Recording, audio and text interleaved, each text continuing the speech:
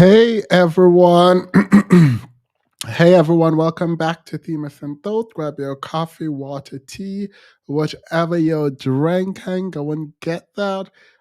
Today's video is gonna be a little bit choppy in that I want us to watch a bunch of Monique's interview on Club Shay Shay. We're gonna go through and break it down. Forewarning, I think this might just be sort of an unpopular opinion type video because I think that I will be disagreeing with you a lot. Um, Remind me to say this part again. So when you're in the chat, remember that we love each other.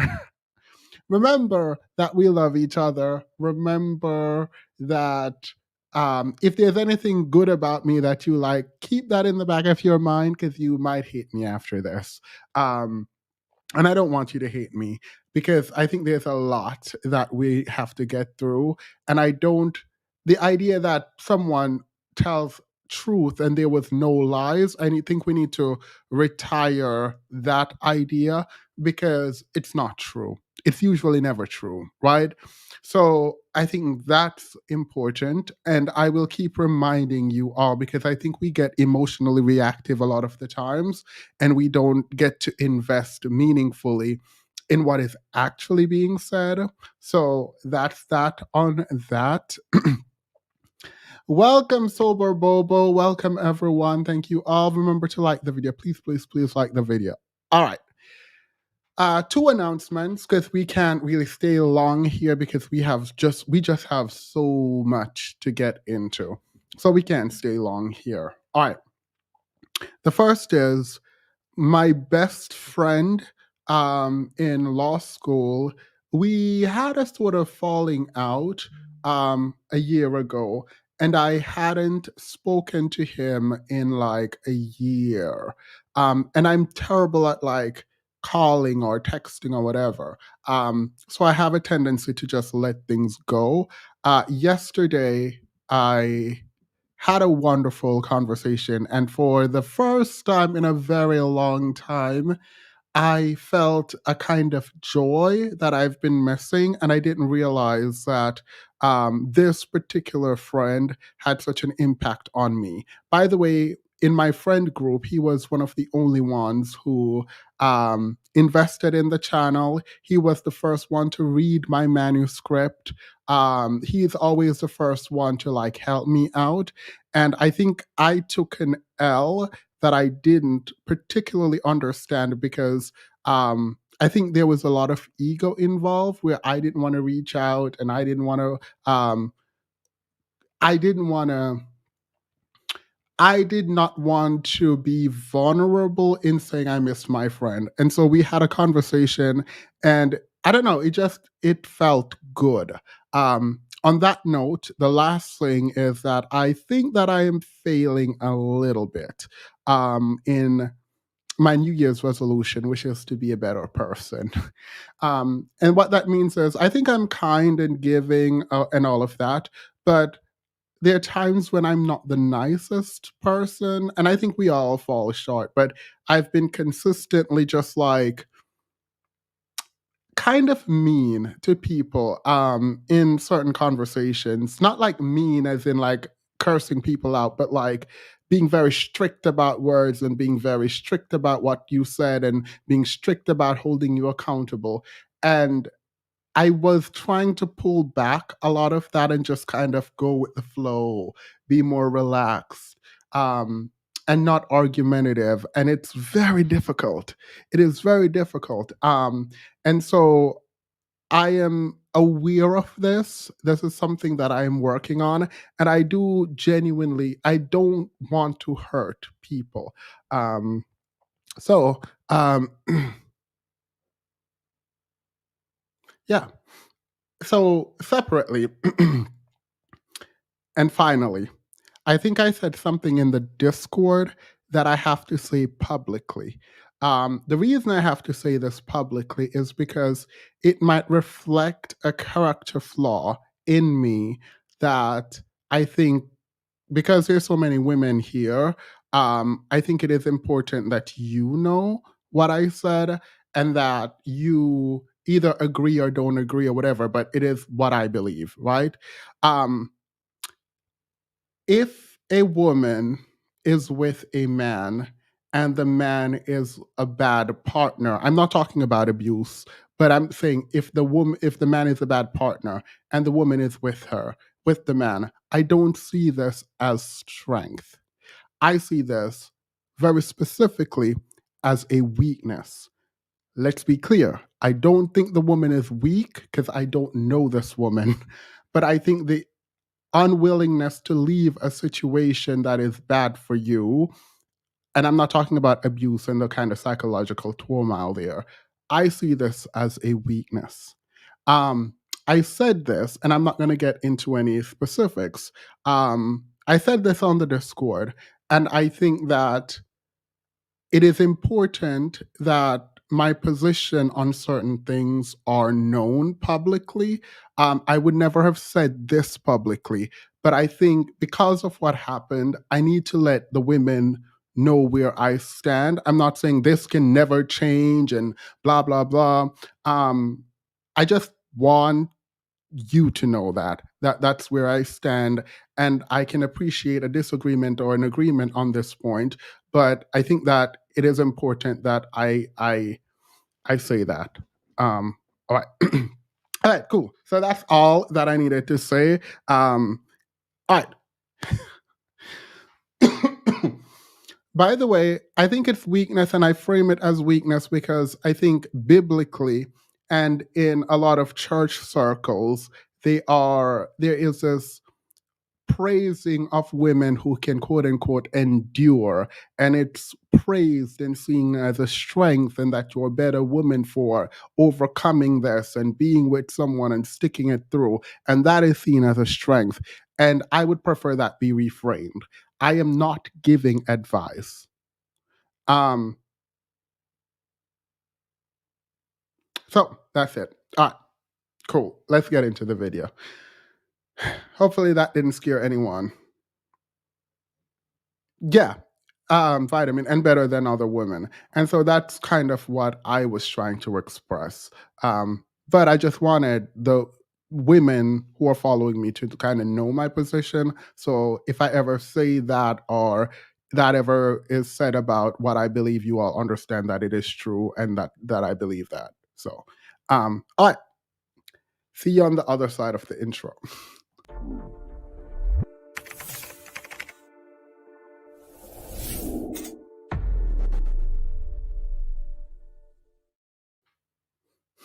So Monique was on Club Shay Shay, and everyone is doing a review, and I am a bit annoyed, I think, at the way the review is being done.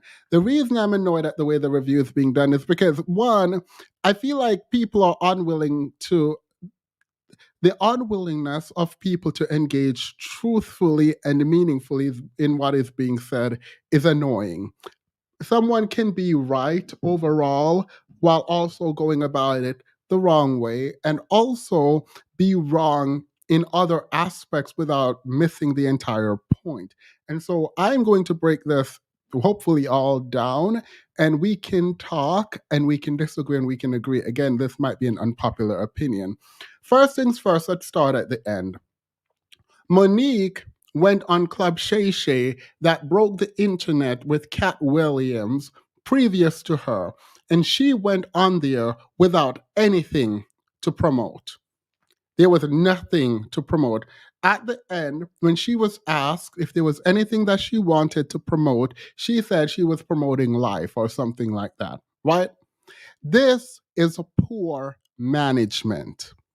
Whatever you believe about Hollywood, whatever you believe about Black women and the ways in which they're mistreated, which is true, and how Monique was treated in the debacle with Tyler Perry, Oprah, and Lee Daniels was absolutely wrong.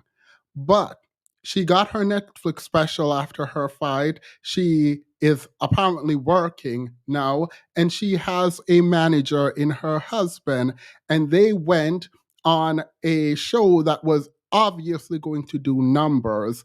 And at the end, when there was a request for promoting of something she had absolutely nothing at all, to promote.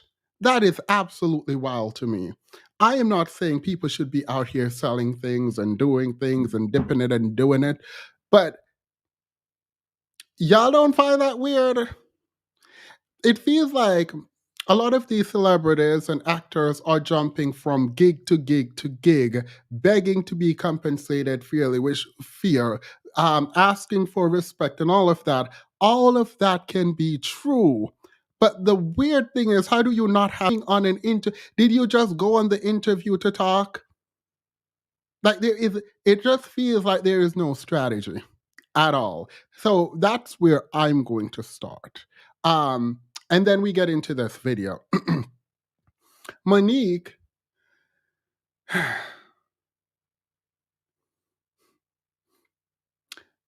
Monique does something, and I'm going to play. Let me play this part of the video. Let's start at the end. We're going to be hopping all over the place in a minute, right?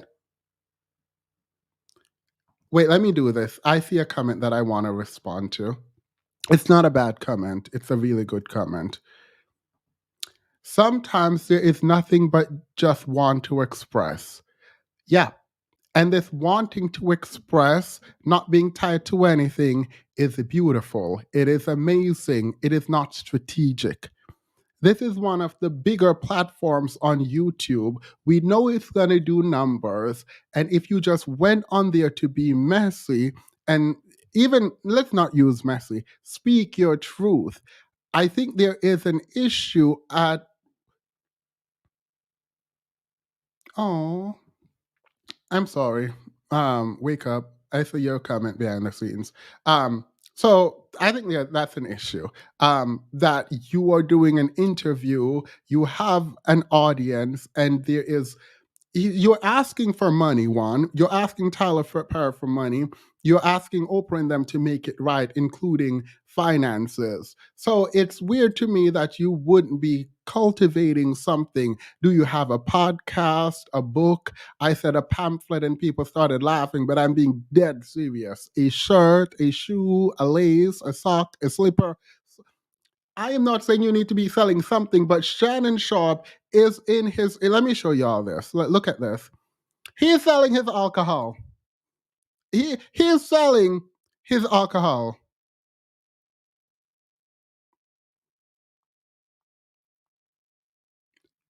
All right. Y'all go sit in the comments and keep saying, oh, she just wanted to tell her truth. She just wanted to tell her truth. Okay, period. She's going to continue to tell her truth then. She's going to continue to tell her truth and then be asking for money. In the meantime, while you're telling your truth, you can be building something as opposed to waiting for that lump sum of money to come, which maybe it will come and hopefully it does come. But let's get into Monique, because she said some things in this. I can't with you, Thema. She said some things that I think were really, really important, right? And instead of just jumping into the mess, which we will get into, and we will be tussling all night tonight, please remember that you love and care about me, and that I love and care about you as we get into this mess, because we're going to be hopping around a lot. But Monique is someone who had to fend for herself. She had to learn very quickly, based on what she's been saying, her recollection, she had to learn very quickly how it is that she was going to support herself because her dad would not do it for her. And that's where I want us to start with Monique. So let's play this part and then we'll talk.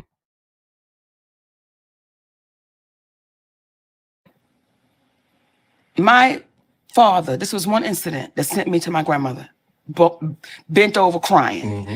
I was trying to get a Ford Festiva, right? Mm-hmm. It was 4 gears. Right. Okay. It was about $2, but I didn't have the $2. Right. And I needed a cosigner. Mm. Right? Yeah. So I asked my father, please cosign for me to get this Ford Festiva. And I'm going to quote him. He said, Nikki, you won't fuck up my credit. And I'm like, well, what have I ever done to make you think I would fuck up your credit? I pay my rent on time. I'm responsible. I go to work. No. The next week, not only did he co-sign for my sister, he just signed for my sister. Like he put the car in his name, right? I go to my grandmother and I'm like, Mimi, why would he do that? Like, she said, Nikki, every parent knows their weakest link. And every parent knows the one that's going to be okay. She said, you're going to be okay. At that point, I wiped my tears. And I'm glad he didn't co-sign. I'm glad I had to bust my ass to get it. I'm glad I had to figure it out. I'm glad he didn't just come and rescue it. I had to figure it out. So that's why right now when I sit here and you go through a decade of being blackballed or whatever, you're difficult and all that, it allowed me to keep standing. It allowed me not to go sit on a couch with Oprah Winfrey and say, I'm sorry for nothing I've ever done to you. Right.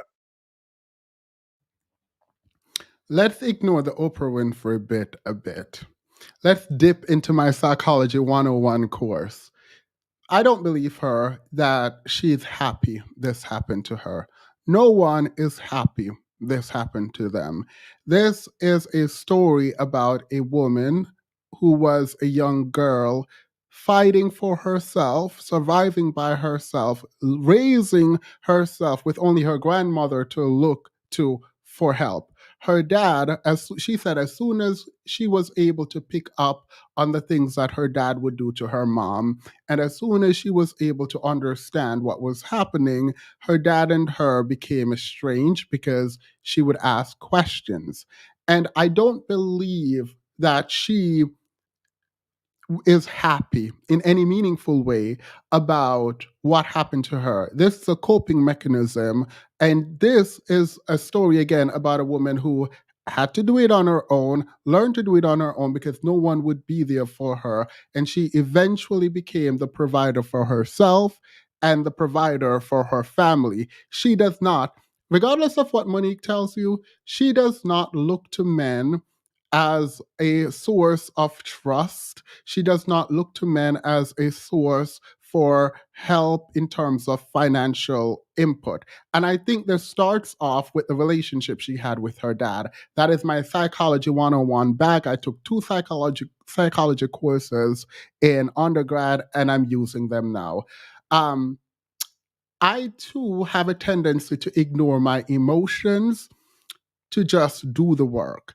And so I understand on a deep and an immediate level when she says, I am happy that happened. It is a way I reframe bad experiences so that it becomes fuel for me to be better. All right. So I'm going to leave it there. I wanted to open on this note because I think this explains a lot about Monique's, from my perspective, Monique's psychology. But then we move into her relationship with her husband. And she explains this in very odd ways. And I'm not just talking about her calling him, look, I'm not just explaining about her calling him daddy, because that's wild. That's wild to me. But that's not the important part.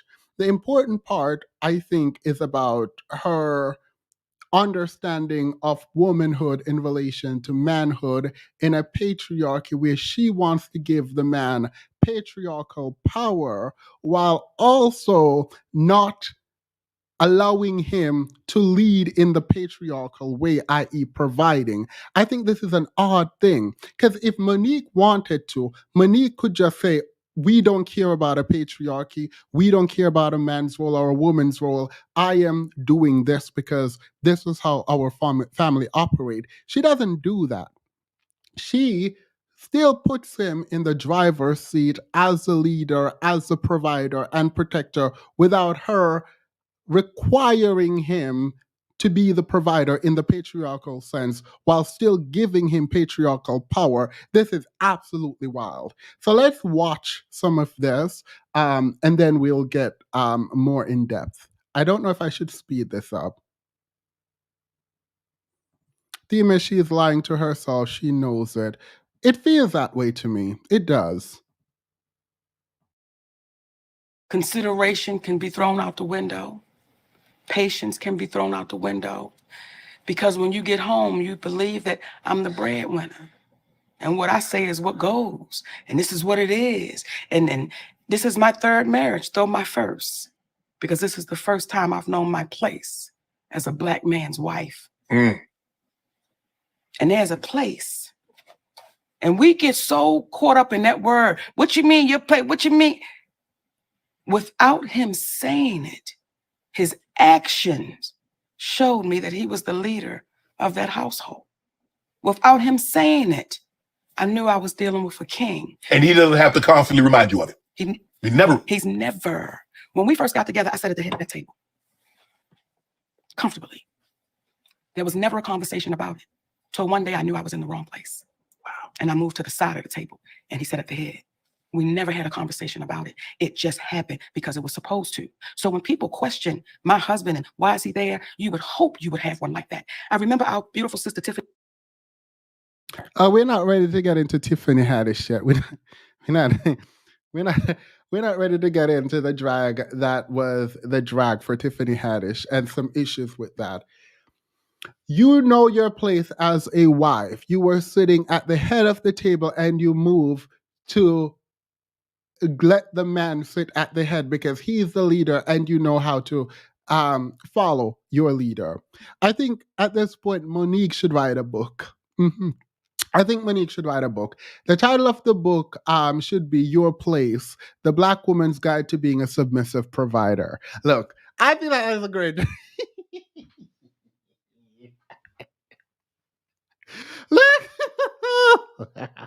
Sorry.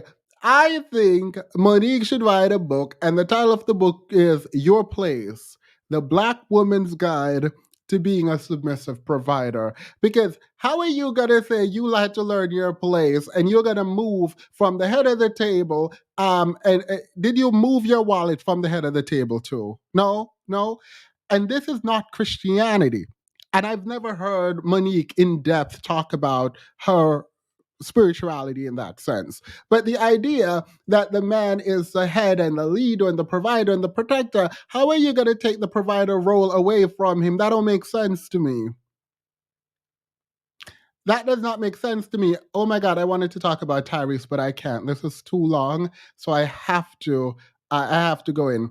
He is the leader of the household. You are just the provider. I need Monique to square this. The thing that I don't like with Shannon Sharpe, and I'm getting kind of accustomed to his show. He's a bit messy, not with the show, but he's messy because he asked Sweetie what else Sweetie does, and I just fell out laughing. But like, hearing Monique speak and not being required to explain anything and to watch Shannon pander to her is kind of ridiculous. And I'm not saying push back on Monique as if she's a liar or anything, but asking follow-up questions, engaging in meaningful dialogue with your guests so that even if you don't get the truth, you get somewhere close to a meaningful conversation where the person don't just like make random things up. And this comes up again specifically with DL Hughley and what I would have done if that were me. All right. Oh, there's 500 people in the chat. Welcome, everyone. Thank you all for being here. I thought y'all would have gotten Monique fatigue by now. So I appreciate that. It is easy, I believe, to be a leader in a patriarchy if you don't have to provide, if you don't have to financially protect your family. And I don't see providing and protecting as two separate things. You're providing protection in the way that you're providing finances, and protection includes providing finances, because when your family is going through a financial crisis, if you can't take them out of that crisis, you are not the leader in the protector or providing avenue. I don't know who told who what, but that's ridiculous to me. So it is wild, but I guess she still consider him a king. And I don't know what king means anyway. I wish, and this might be the feminist in me that is like, fighting to come out. I wish Monique had said down with the patriarchy. I wish she had said, I am not living up to anyone's standard of what it is that a man should do, a woman should do. We are doing us. But the idea that the man, by virtue of being man, is the leader is ridiculous to me. Like, it's absolutely bizarre. And it's even more bizarre when you listen to her talk about their family dynamic. In any case, let's move to another part where Monique said her husband raised her. And this is something Beyonce said something similar, like Jay-Z taught her to be a woman. Let me not too much on the queen bee right now. I'm gonna let that simmer for a minute. Not too much on queen bee. So let's get to that part, because I was like, "Ooh, girl, wait." Ruby say hello to me. She made me send this. Oh, tell her I said hello. You know I love when Ruby actually talks to me, because she don't be talking to me, girl. Ruby been looking at me like I'm there begging her things. It's probably because she don't want me taking her mom's attention. Thank you, Ruby. Wow, we've never been apart since then. And I am more in love with that man today than I was when we first got married, because I didn't really know what I was getting. I knew I was getting somebody I could trust, because I just needed somebody that I could just trust. Like my brother stole from me. I just needed somebody that I could just trust, and I didn't want to keep on having randoms. Right. Because that gets old after a while. Yes, you know what I'm saying? yes, You're just trying to fill the void. Right. And men go through that as well as women. You just get tired of it. So I knew I could trust him, but I didn't know he was the king that he was, Shannon. I didn't know that I would be raised. And there are women that have a problem with me saying that, and I will not back down from it. I did not know that that man would take me from a 15-year-old mentality. Even though I'm a star, I'm famous, I got a few dollars in my bank account, but still had that little girl mentality. You can't correct me. You can't say nothing to me. You can't check me. You can't do none of that. Still had that way. That man was able to shut all of that down and grow me up. So I got a great one. I won't even say a good one. I got a great one. You got a great one. Yeah. You got a lover, a best friend, yes. A manager, a husband.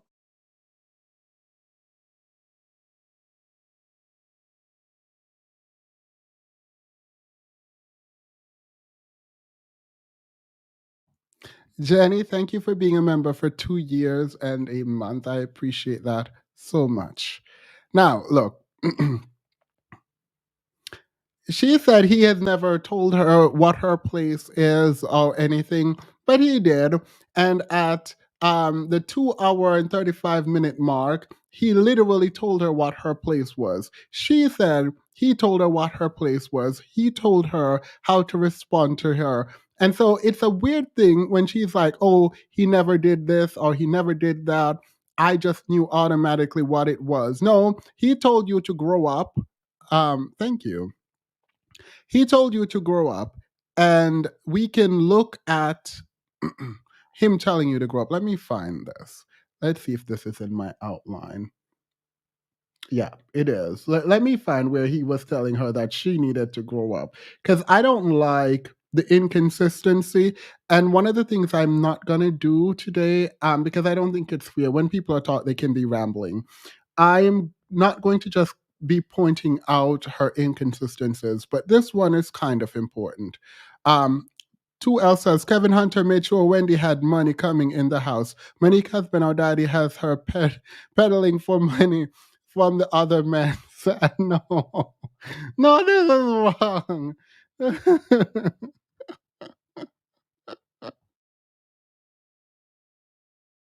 All shapes and sizes, all complexions. It is these new Negroes that get into she gotta be this way, she gotta be that way. But real black men, if you can bake a pound cake naked, what y'all talking about? What you talking about? But what it did though was, and this is why I feel the way I feel about my husband. Okay. I remember him saying to me one night, because when we first got together, I was a handful, Shannon. And that's when I was really sick in the way that I thought. Right. And he said, check this out. You've used your brother molesting you as a crutch for your bad behavior. Oh. He said, and I won't allow that. He said, when you was a little girl, there was nothing you can do about it. But now as a grown woman, every choice and decision you make, it is yours. And I will not allow you to keep on saying, because of my brother, because at what point do you take accountability for you? Baby, that grew me up, and that grew my ass up that night so fast, because I wanted to hear what my psychiatrist was saying to me. I understand. My husband was like, check this out. Check this out. You are in control of you. Every choice and decision you make, every one you lay down with, that was your choice. You've never come back to me and said you were raped as a grown woman. You've never said that. So stop holding on to that crutch. Stop holding on to that victim. Now, this might not be important to anyone, and it might not be important for the context of this video. It is important to me because it sounds like the husband does tell you how to operate. It sounds like the husband told you what to do and how to be better in your mind. And you don't see that as him telling you your quote unquote place, but it does seem, from my perspective, as him telling you what your place is. I'm not arguing if this is right or wrong. I'm merely pointing out the contradiction. And if he does not have a psychology degree, it is odd. I mean, you said your therapist told you the same thing, so I guess, period. When it comes to childhood trauma, for me, it requires working through, right? Understanding it and then doing like inner child work. But if you should just forget over it then, and you got over it, then period. Never seen that happen, but I'm not saying it can't happen. I'm not a psychologist. Your husband apparently no psychologist, so per. So in any case, I want to also include at the front, before we get into certain things that I like about Monique. And she talks about her need to be famous and her need to sort of be somebody and having a goal and having a plan. And I think that is important. So let me go to that section because it did touch me. There are some issues that I have with it, but like I have issues with Look, I have issues with everything. So, like, when I'm critiquing this part, just ignore it and know that I actually do fundamentally like hearing her speak this way and seeing a Black woman with a dream in this way, fighting for her dream, meeting her heroes, which didn't turn out so well. I'm just going to attempt to break this down a little bit, but kind of ignore me and know that my heart is warmed by watching this. So please ignore it. Let me read the super chats quickly. Rose says, Demus is my favorite YouTuber. Oh, thank you. I like the. Remember, you said this for when we get deeper into the conversation. Please remember, you said this. And I appreciate that because I did stay up till like 5 a.m. working on my outline because I was watching this and taking notes, and it was just a lot, and searching for other kinds of videos. Homemade pound cake has 7 ingredients. Respect. Period. Period. Thank you for your super sticker, Miss Audio. I appreciate that. I'm learning gratefulness as we speak. So let's get into this. Yeah. Mo, before you became Monique that everybody has seen over the last 2-3 decades, what were some of the jobs that you had that you like, man, this ain't for me? I mean, this is just a holdover. This is just a bridge. Every job I had, baby, it was special. Was it? Every job I had, baby. You was the best at it. Let me tell you something. I worked at the drive-thru in Popeyes. I worked in the drive-thru in Popeyes, and that was my microphone. Every time somebody came to that window, I was on stage. Welcome to Popeyes. My name is Monique. What would you like today? And they would say, hey, Monique, I'm Shannon. Hey, Shannon, how you doing, baby? What's your order? And you give me your order. And then I say, would you like a hot apple pie with that, Shannon? You say, you know what, Monique, I sure would. Come on around here, baby. Let me see you. Listen here. Popeyes, where my damn money? Because I was a seller, baby. If you wanted a 2-piece, I gave you 4. You wasn't gonna lose no weight coming through my damn window, Shannon. That's why I ain't lost no damn weight. What I sold, I ate. If you got 2 pieces, I ate 2 of them. Welcome to Popeyes. Hey, baby, come on now. So that was your microphone. That was the beginning of Monique because you was owning. Did you know that's what you were doing? What I knew I was doing was walking in my dream. The microphone said it's possible. When I stood in my bathroom mirror and I wrapped the towel around me, and it didn't go all the way. I wasn't devastated. Okay, I don't know if they just didn't have enough money to buy me a whole damn towel, but I would still stand there, and that was my gown. Right. And I would pick up that brush and I would say, I would like to thank. So I've always seen it. Did you always know that was Oscar always in the back of your mind? Did you always? Oscar was never in my mind. You just wanted to be in TV. You wanted to be in show business. What aspect did you want to do? I wanted to be famous. I loved what it looked like with people being famous. I didn't know to say, I want to be wealthy with the fame. Right. I didn't know to be specific to ask for it, but I wanted to be famous. Who did you know that looked like Monique that was famous? Oprah Winfrey. So do you see how far this relationship goes? That's who I knew that looked like me. See, when people always ask me about the Oscar, right? But no one ever asked me about the Image Award. No one ever said to me, what did it feel like when they called your name for the NAACP Image Award? And they were people that looked like me, because we put so much weight on that award that it's such an honor. And it's an honor for any award. Right. Not just that one, but as a little girl, I never watched the Oscars because nobody looked like me winning. So I was like, this is not for me, but when I watched the Image Award, baby, those people look like me. Right. The BET Awards, those people look like me. So I was honored the first time they called my name for an Image Award. When I tell you, Shannon, that night, baby, when they called this little fat girl name from Baltimore and the award goes to Monique, well, listen here. I got so good with them calling my name, and this is what had to humble me. You will get humbled, baby, when you just think they get ready to call your name. I had won it like 3 years in a row. This is the 4th year. Uh-oh. Anyway, call my name again, Shay Shay. Let me situate myself in my chair, right? Do I look good? So here come the category. Okay. Hey, baby, the best actress in a sitcom. They named me, Tisha Campbell, and I cannot remember the other sisters, right? I know they get ready to say, and the award goes to Monique. So I got to, because I'm a big girl, you got to scoot up. Yeah. So you can be ready to push up, right? So I scoots up and get my gown together. And the winner is Tisha Campbell. I said, all right, girl, go on and get that. That humbled my ass and sat right back down. But it was never the Oscar for me, baby. Right. It was never the Oscar for me. So how did stand-up happen?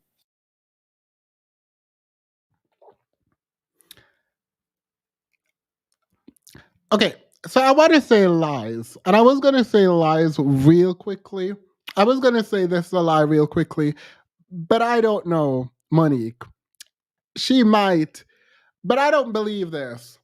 You're not about to sit here and convince me that you're more excited for the NAACP award, Image Award, than you are for the Grammys. I'm sorry. Please keep that to yourself. You can debate yourself. Don't at me, at yourself. I am not about to sit here and listen to that. Like, I'm not doing that. I don't believe you. I don't believe you. I do not believe you. And here is where the Black ethos comes into vogue. I think Monique is playing some kind of a game with us and our emotions, and I'm not mad at her for it. But it feels like you're pandering to Black people. But to be fair, I can only say that I feel that way. I cannot prove that you're pandering. You go sit there and tell us that you were more excited for the Image Award than for the Oscar, because you want us to talk about Blackness in that way and not think about the white man's award. I don't believe you.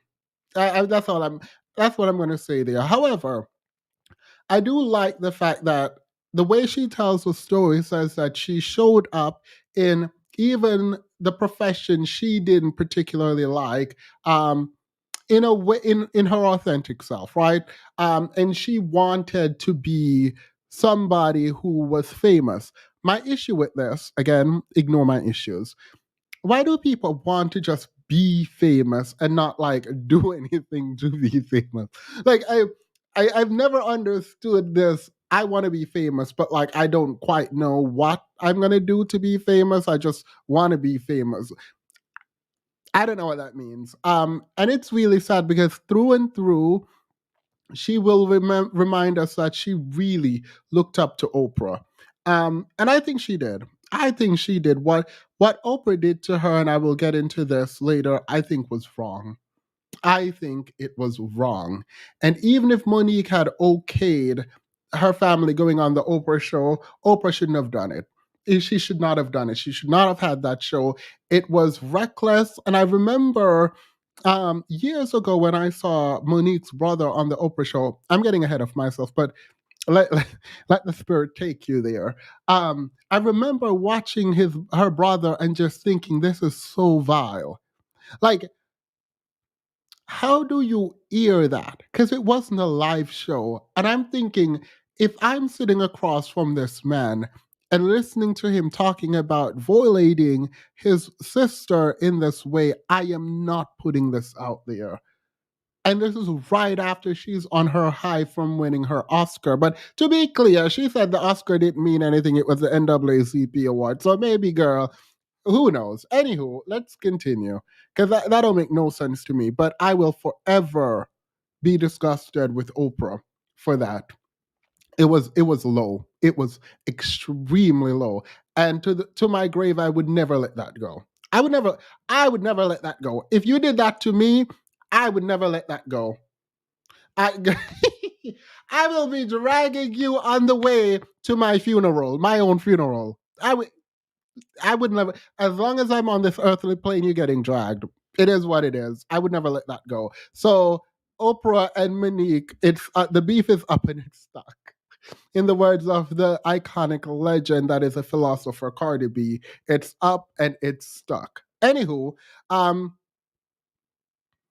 she does something now that I think is really weird. And then we're going to go to the beginning of the interview. I just kind of wanted to frame certain topics if we didn't get to it at the end. And then we'll go to the beginning to start my issues with a lot of what Oprah, Lee Daniels, Tyler Perry, Shannon Sharp, Monique, Cat Williams, all of them are kind of wrong. And we're going to get into it. But Monique wants y'all to have a sip of her man.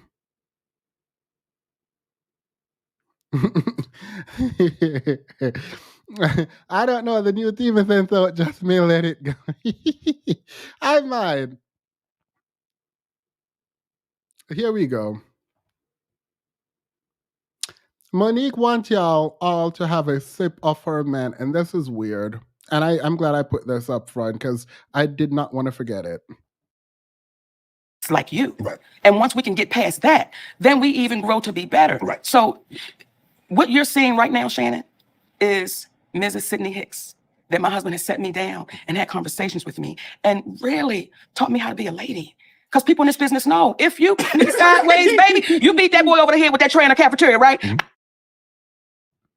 He taught you to be a lady, but he didn't care about where you sit at the table. He taught you to be a lady, but he never talked about a man's role and a woman's role. He taught you to be a lady, but y'all never speak about relationship dynamics. He taught you to be a lady, and there's not a distinction between what a man and a wife does. You just came to that of your own volition, but he taught you to be a lady. That don't make sense. Monique, that does not make sense. The idea that you just came to all of these conclusions on your own because of how he interacted with you while you were telling the world that he taught you to be a lady is weird. It's weird. It sounds like he taught you your place. When you said you know your place, it sounds like he taught you where that is. And you already talked about how he told you. So it's not just by his action, you just randomly fell into place. That don't make sense. I will cuss your ass out in ways that they wish I beat them with a tray. And they had to say, Mama, they won't hear you. Right. They don't hear you. Once you go there, so he's had to teach me how to really be a queen. Right. Really know my worth, really understand my value. And I'm grateful for that. And I used to say to my husband, I wish I could put you in a bottle and shake you up and let Black women take a sip to know what it's like to truly be loved by a Black man that is a king. Yeah, is this why they had an open marriage? Did they have an open marriage because Monique wants y'all Black women to take a sip of her?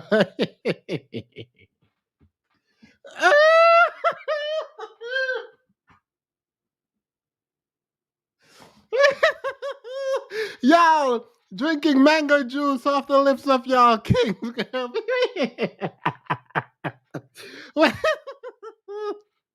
I'm out of pocket.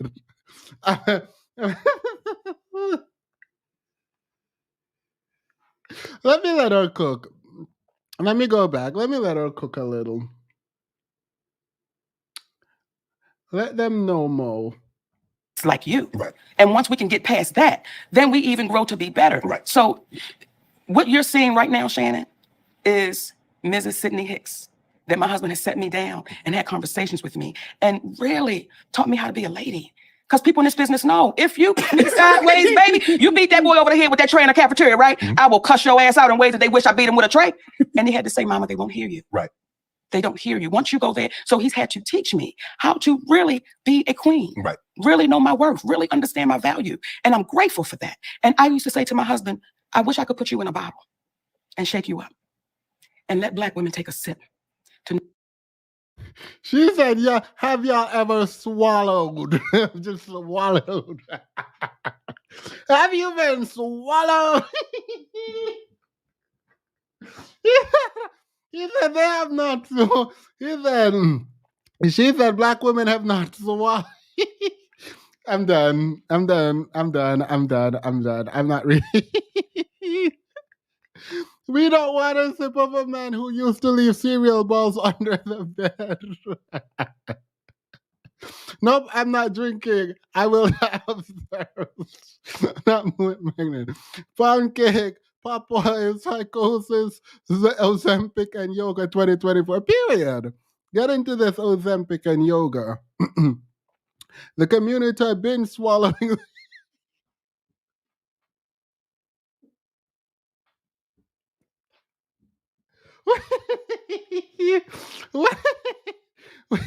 Wait, have you been swallowed?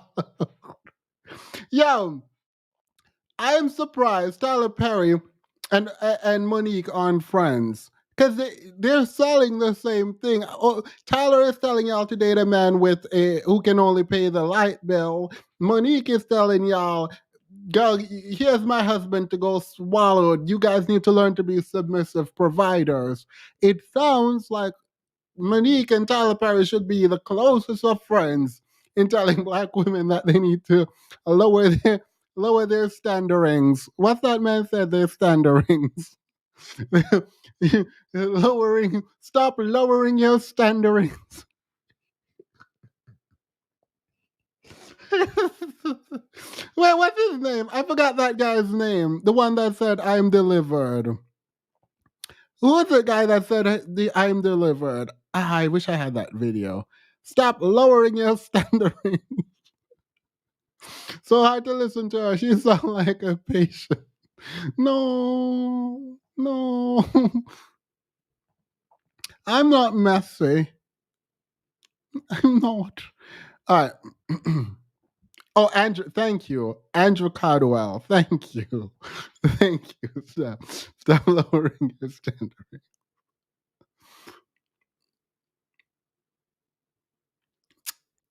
Is this fear? Later in this interview, Monique is going to talk about a time when her family was up against the wall and Kevin Hart had to give them money because apparently her husband couldn't get a job outside of being her manager. Look,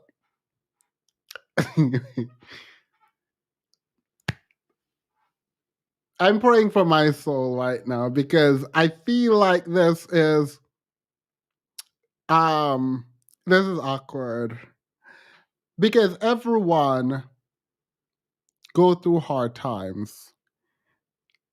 And the only reason I'm pointing to her husband is because of her ideas around who the head of the family is, who is the leader, who raised her, who is protecting her, who is a king, right? So she's leaning into patriarchal values around manhood and propping her husband up as the pinnacle of manhood that other black women should want to take a sip of and swallow that.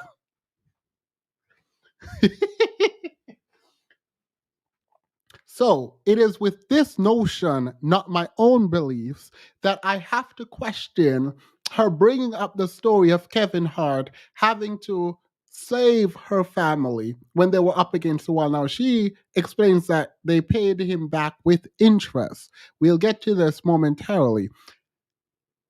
This is odd to me, right? This is odd to me that you would uplift him in this way and then have to go to a man outside of your family to provide for you and your man in your family, while you're telling black women and other women, but black women in particular, those were your words, that you wish you could bottle him up, shake him, and then pass him around for women to swallow him, to take a sip.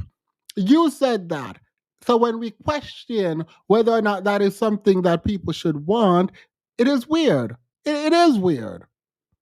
But I'm getting ahead of myself. So let's go back to the back. Shannon Sharpe does what I think is an incredible introduction to Monique. I think Monique is an icon by her work, the work that she's done. I think she deserved the kind of introduction that he gave her. I liked it, and I wish more people would do this for her. That being said, girl Shannon, why are you struggling reading them notes? Wait, why are you struggling reading them notes? I'm kidding, sir. I'm joking. Shannon, don't come from me. Actually, do come from me. Talking about for conversation on the drink today is one of the best loved comedians. She's one of the most decorated actors. She won an Oscar, a Golden Globe. She's a British Academy Film, Theater, and Arts Award. She's a Scripps Howard Guild winner, NAACP Image Award winner. She's been nominated for a Primetime Emmy and a Grammy. She's a talented host, executive producer, writer, and an author, a versatile entertainer, a famed Hollywood star, a powerful name in the industry, a veteran stand-up comedian, a mother, a wife, a legend, the one, the only Monique. Wow. Wow. No one does that better, baby. Do it again. Say all that again, baby. I actually really loved hearing that. I don't know why. Don't at me. This is all right. I literally did not need to put this in. I did not need to include this because the video is already too long. But I really appreciated that. I think even when you're critiquing Monique, even if you don't like Monique, she did a lot in her time. And the Parkers was definitely that girl. The Parkers was that girl. Her acting in Precious. Now, I heard she wasn't really acting in Precious. I don't know what that means. I do know what that means. I do know what it means. And y'all are out of pocket for saying it. But people are online talking about, well, she wasn't really acting in Precious. However, beyond that, she was in the Queens of Comedy. Monique is that girl. And I do think that her image puts people off. And I wish people would not disrespect her name when it comes to her accomplishment. I don't like that. I don't like that. So let's move forward now to the mess. Let's get into some of the mess because we need a backstory. And when she talks, I'm going to stop this at like in a couple of minutes, 2 minutes, and then we're going to go all the way back. In Baltimore, what did a young Monique want to be? Just what I'm doing right now, baby. You dreamed of this. Just when I tell you, Shannon, from a little girl, I always wanted to be famous. Okay. Because I saw the Jackson 5. Okay. And I saw people screaming for them and hollering. And I'm like, damn it, I want them to scream and holler for me, but I couldn't sing. Right. But I knew somewhere I was going to be famous. Right. So I prayed to the universe, just let me be famous. I didn't understand what all came with that. As a little girl, right. You just see the lights, the glamour, the glitz, and you fall in love with that. So that little girl fell in love with the lights, the glamour, and the glitz. That little girl fell in love with a woman named Oprah Winfrey on a local talk show in Baltimore called People Are Talking. And when I looked at that woman, Shannon, I saw me. I saw a big woman with a big head, big shoulders, and big feet. And I said, if that woman can do that, so can I. So that's what that little girl was thinking about from Baltimore. Are you the type of person that if you see someone do something one time, that means it can be done again? Because you saw Oprah do it. You say, well, Oprah doing it, why can't Monique do it? I think Oprah, when I saw her do it as a little girl, was a push. However, had I not seen Oprah, my dreams would have still been my dreams. Okay. But when you see somebody that's inside of that space, because how many... All right. Simp Nation, Darrell Long became a member. Thank you so much. Welcome to the membership. I really appreciate that. I appreciate that. All right. All right, here we go. Oprah and Monique have a long history to the point where Monique, as a child, looked up to Oprah Winfrey. And this is one of the things where I feel like it is not great when you finally get to...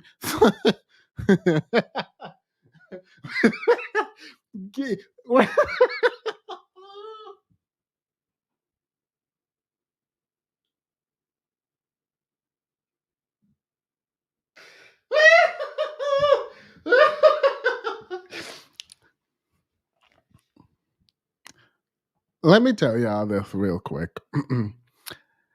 I am exhausted. I am drained. I am tired. My throat hurts. I can't be laughing at all. Y'all need to calm down in these comments because the way I get... We can't do this. We literally can't do this. We have too much to get to. We stick to your notes, Steamers. Thank you. 12, thank you. I'm going to look away from y'all because whatever. But not even 10 minutes in, and Oprah is being mentioned. Stop it, like sort of big black woman. Because when he got a pocket, Oprah said, I am not no big black woman. That's not true. Oprah said, body's gonna body in a big body Ozempic. Allegedly. Allegedly.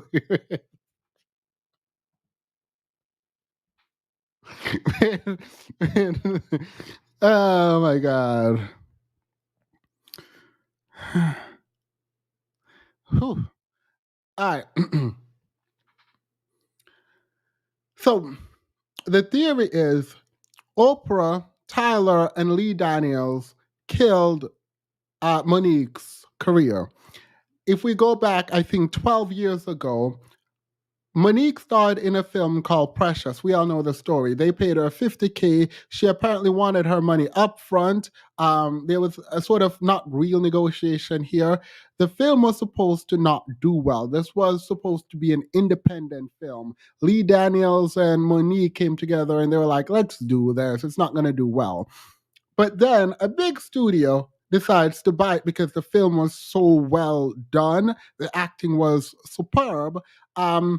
And this is where the problem starts.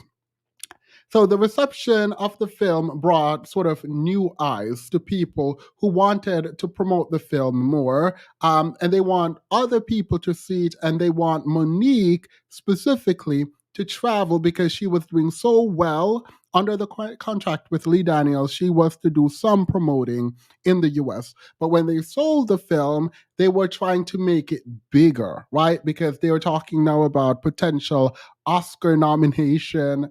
They're talking about potential Oscar nomination and just being in theaters and doing well. I think in the beginning of the film, I kept saying a Grammy. I hope I didn't say Grammy and I did say Oscar in the beginning, but it don't matter. You know I'm talking about the Oscars. We move on.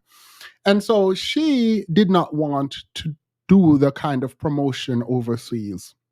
Before her husband asked them about payment, Monique did not want to do any more promotion than she was legally required to do under the contract with Lee Daniels, right? And so she just told them no. They called again, she told them no. They called again, she told them no. They called again, and her husband said, okay, how much are we talking? And the studio said, yeah, girl, absolutely not. We don't pay people to do promos, but we can upgrade your hotel room. And Monique said, yeah, no, I'm not doing that. I'm not legally, contractually required to do that. So I'm not going to do that. I don't want to travel. And if I'm traveling, I want to travel with my man and my kids. And so we're not going to do that. Monique would then, after saying no, there are some issues here where in one of her dressing rooms, Tyler Perry comes into the room and said, hey, we would really love for you to do the PR overseas. And Monique said, yeah, great. I'm not going to do that unless y'all pay me. Tyler Perry says, well, we don't pay for this. And Monique says, well, you and Oprah are billionaires. Y'all can pay me.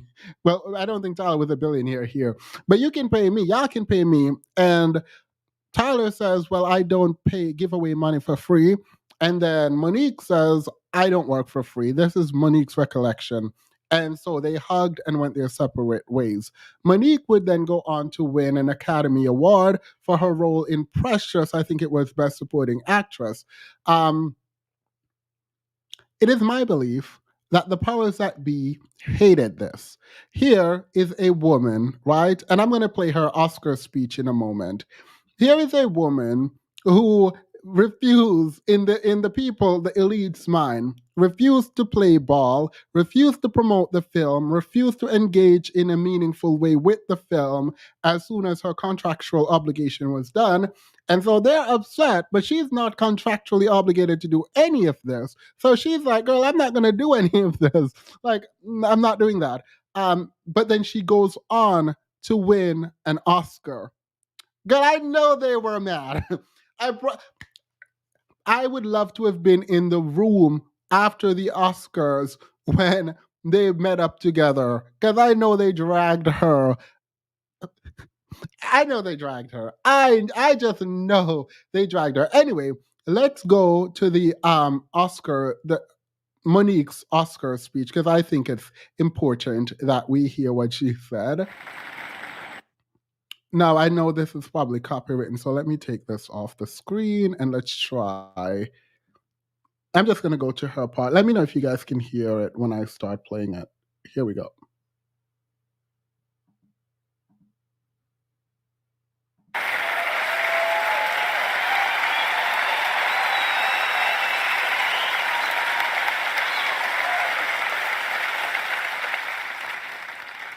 First, I would like to thank the Academy for showing that it can be about the performance and not the politics.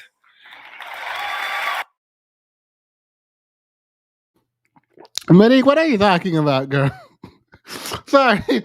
Monique, what are you? Not you on the Oscars stage talking about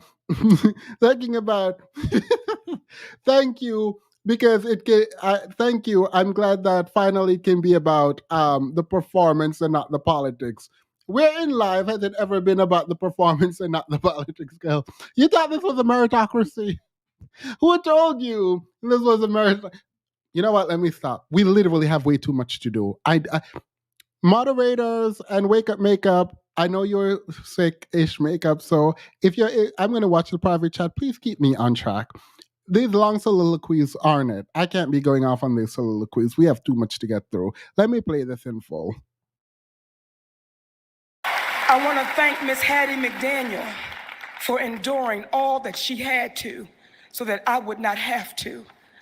Tyler Perry and Oprah Winfrey, because you touched it, the whole world saw it.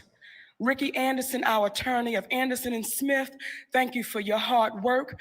My entire BET family, my precious family, thank you so much. To my amazing husband, Sydney, thank you for showing me that sometimes you have to forego doing what's popular in order to do what's right.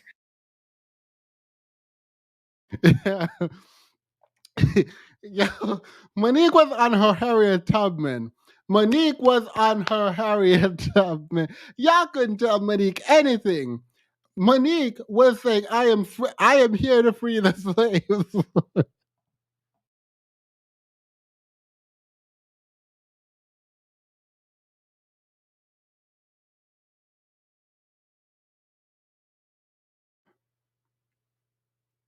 I'm just going to move on. I'm just moving on. So after the movie wrapped up again, there were requests for Monique to go to Europe, France in particular. She declined. She said that she did her job again with Lee Daniels, so she's not about to go overseas.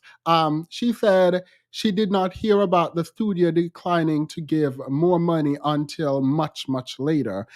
This made sense to me as to why she would refuse, because if you signed a contract and you fulfill your contractual obligation and they want you to do more, girl, we are back at the negotiating table. What do you mean?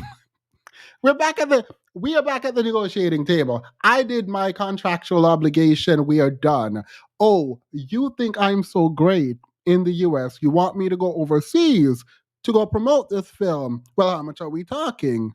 Like, fear. I think this is fear. Now, I think how you do things matter. I think negotiation and negotiating skills matter. I think part of why people don't like her husband, I think, is because of the lack of knowledge.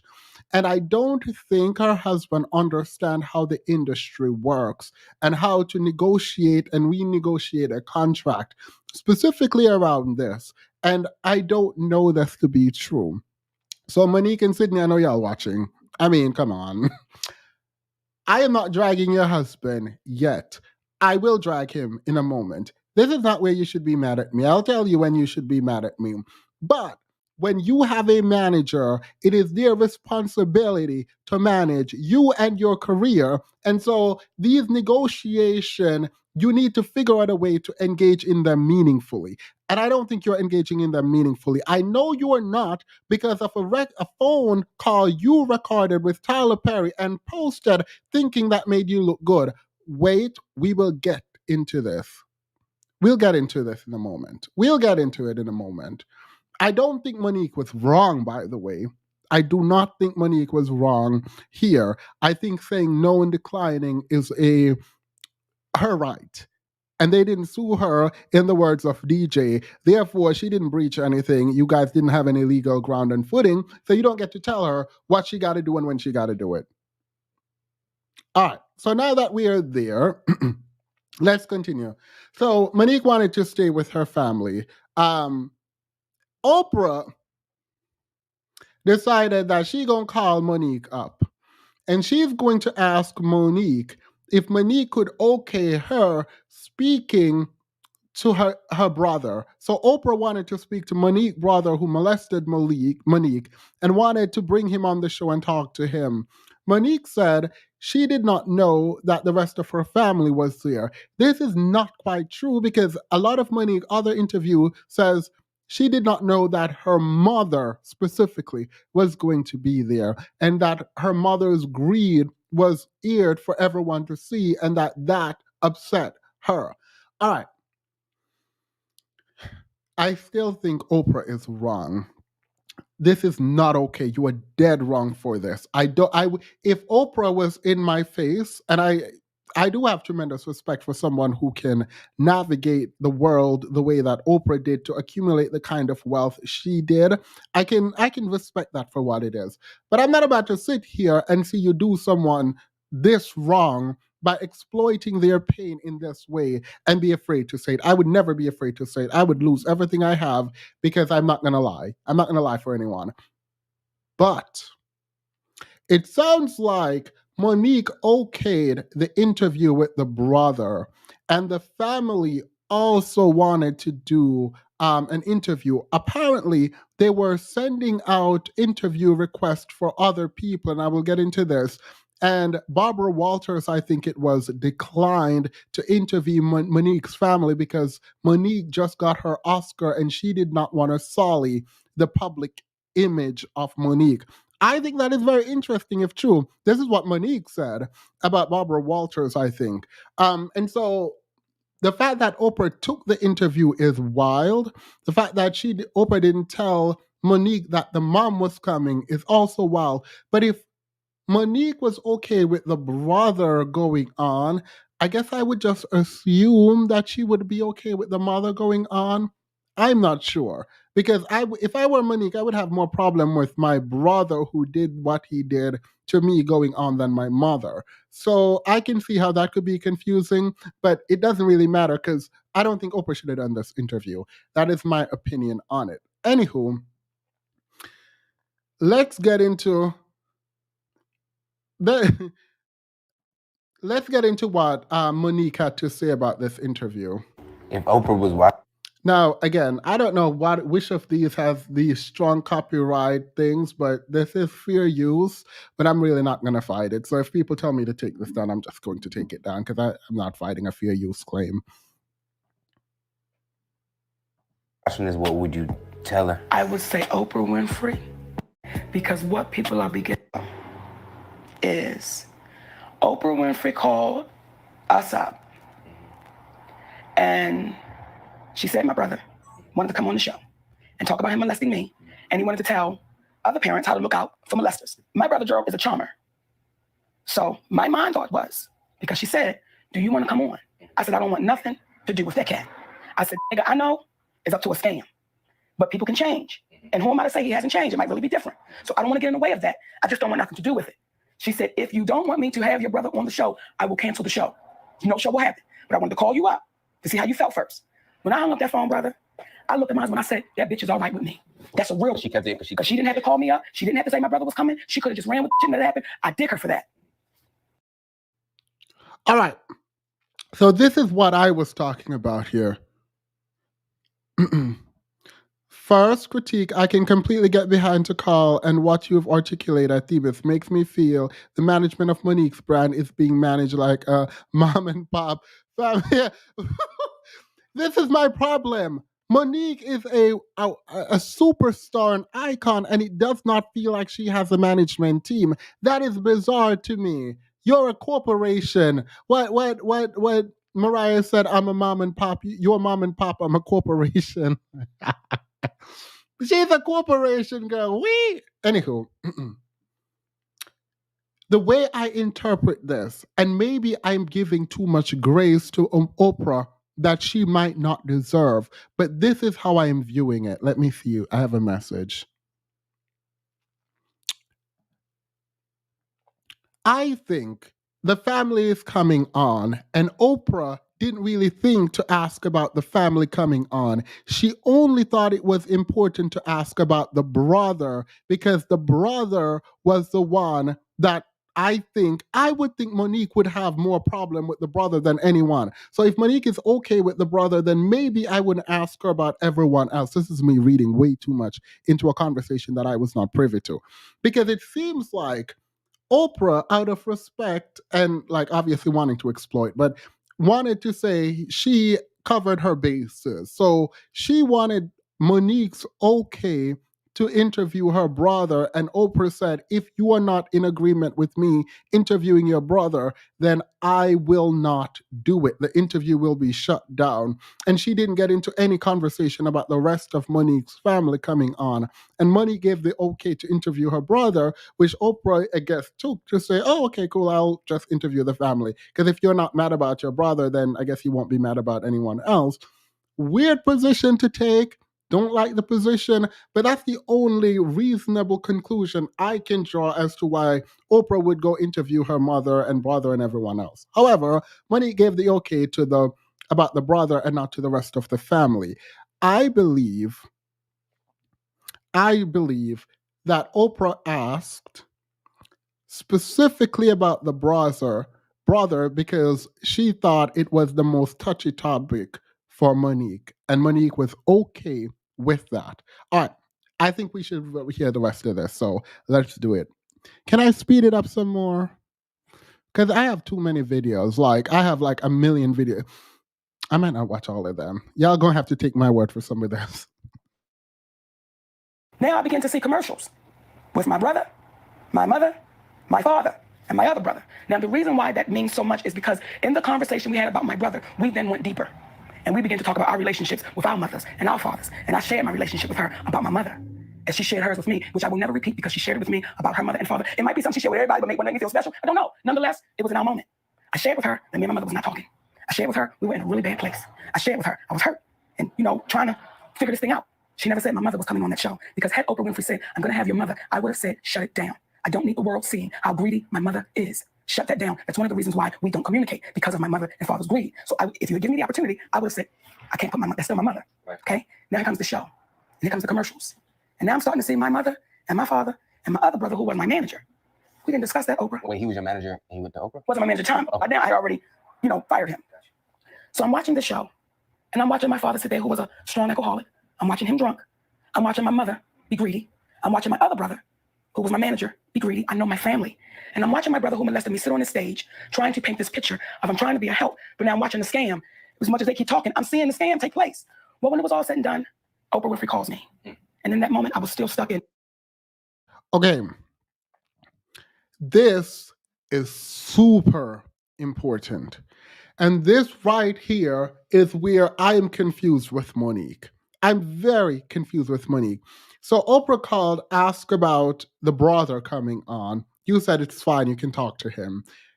In my opinion, a reasonable conclusion could be, and I'm not saying Oprah is right, because I think this is like super disrespectful. But if we're gonna give the best good faith effort into what Oprah did, one could imagine that because the brother was the most extreme case when it comes to interaction with Monique, that she specifically asked about the brother and not anyone else, because that's the one she would have the most objection to. And if she didn't have an objection to that person, then she might not have an objection to everyone else. That is a reasonable sort of explanation. In any case, Oprah does the interview with the family. After the interview, she calls Monique. Now, Monique says she was still caught up in, oh my God, this is Oprah, right? Now, here's what Monique told Oprah when Oprah called her back about the interview. And this is super important, I think. And this is Oprah Winfrey. How do I say, you had my mother, my father, my other brother, and I'm stuck in that moment. And when we hung up that phone, my husband looked at me and said, what's wrong with you? That's not what we made of. You know how you felt about that and how you feel about that. And you need to let that woman know, I don't care about a title and a position. That's not what you cut from. So it was my obligation to let Oprah Winfrey know how I really felt. Now, I want you to understand something too. See, this is why me and Oprah Winfrey got a problem. It's still there. Until that woman says, let me apologize to you publicly, it'll be to the day I leave this earth, because what you did was malicious and it was intentional and it was ugly. If Oprah was watching this, what would you tell her? I would say, Oprah Winfrey, you know what you need to do, and stop hiding behind what you call was negative comments, what you call, oh, I don't even deal with things like that, because what people are beginning to do is see you for who you are. I'm going to continue to play some more. It is weird to think someone is hiding from you when you gave no indication that you were upset. Now, I understand and agree with you, right, that if you're scared by Oprah's star power, then you wouldn't say what you felt like in the moment. But after the interview, you said she called you, you answered the phone, and you told her it was fine, and then y'all hung up the phone and went your separate ways. And your husband then said, no, you are upset about that. You need to tell that woman you're upset about that.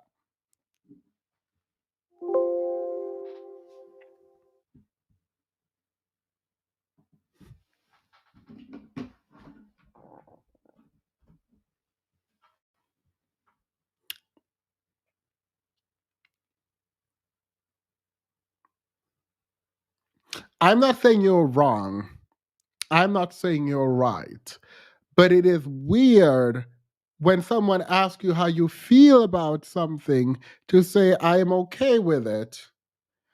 But then later on, you have a problem with it. And that's weird to me. And to pretend like after you spoke to Oprah and told her it was fine, she started dodging you because she didn't want to have a conversation. There was no conversation to be had. There is no conversation to be had. You told her it was fine, even though you didn't think it was fine, and it was not fine. Let me explain what I believe. I don't believe it was fine. What Oprah did was out of pocket. But you told her it was fine, and then she started dodging you because she didn't want to have a conversation.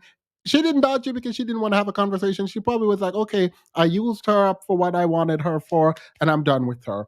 And that is in itself disgusting and wrong. I don't know that's what Oprah did. She probably got busy and was like, okay, next victim. I'm kidding. I'm kidding. I don't know what Oprah was thinking. So, now someone said it's time to be a little empathetic. No, it is time. Like, I am empathetic. I am trying to, because I am with Monique in her fight against Oprah. And I opened by saying Oprah would never live this down.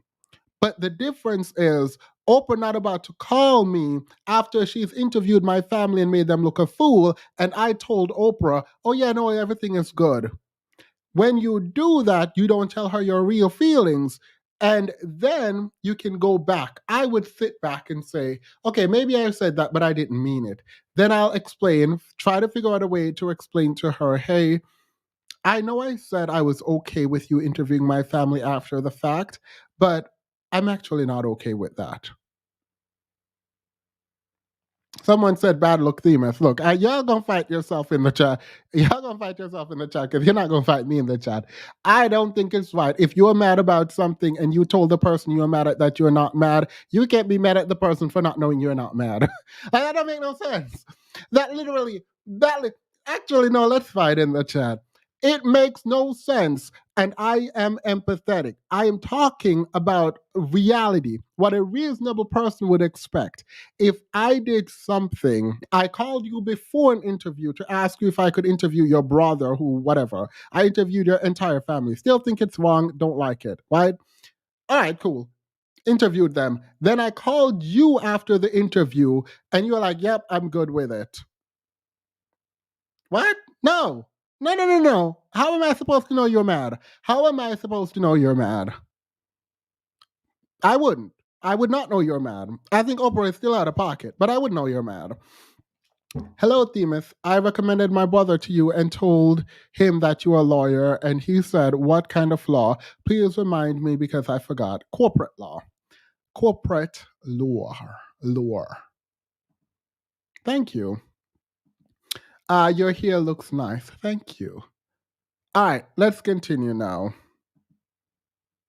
Y'all want people to be psychics. Ain't nobody about to be psychic. Monique said she tells the truth, and from she was a young girl, all she know how to do is tell the truth. So when Oprah asks you how you feel about something, we would expect you to tell the truth. I'm going to assume you tell. If your identity is wrapped up in you telling the truth, then tell the truth. Now, I am not saying she cannot feel intimidated by Oprah and not tell the truth. I'm saying it's fine. I can understand her feelings here, but I'm saying a reasonable person would probably not fully understand what is happening. But Oprah is wrong. Let them know what you said, which is the reason why there's a problem, because she did actually confront. Alfred Woodard had an Oscar party for the previous black woman that won Oscars and for the black woman that was nominated, and it was Lupita's turn that year. And she had him all the other years, and I had declined. Just my schedule wouldn't let me do it, for whatever reason. I was like, no, thank you. But this year I said, okay. And Oprah Winfrey was going to be there. Now, keep in mind, I was trying to reach out to have this private conversation. No return calls, whatever number she did give, no longer work. Just, however it went, I could not get to Oprah Winfrey. So I see her this night. And Alfred Woodard says to me, we want you to understand, Monique, when we go into the red room, you can say whatever's on your heart. Almost like there was a universal energy where this sister knew something needed to be said. I can't say it factually, but she said it to me a few times. Whatever you need to say, this is the place to say it. Whatever you need to say, this is the place to say it. So they were going around the room getting people's feelings on how they felt about when they got this Oscar. And it got to be my turn. And I really wasn't impressed with the Oscar. So I really didn't have anything to say to Lupita other than, baby, play it your way. This is your turn. So do it the way you want to do it. So you don't look back and say, I wish I would have. No one else can tell you how to do it, but you can do it your way because it's your name that will be called. You're the nominee. And then I looked to Oprah Winfrey. And I said, you and I need to have this conversation. Why would you have my mother on your show? This is in front of everyone. So for all the women that were there, the one thing, people can say I'm loud, they can say I'm tactless, they can say I'm overbearing, as Oprah Winfrey has considered me, but what they've never said is she's a liar. Ain't nobody ever said. Y'all thought that was okay? Drop a 1 if you thought that was okay, and a 2. And for anyone who drops a 1, we need to talk. Drop a 1 if you think that is okay. That you at an Oscar party talking to the Lupita who is up for nomination and to give her whatever you need to give her. You turned to Oprah and you said, we need to have a conversation. What you did to my mom and my mom and dad wasn't okay. And we need to have a, if you drop a 1, this is out of line. And I'm going to tell you why it's out of line. Oprah called you privately. And feelings can deepen. I know you're not victim blaming Monique because that would be wild. I am not victim blaming Monique. I am not victim blaming Monique. Monique was wrong though. Oprah did her dirty and Oprah is wrong. Let me be clear. But when we think about sort of rules of engagement, there's no real handbook for this, right? Oprah, before we ignore kind of the overarching issue here, it's that I think Oprah exploited Monique's family. However, Monique had opportunities to speak to Oprah privately. And when she had the opportunity one-on-one in conversation with Oprah, she decided to tell Oprah that she was fine with what Oprah did. Now, can you imagine someone tells you it is okay what you did with the interview was okay privately, and then you are sitting in an Oscar event with other decorated artists, and Monique turns to you and say, what you did was wrong and we need to have a conversation. Why are you dodging me? I would be off put by that. That would be like weird to me, because you, in a time where I gave you an opportunity to speak to me about what I did, you told me it was fine. I am not invalidating, and I think this is weird. I'm not invalidating Monique's feelings. Monique's feelings are valid. But this tells me a lot about Monique's interactions with people. I'm not saying this is good. I'm not saying this is bad. But the interaction with people seems odd. DJ says, I need more info about the time frame between the last phone call and this party. Monique said she tried to contact Oprah, and she's making it seem that Oprah was like dismissive and not wanting to talk to her. It's weird to frame it that way, because Oprah could just like not want to talk to you. That's fine. But it sounds like Monique is saying Oprah knew that what she did was wrong, which probably is true. And Oprah was hiding from Monique because Oprah didn't want to have a private conversation with Monique. That's weird, because y'all did have a private conversation. Why would she be hiding from you? Maybe she still thinks that you are starstruck by her, because the last time y'all had a conversation, you told her it was okay. Like, you literally told her it was okay. So why would she be hiding from you from talking about the things, to prevent you all from talking about the thing that you told her was okay? That don't make sense. You can defend Monique however you want, and girl, I have the time. When someone said poor Lupita, yeah, you took a moment from Lupita. You literally took Lupita's moment. In any case, it is not. It is my opinion. You guys can have your opinion. I think it is out of order. I think it is weird that you are going to accost someone in a public venue to tell them that y'all need to have a conversation about what they did, because what they did with your family was wrong, when they literally called you after the thing that they did and asked you if you were okay, and you said yes. Your husband then told you, yeah, no, you are not okay. You shouldn't tell her. You need to talk to her about it. And then you decided to do it publicly?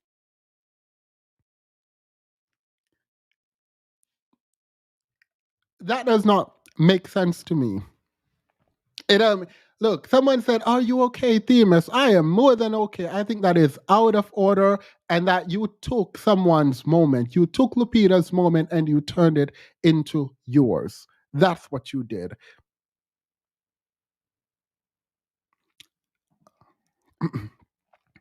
No, I'm taking this moment. I'm sticking to my notes, but I'm taking this moment to respond to people. Etiquette flies out the window with all these people playing in her face. They weren't playing. They were. All right, they were playing in her face. Why not tell them that? When you had the opportunity to talk, you co-signed what they were doing. Like, I don't understand this. How do you co-sign what they're doing, and then you can't co-sign what they're doing and then be mad? And even if you're mad, like, there's now a time and place. Like, I'm going to hold you to the time and place standard. I am going to hold you to the time and place standard, because you didn't say, Oprah, you are wrong, and she hung up. You said, okay, I'm fine with it, and we're good. That's what you said. And then your husband told you you were not fine with it. And then you couldn't get in contact with her, so you did it publicly at another woman's event where they were giving her praise. That's wild to me. That is wild. That is bad behavior on my part, in my opinion. It is what it is. Let's continue. It is not that clear cut. Even if it's not, here's the thing. These are from Monique's words. This is what Monique is saying. It's not like this is it could not be that clear cut, but this is not like we are listening to Oprah Winfrey tell the story. This is from Monique's point of view. This is what Monique said. So if it's not that clear cut, it is in the best image for Monique, as Monique is telling the story is coming from Monique. So y'all are sitting here saying Monique calls it as it is, and she's not afraid of anyone. She speaks truth to power. But then when Oprah calls her to say, hey, I want to talk to you because I spoke with your mom and your family, and I know you watched the interview. What did you think? You tell me it's fine. We don't speak after that. And then we're at a public event speaking to Lupita about her award to come, wishing her well, and you chose to publicly humiliate me at that time. And you think we're good. Okay, girl. Okay. I'm not changing my mind on that. It is what it is. The husbands are embarrassing all of them. Bring back side men. Look, look. This is one thing that is consistent. This is one thing that seems very much consistent. That is so sad. That is one thing that seems so consistent. Curry up and eat. It's unfortunate. Never underestimate the power of an open marriage and good bra. Husband pimp game is Baltimore ice cold. Broke, fire broke. Period.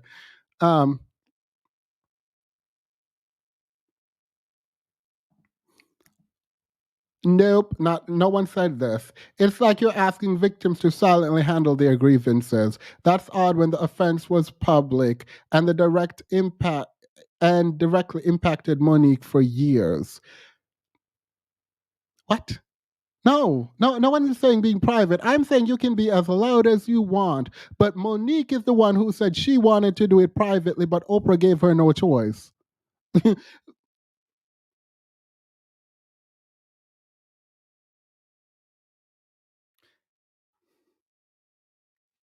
Monique consistently said the only reason this is public is because they didn't want to speak to her privately. Monique has said this.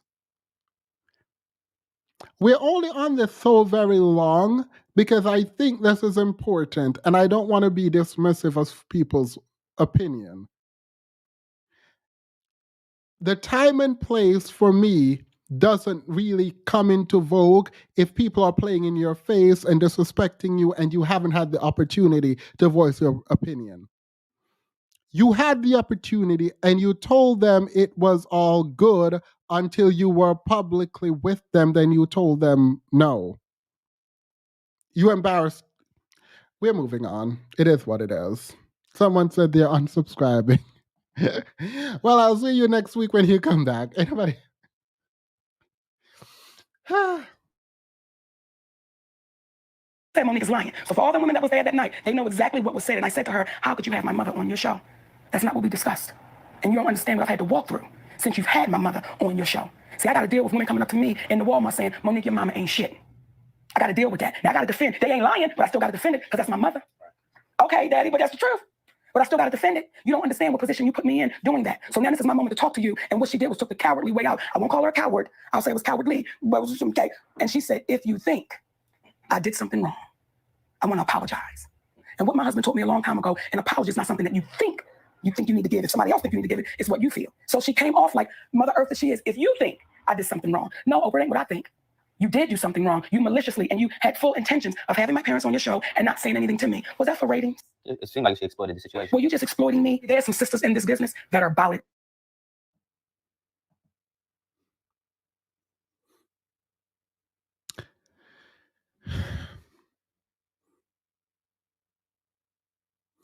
I'm trying to figure out what I would say in Oprah's position. I'm trying to figure out what I would say if I am in a public setting and someone accosts me, someone I spoke to privately, who assured me that we were good, there was nothing wrong. I would be very much taken aback if that is not an apology, FYI. But that would be weird to be sitting down after you've spoke to someone after what you did. You spoke to them before, you spoke to them after, everything was good, and then randomly in the middle of an event, you were being told you were wrong and you did something wrong. That is weird to me. But Oprah should know she did something wrong. Like, Monique shouldn't have to tell Oprah she did something wrong. Oprah should know she did something wrong. And that's just that and that. The ability to speak privately, I think, was important because Monique said she didn't get to speak to Oprah privately on other interviews, and that's why she did what she did. However, this is not fully true because when she spoke to her privately, she said it was okay, right? Which doesn't mean it's okay. All right. I don't know if I should. I don't want to show Monique's brother. I'm not going to show this. Y'all know the interview, right? Like, drop a 1 if I can skip past Monique's brother and I don't have to show it because I don't actually want to show that, and I'm pretty sure there's a copyright. No, don't drop a 1. I'm not showing it. But this is what. So after all of that took place, Monique did a stand-up, and this is one of the. This is one of Monique's most iconic. What is that black dick connected to? That black. I should be laughing because this is out of pocket.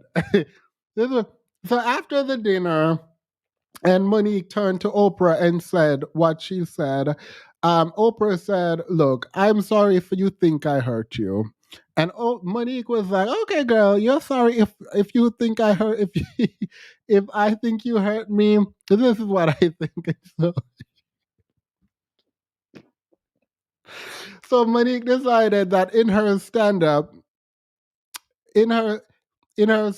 she's going to so I don't know why this guy is pretending to be a woman here talking about Themis is victim blaming. Sir, you know no one is listening to you, right? And I can click your profile and go to your previous name. This man is in my chat. Now, this is actually quite funny. This man is in the chat. I won't say his name because I don't want them people to like interact. Please don't interact with this person.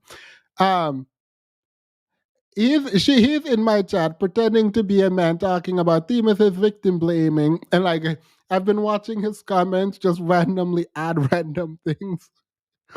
Please don't interact with this Drew person. It's good for the algorithm, so don't block him either. But like, just don't interact with him, because it's really good for the algorithm. Anyhow, this is what Oprah. This is what Monique had to say. To Tyler, to Tyler Perry, and them. What is that black dick connected to? That black man? So no, I was not blackballed. I was whiteballed by some black dicks who had no balls. Thank you, Mr. Lee Daniels. Thank you, Miss Oprah Winfrey. No, baby, I wasn't blackballed. I was fucked up by some niggas who had no balls. And see, I know they like to say, Monique, you talk too motherfucking much. It would kill me not to say the real shit. It would kill me not to say the real shit. You are not paying me equally. You are not treating me fairly. So y'all can suck my dick if I had one.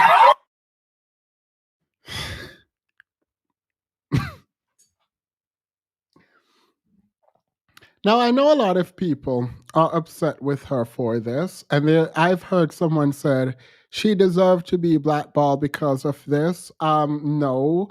And you obviously weren't listening because she said she was blackballed before this. So she wasn't blackballed because of this. She's upset because she was blackballed and then she did this. And so like using this clip to say, oh my God, that's why you were blackballed, I would be mad too. I don't think that is fair to her. I don't think time and place applies here. And here is why.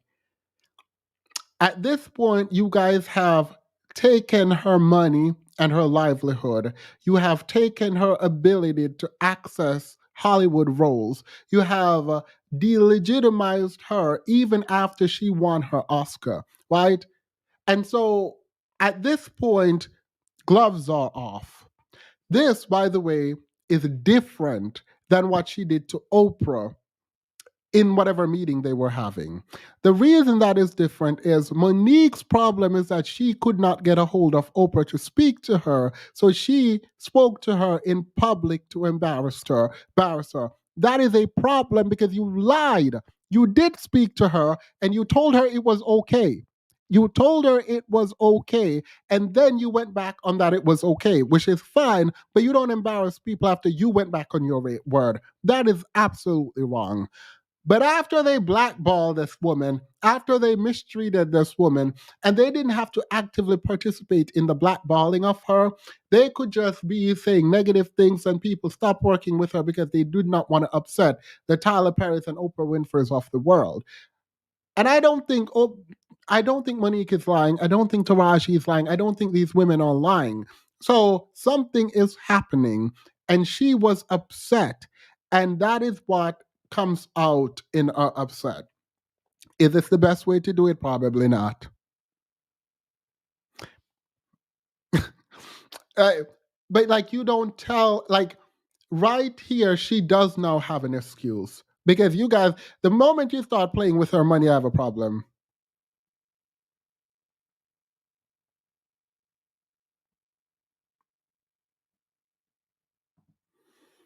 I guess black women should stop asking black men for accountability on the internet too, huh, Themis? You obviously weren't listening to what I just said about righteous outrage. You did not hear what I said about righteous outrage, and because you didn't hear, I'm not going to sit here and go back and forth with someone who refuses to listen to what I'm saying and take in the nuances of what I'm saying. Did I not just say she was righteous in her argument here? Did I not create a distinction between that which she did in her stand-up special, talking her truth, versus in a private event with other A-listers, saying that she did not get in contact with Oprah when she already did, told her it was okay, to then reverse on her initial statement that it was okay to drag her publicly? Those are two very different things. Those are two different things. So if you're not listening, please don't comment. That is ridiculous. Who said that? Test my principles. I don't mind. But don't say things that I never said. That is ridiculous. All right. They have taken her ability to help her daddy. Stop. Stop. Stop. Can someone put curry up and eat on timeout? Can I need curry up and eat on timeout. You play too much. Oprah omitted information when she called Monique. No, I mean, she could have, the architect. And this is something that if Oprah was telling the story, she would not get the benefit of the doubt. If Oprah told the story, she would not get the benefit of the doubt. Monique told the story. Monique said Oprah called her after the show, and Monique said she said it was okay. Monique said it was after Oprah hung up the phone that her husband turned to her and said, "No, it wasn't okay. You need to tell that woman how you feel." That was her husband telling her what to do. So if Oprah had told the story, I wouldn't have listened to it. I wouldn't have. If Oprah had told the story Monique told, I wouldn't have listened to it, because you don't get to tell me how the victim felt. Monique told us how she felt and what she did and what her husband did, and then what ended up happening at the Oscar dinner. She did that, not Oprah. If she left stuff out, she left stuff out. Behind every unsuccessful woman is a man. She needs under new management banner 2024. Ad management leads to a loss in revenue in every arena.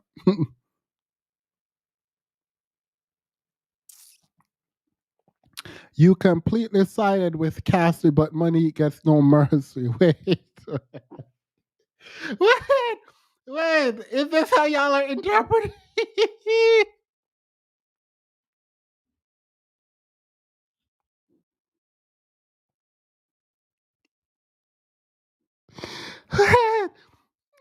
Girl. I mean, I knew this was going to happen, but I'm not about to explain the difference here. Y'all going to believe what you want to believe here because I'm not about to do it.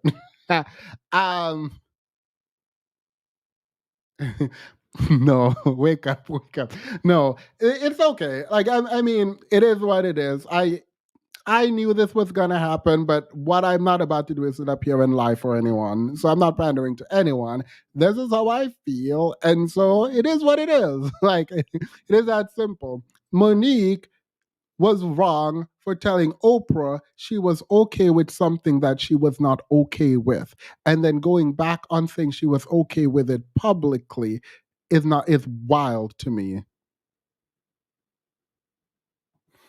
Yes, a vitamin. Making a bad, ill-informed deal is the same as being sex trafficked now. That yeah, apparently. Apparently, girl, they said my jewel. My jewel. Cassie. I'm going to get your back for Shay Shay. I swear. Weird.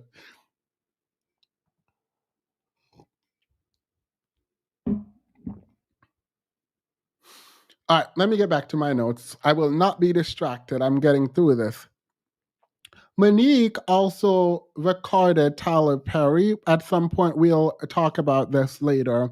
And Lee Daniels would later come to apologize after T.S. Madison went to speak to him. And it's interesting because I thought Lee Daniels' apology was the exact same wording or similar wording as Oprah's apology. Different story. Oprah would be silent on this, and Oprah said she's not about to meet negative energy with negative energy, as if she didn't start the negative energy by bringing this woman's family on live TV. Like that is so wild. I feel like that is wild to talk about. You're not going to meet negative energy.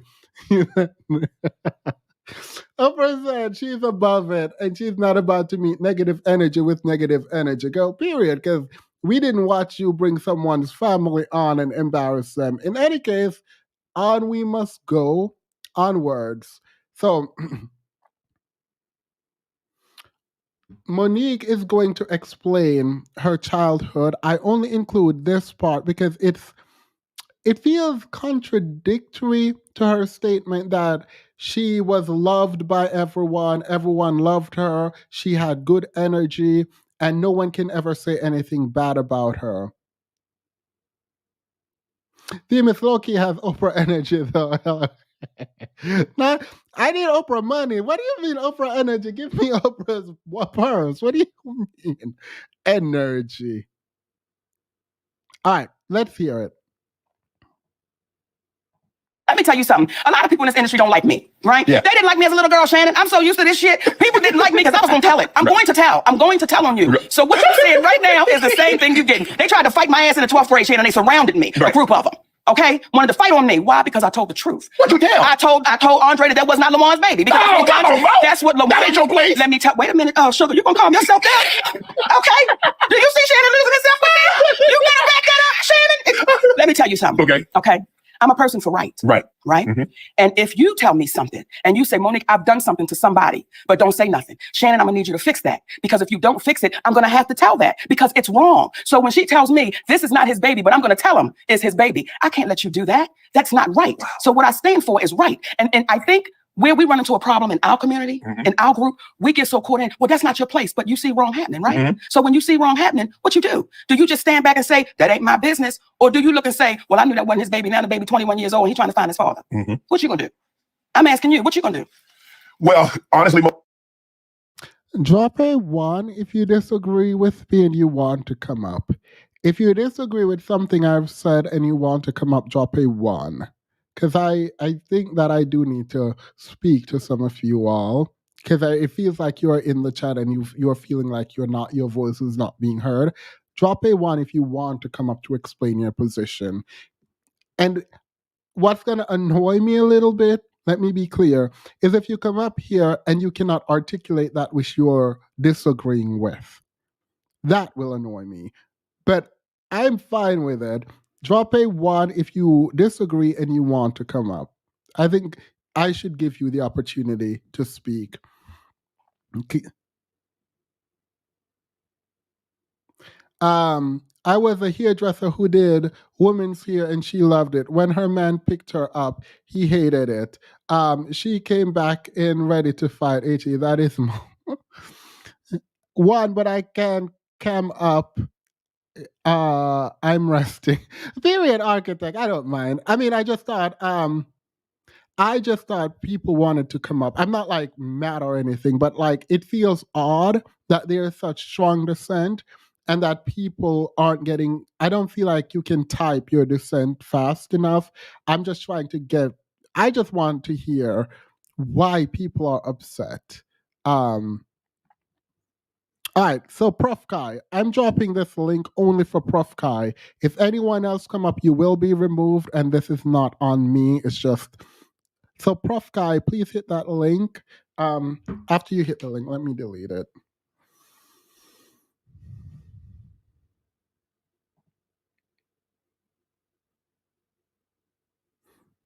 People aren't obligated to put up with problematic behavior. That doesn't mean you can't ever be wrong. But Monique uses technically legitimate things to be unnecessarily messy and confrontational.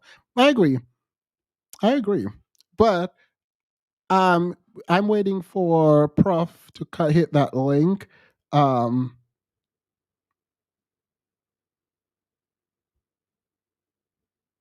right. Just trying to be fair. All right. So I can't keep this show stagnated. So let's continue. Monique, if somebody say, well, Shelly, I'm going to tell you something, and I'm going to tell you this in confidentiality, and I don't want to go any further than me, you, and this table. Yes. It stays with me, him, and the table. Well, let me say this, because I'm going to go back and forth with your ass, okay? I would say, before you tell me, did you hurt somebody? Okay, yes. Before you tell me, is this something that would make me question your character? Before you tell me, you got to be clear about what you get ready to tell me. Because if you're getting ready to tell me something, and I know that you've done something wrong, I know that you're wrong, and I not say anything, that's why people are allowed to keep harming people for years to come. See Harvey Weinstein? Yes. Well, there's a lot of people that knew what was happening. But they felt it wasn't their place. It wasn't their place. Them. Right, until it becomes you. So I think the moment we get into it. All right. So Monique just explained that all her life, people did not like her. People said she was mean, but she positioned herself as a truth teller. I think a lot of the time people mistake being mean with truth telling, and I've seen that a lot. I think there is a way to tell the truth. I'm also figuring this out because apparently I'm not the kindest person when I'm telling people they're wrong. So I just want to not like put myself as better than anyone. But I don't think you have to be mean and, in her words, aggressive and loud. That's her words when you're telling the truth. But she holds a position that people like her and she's never had a problem with anyone. It's a weird statement to make while you're saying that after your life, people wanted to fight you, people didn't like you. I don't know quite how you make that work. I don't know how you make those very distinctive reality work together. If people want to fight you and don't like you because of your quote unquote mouth, that's fine. But how can you say they didn't like you and wanted to fight you because of your mouth while also saying, oh, no one hated me and everyone loved me? And this is what people call the social justice warrior psychology, where everything becomes an issue for sort of systemic change. And I don't think this is a wrong personality to have. I don't think it's bad. I think this is probably how a lot of transformative work gets engaged with. But it's one, exhausting, two, makes you the bad guy, and three, when you act, don't just act on your feeling because you're ordained by God to know right from wrong. You have to know that what you're doing is righteous and what you're doing is right. And I think a lot of the times, because we believe that we are the social justice warrior, and she's gonna talk about fighting for a man on set and how that was one of the times where she was quote unquote an issue for someone else. We'll get to that when we get to it. I think you have to be right when you engage in this kind of labor. because it's one, not always appreciated, unfortunately. Two, it's not always right. And three, it can be really annoying, particularly if you are not right in your assessment of what is happening, because we tend to look at something, make a conclusion, and then act on that conclusion. And we are not always sure whether or not we are right. I think Monique is in her right generally when it comes to the Tyler Perry, Oprah Winfrey, and Lee Daniels situation. I think the missteps she made along the way, which I disagree with, you can be mad at me, but I disagree with some of them. I don't think those overshadow the bigger picture. I think that the way she was exploited and then blackballed dwarfs all of the other missteps that she made. And you cannot be perfect in your quote unquote victimhood. It doesn't mean we cannot talk about your missteps. It just means those missteps do not overshadow the larger issue at play. And that's how I see the Tyler Perry, Lee Daniels, and Oprah Winfrey against Monique's saga. They then talk about school and the fact that she was in a very particular kind of class. It is what it is.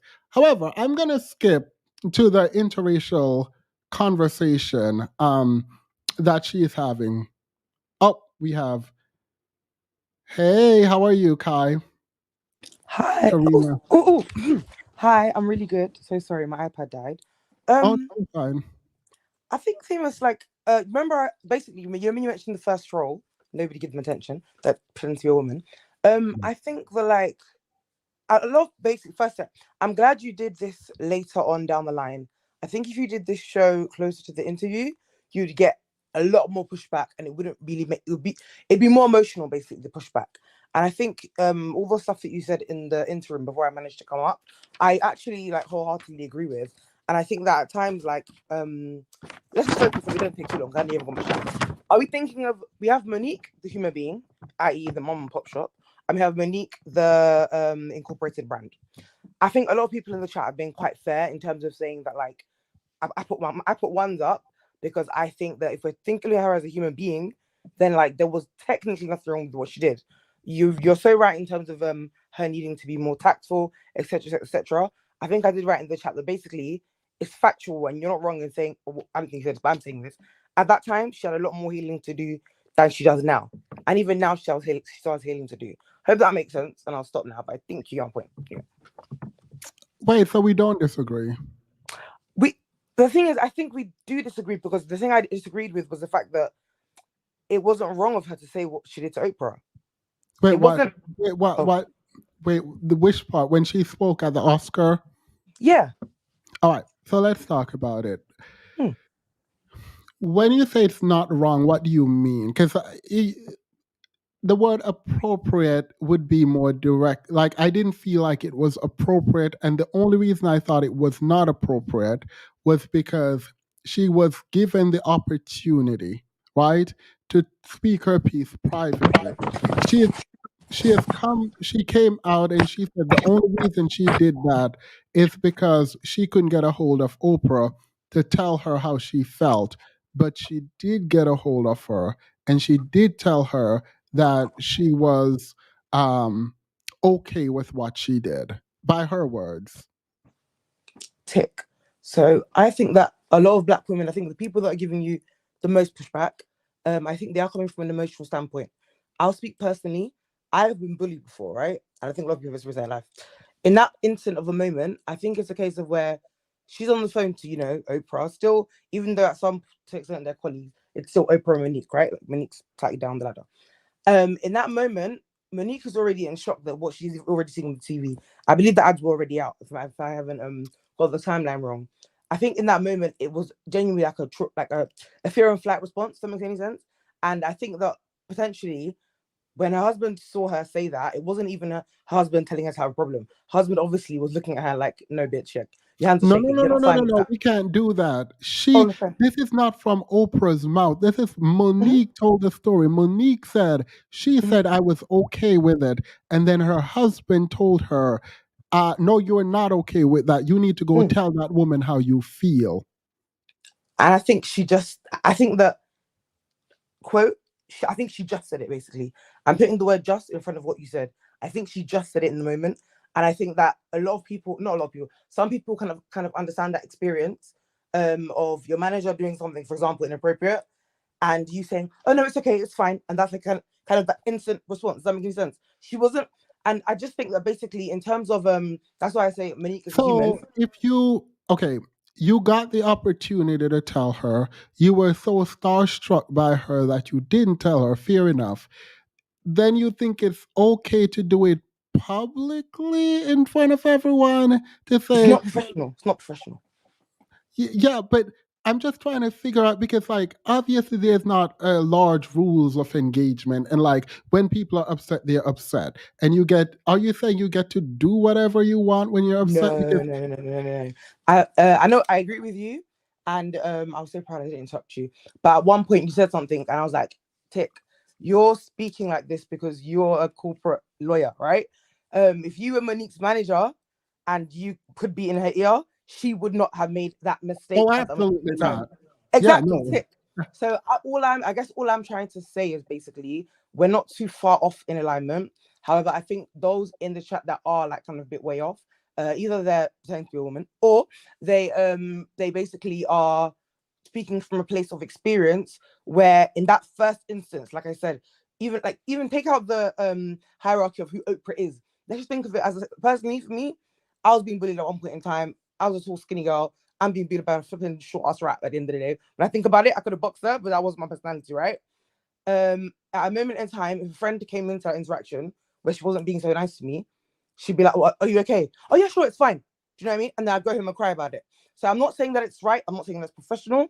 I'm just saying that, I mean, I'm sure you can understand it was human. And it doesn't Oh mean yeah, it's acceptable. no. It was human. No. Mhm.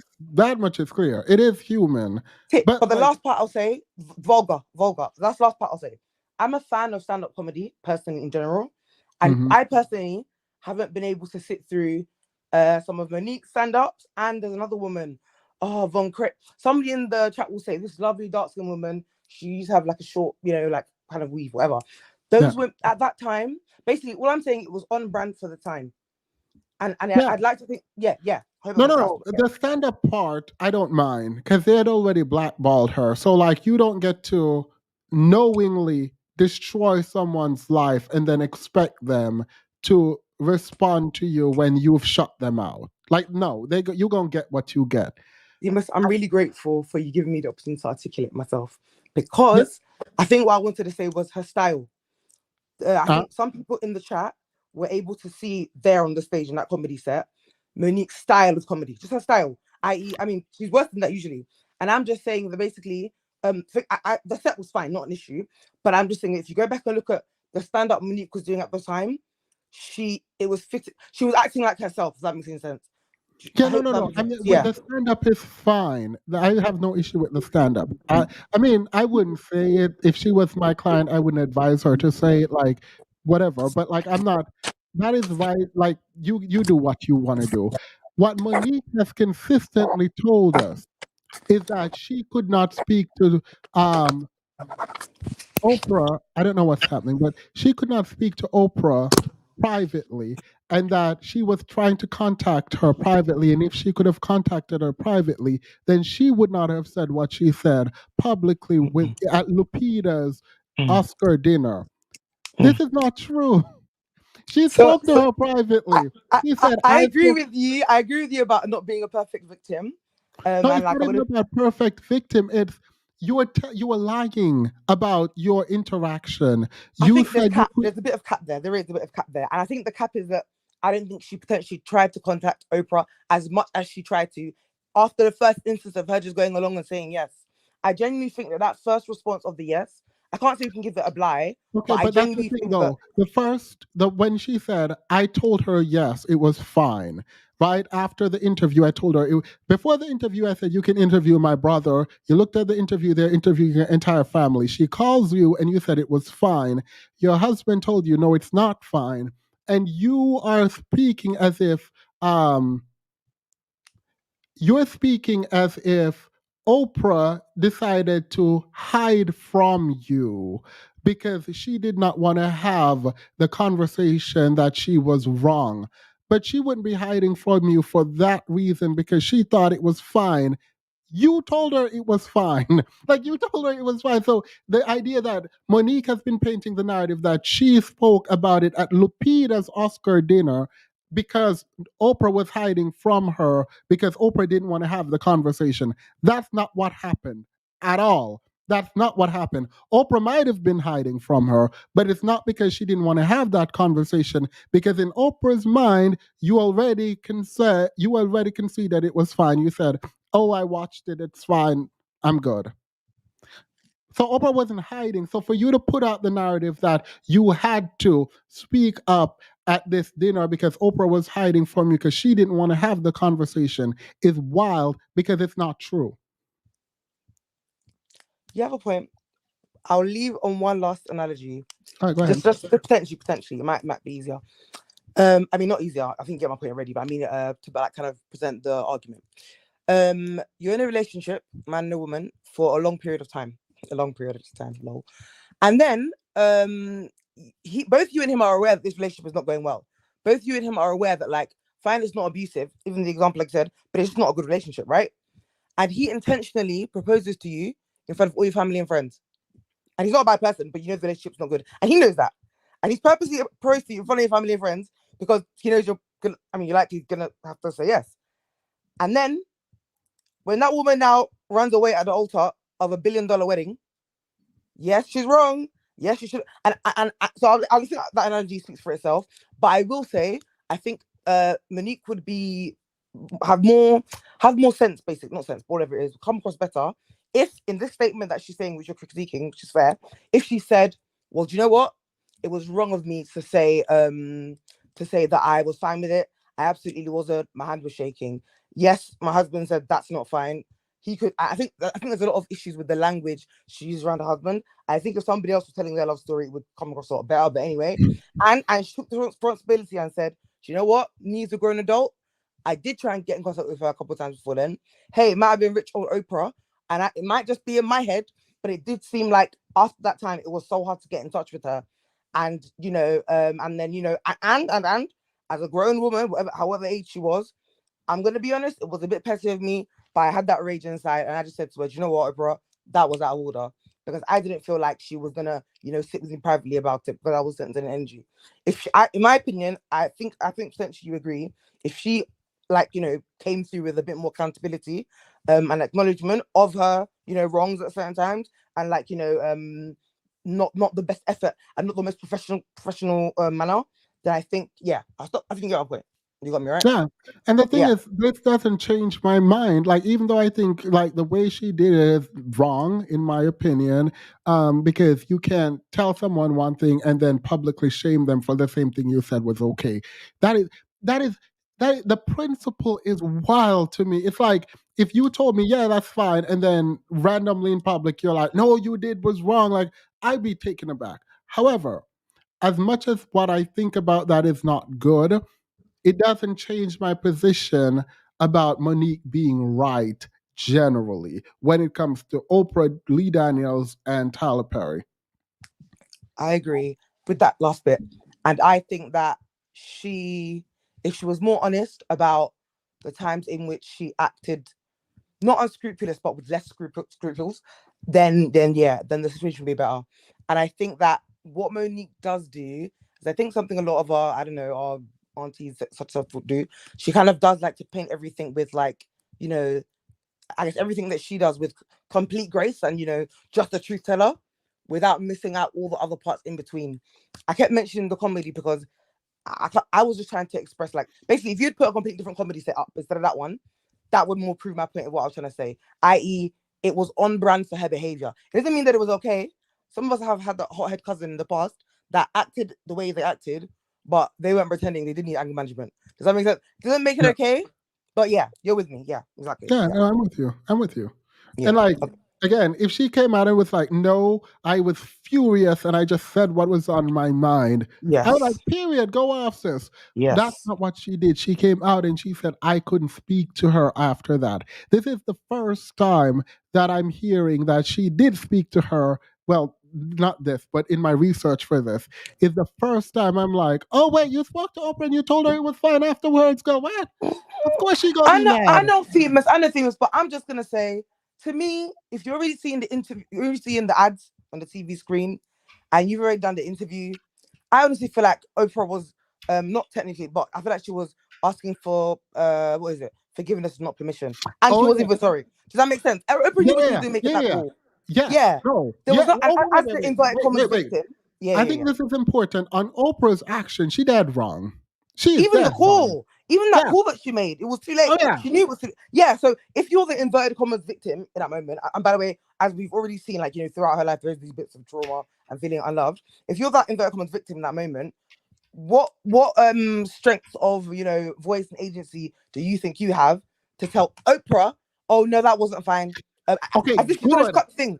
As if she's gonna cut and delete. She's gonna cut it and delete. So that's what I wanted people to say, which also calls into question this notion that Monique keeps putting out, that she's a truth teller. She stands up to power. And that's the bit she's glossing with the gold. Yeah, that's the bit of the auntie's glossing with gold bit. I agree. Yeah, so it's like, it's okay to be hurt. It's okay to be vulnerable. It's all of that is okay, but you cannot tell me to. It's like, what is his name? Andrew, whatever his name, Andrew Tate, right?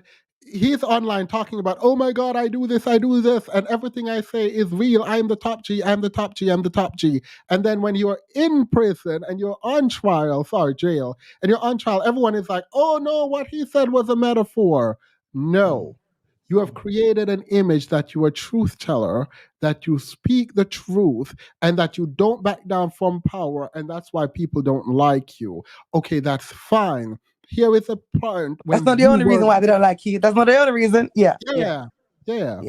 But one thing I will say though, lastly, is just that don't underestimate. I mean, you're an influencer. I think you're an influencer yourself, Demons. But I'm sure you have friends who, like, you can't get in touch with them for nothing. Let's be real. Like, Oprah can make it that hard to get in contact with her. I'm gonna be real. If I've done some shady shit to somebody, I better use my phone as it is.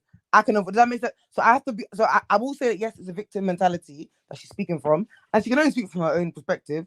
But like, potentially a mixture of it could have been in her head, but some of it could have been genuinely. She called 3 times. She's been put through to Oprah's PA. Usually she gets through to the main line. Does that make sense? I hope that, like, you're with me, right? Yeah, no, I mean, I think ultimately, but that's what I'm saying though. You cannot say you were calling her and she just didn't want to have the conversation with you. She might not have liked you. She might have been done with you. She might have not cared to be a friend. All of that could have been true. And therefore she didn't want to talk to you. What is very difficult to accept is that she didn't want to talk to you about your mom being on the show. She didn't care about talking to you about that because she already did, and you said it was fine. Now, you might not have felt it was fine, but you already told her it was fine. So there was no conversation to be had about that from her perspective. So to make it seem she was hiding from you because she didn't want to, she did the show and then she hid from you, is what Monique tried to sell us. But then she said, oh, Monique, she called me after the show and I said it was fine. And then my husband told me it wasn't fine. And I need to tell her it wasn't fine. You are a man of the law. You're a man of the law. You've got nothing on me. But I think at the end of the day, this is a case of Monique assuming intent. Am I getting that right? It's like, yeah. So I think, yeah. But I'm with you, Yeah, thank you. Yeah. I appreciate the convo. Hopefully that clarified something. But have a good one, Kai. I appreciate that. You're welcome. Sorry, guys, I must speak too fast. Bye. No, you're fine. I hope that clarified things, but I don't think it did because someone was like, oh, she didn't know her mom was going to be on. And I'm like, wait, she did. This is after the interview. After the interview with her family, Oprah called her. She said, all right, let's continue. Oprah, like Terry Crews, only has to defend the woman she loves. Maybe play it too much. Oprah and Mo are the same, 2 full-figured Black women with insecurities that they still have at 70 and 56 years of age, respectively. They will go their graves not being enough. But that's not for them. Like, I wouldn't blame them for their insecurities. I think society treats them and women who look like them poorly, right? And it's hard because, like, there obviously is this, we don't believe people who tend to look like Monique. And I believe Monique. It is because I believe what Monique is saying and I am listening to what Monique is saying that it feels conflicting for me. By the way, it is not conflicting in a way that is that makes her claim something that we dismiss. It is still meaningful, and I wouldn't care what anyone have to say. If I were Monique, I will drag Oprah until the day I die. That's just the truth. If Oprah did to me what she did to Monique, I would drag Oprah till the day I die. And I wish the people upset were here in the beginning, because I told them that we would get messy in the nuance. Because while I agree with Monique fight against Oprah and Lee Daniels and Tyler Perry, I have an issue with certain things that she did, which is not to say she's wrong in the fight. I thought I made myself very clear on that.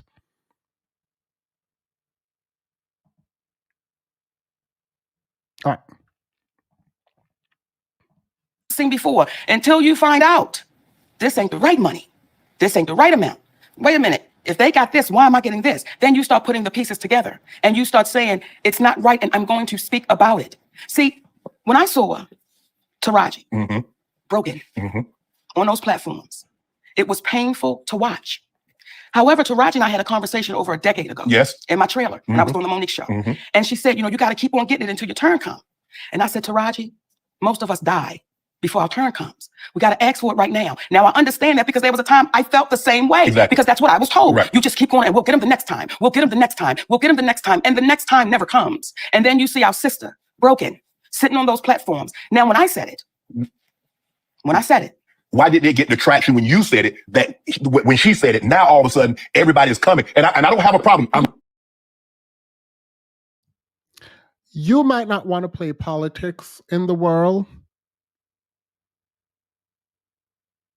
You might not want to play politics in the world, but don't be upset and are confused when people don't get behind you. It is very difficult to get behind someone because Monique thinks it's because she says names that people didn't get behind her. I don't know why people generally didn't get behind her. It is very difficult to get behind someone who gets on a stage and says, Tyler Perry, Lee Daniels, and Oprah Winfrey should suck her, you know what, if she had one.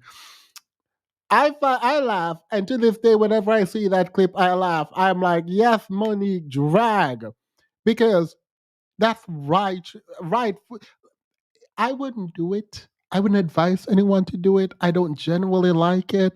But, like, that's how she felt. That's how she felt. And they took money out of her pocket.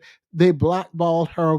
I think at this point, she's operating in anger, and rightfully so. Like, she's mad. And so it is very difficult for me to, like, fault her for that, but there is a political game being played. And so when I hear her speak on Taraji, can we talk? I felt like it was shady. I did. I felt like it was shady. I don't know if that conversation was a private one, but it felt like a private conversation between Taraji and Monique. I believe, Monique, that this happened. I don't know. But to kind of, because people have said I needed to give Monique grace and that I haven't been giving her a lot of grace in this. And this is what it generally sounds like when I'm trying to critique something that happens and there's a person in the middle. And it doesn't feel like people understand that I do actually believe Monique around what happened, right? And so I didn't even talk about Cat Williams, by the way, because I was just like, I'm over Cat Williams. Nobody has time for this. But I'm talking about Monique because I find this informative on one hand, but it felt like Taraji is down right now. Taraji is down. And I can understand Monique feeling slighted because Taraji came to her and said, all you got to do is keep going. And she said, people have gone to their grave waiting for their turn. That feels like such a personal conversation. And to put it out there now when Taraji is like going around and interviewing and crying about how mistreated she is seems weird, and it doesn't feel, and this is where y'all can drag me in the chat. Drag me, it's fine. I'm not going to respond to anyone. It feels like just throwing shade at someone when they're down and saying, I told you so. And I'm not sure why. And I feel like the idea that people, they're like, oh, I don't know why people didn't get behind you when you said it is weird. I think it's weird. I'm going to continue to play some more because she then uses her husband to explain her strength. And okay, let's. Glad. Yes. But if you said this a decade ago, and I remember you saying it over a decade ago, why didn't it get the traction? Why didn't it get the support? Why wasn't it propped up when Monique said it? I think there's a few reasons why. Number one, it was the messenger.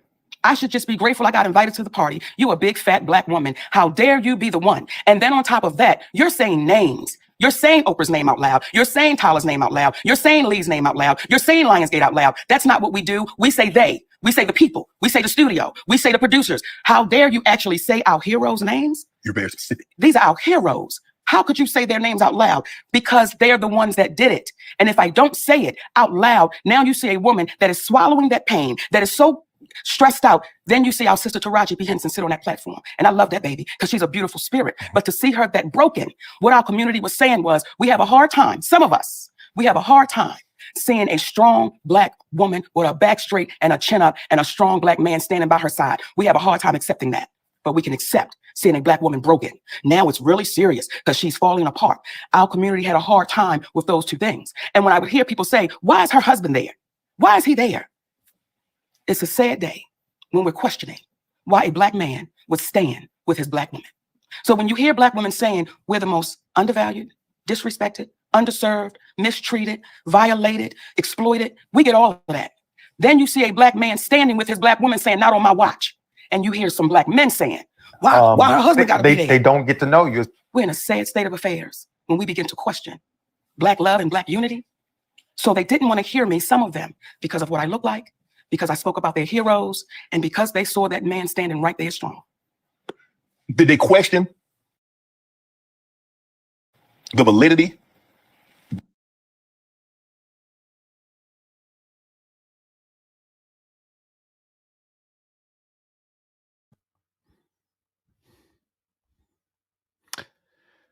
So you throw shade at Taraji, and you go on to explain that the reason people are upset is because they're not used to seeing a strong black man standing beside a woman. Okay, I don't want to bring up the Kevin Hart thing again about needing money because, like, that's why. I mean, I do want to bring it up, but I won't go into detail about that. But are you sure? Because if they're asking you why, I'm assuming they're asking you to give his credential. And so, like, I'm looking, and this is famous. Take this with a grain of salt, because I've been looking, and this is the only website I could find that kind of lists his accomplishments. And it says, let me. It said he's a television and film producer, most notable for the work on the Monique Show and Monique and Friends, live from Atlanta. He also has made appearances as an actor on The Parkers and Fat Girls. He is a husband of American actress Monique.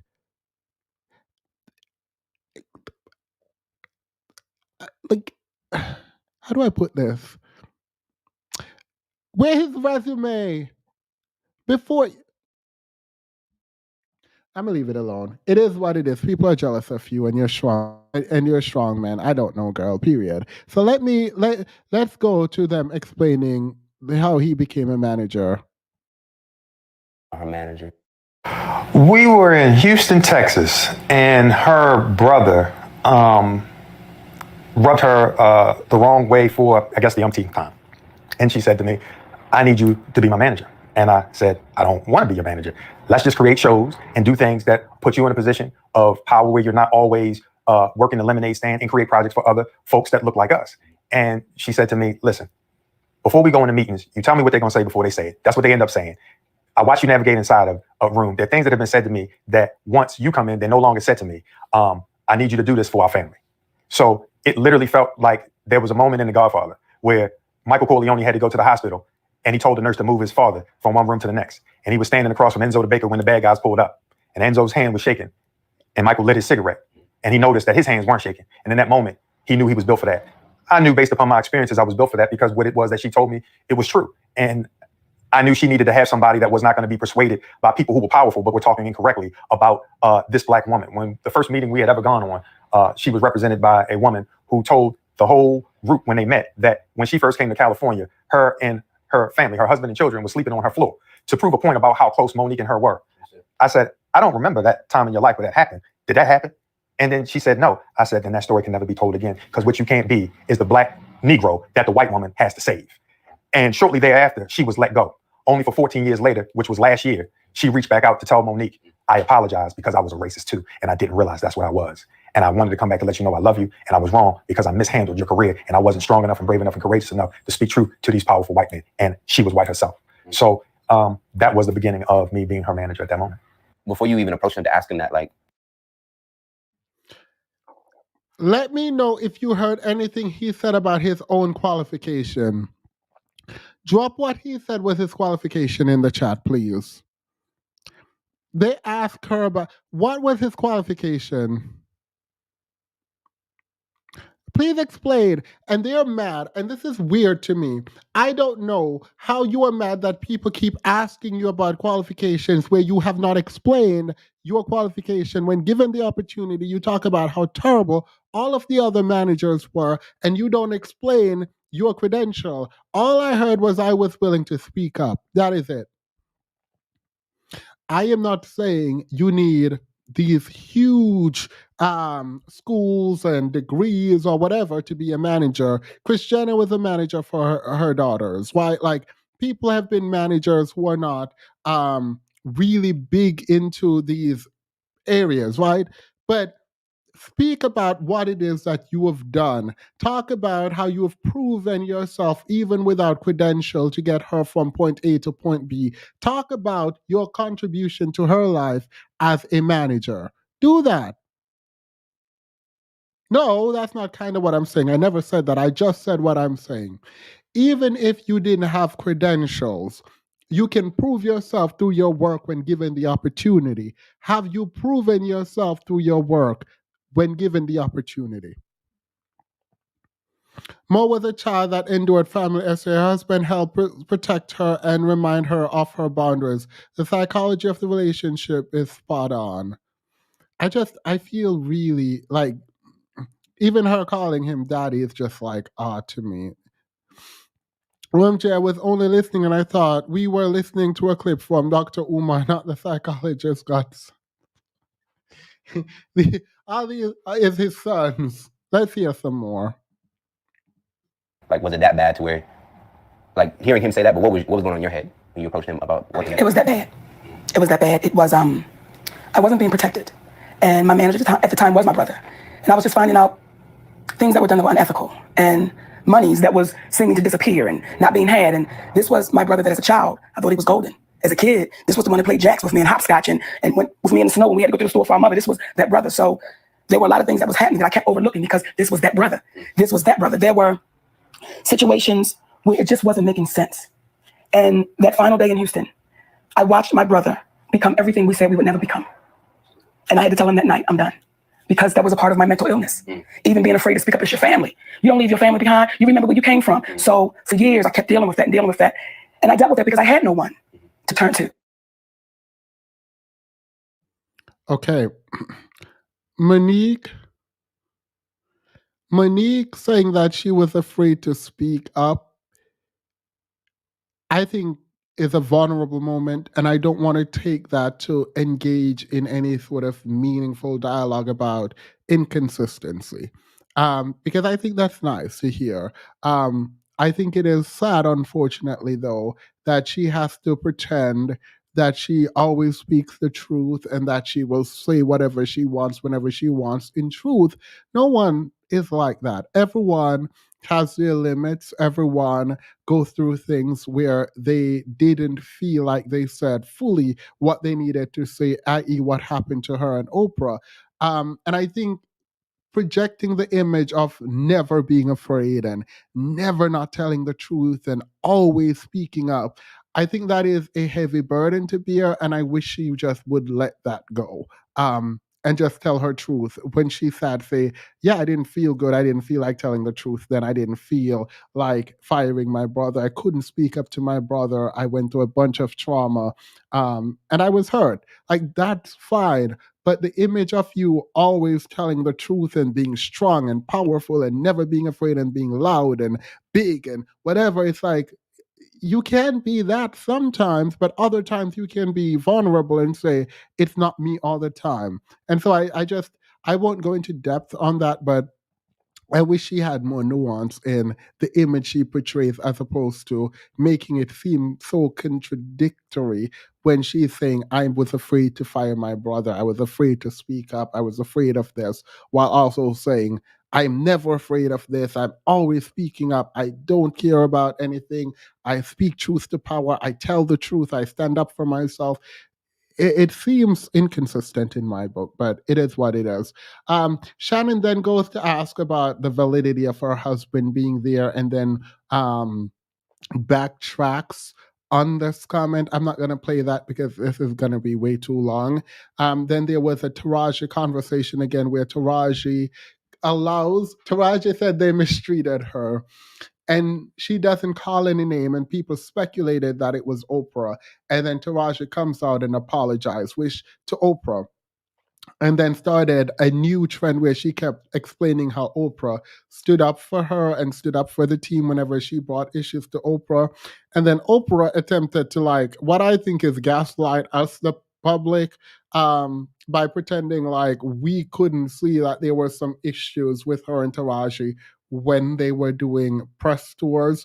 It is what it is. I reviewed that and I was like, okay, girl, period. I'm not about to sit here and pretend like there's not issues, but okay, Taraji. Anyway, we get now to sort of Lee Daniels and Lee Daniels apologizing. And I want you all, when we get here, to listen to the wording of Lee Daniels' apology, because she could not accept Oprah's apology, which is completely fine, because of the wording, if you feel or if I did. But it felt like that's exactly what Lee Daniels did. And I agree with Monique that this is not an apology, but I'm assuming because here's the thing, if you think these people are bad people, which based on what you're saying they are, it's weird to also want to like recreate, to be friendships with them and be with them in Hollywood. Like, it's weird to want to work with them, I think, if you think they're just these terrible people. But anyway, I that's a separate question. Make your money how you make your money. I'm not gonna police that.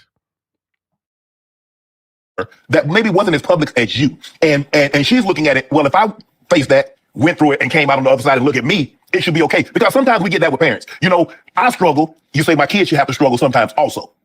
Do you think that might be something going on with her? Or you just like, there's a disconnect? There's a disconnect. Okay. There's a disconnect, and there's been a disconnect for years. There's a disconnect. And I think what happens is we place people on these pedestals, and we say, oh, no, you can't do no wrong. We don't even want to hear it. Right. And when you hear cats say, you know what they do? They don't say anything, and they act like it didn't happen. I'm going to keep talking until you take accountability. Right. Until you say, Uncle, I've done this. That's why it was so important. From Oprah Winfrey to Tyler Perry, Lee Daniels. Now, Lee Daniels was the only one I had to deal with. Did you see Lee Daniels apologize? He walked out on that stage. Not only did he apologize on stage, that man apologized to our children. That man apologized to our children and said, I need to apologize for what I put y'all through. He's the only one I had to deal with. However, it became a problem with Oprah Winfrey and Tyler Perry. that I wouldn't do something and work for free. Now, when you say, well, maybe Oprah feels like she came through it, why can't you? Right. Well, there's a story with Oprah Winfrey when she was on the show, people are talking. Richard Shay was making $55,000. She was making $22,000. These are her words. It was her co-host. She said, I had to leave because they wasn't paying me fairly. Now you say a Black woman who did nothing wrong, and you're in the midst of this situation because she called me, Tyler Perry called me, Lionsgate called. When you were on the phone with my husband, you said, I agree with Monique. I agree with the position she's taking. But when it came time to say it out loud, Oprah Winfrey went totally silent. Now, to Tyler Perry's credit, Tyler Perry called us up, right?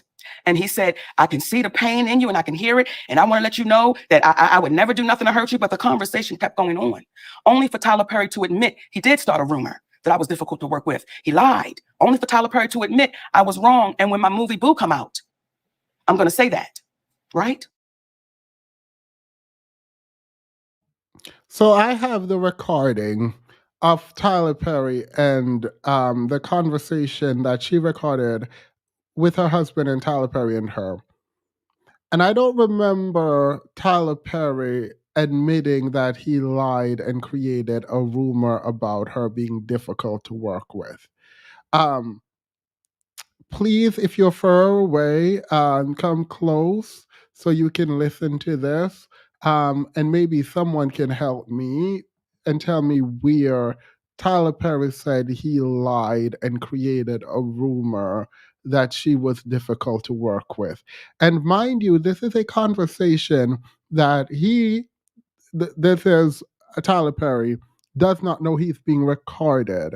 Monique and her husband know they are recording, which was legal in their state. I guess it's a one-party consent state wherever they were, and they did this, released it, which invasion of privacy in the worst ways, I think, but also it doesn't do what I think people have been saying. Like, there are people saying, yeah, see, Tyler Perry confessed to lying about Monique.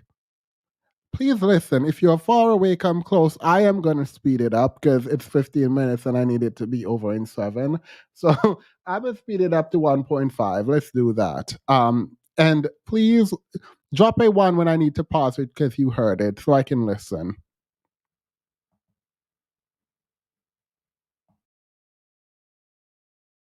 What you're asking me to do right now, first of all, I'm not going to get into this right now because it's ugly and it's nasty. And it came from a comedy skit. I don't want to get part of it. What is ugly and nasty, Tyler, about saying? Because we're not talking about the comedy skit. You're obviously not hearing what I'm saying. No. Here's the thing. You said you don't want any chump change. Does that mean you do not want the money for pressure or what? That's a very simple question. I said to you earlier that wouldn't be fair. I wouldn't think that was fair. But what would you want to be done, sir? How would you want it fixed, Tyler? How would you want that fixed? And how would I want it fixed? Let me tell you. So that because and my husband is that part of our team that he has the business conversations. I'm the part of the team that you saw May 13th on the stage. So what I would ask you is, because you're talking in Tyler Perry language, I would ask you to let Monique talk to Medea. Because when you start talking in Tyler Perry language, brother, you talk like you don't get it.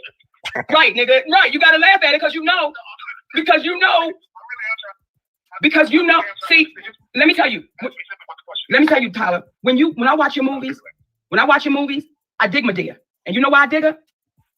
Tyler? Because she could be your mother. You know why I dig her? Because that bitch is real to her gut. And she don't give a fuck how I come out. She don't give a fuck how it's taken. But everybody knows she love you, but she gonna tell you the real shit. See, when you stepped away from Medea and you became Tyler Perry, the billionaire, this is the conversation you're having. Like, well, guys, what do you want me to do? What do you want me to say? See, you a brother that slept in your car. And you... I would have hung up the phone. I'm sorry. I would, like, 50K for Precious is why under million for is why how can we understand concepts like institutionalize and rain down on her solely for her marriage contract? It was a raw deal.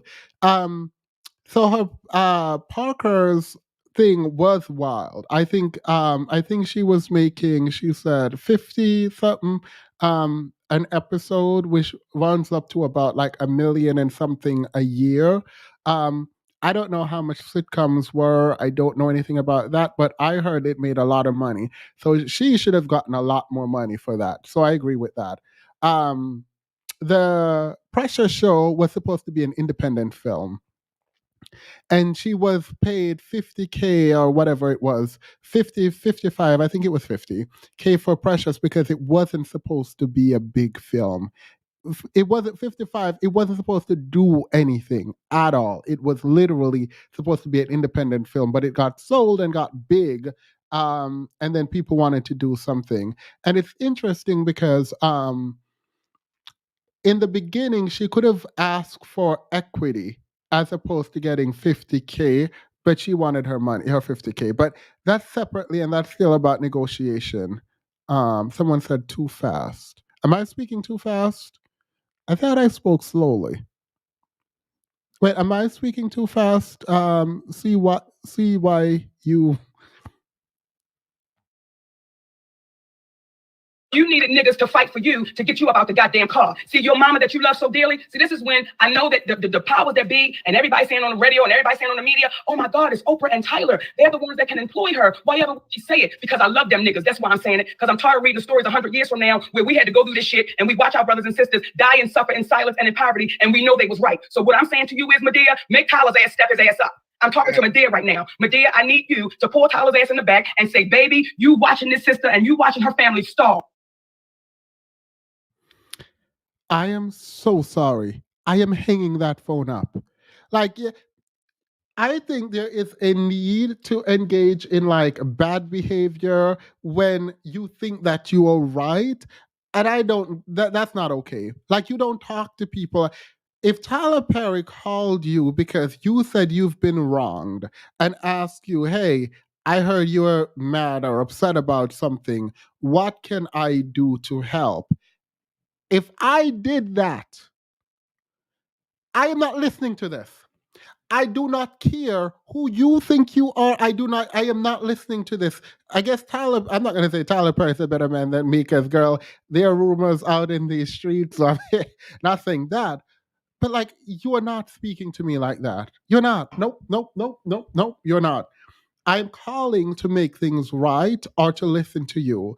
If you cannot talk now, if you think you have to attack the way you need to, then I will politely excuse myself until you're ready to have the conversation. This is a business meeting. Treat it as such. You want us to believe, and call this whatever you want to call it. Honestly, I am done kind of sidestepping feelings on this. Call this whatever you want to call it. It doesn't matter to me.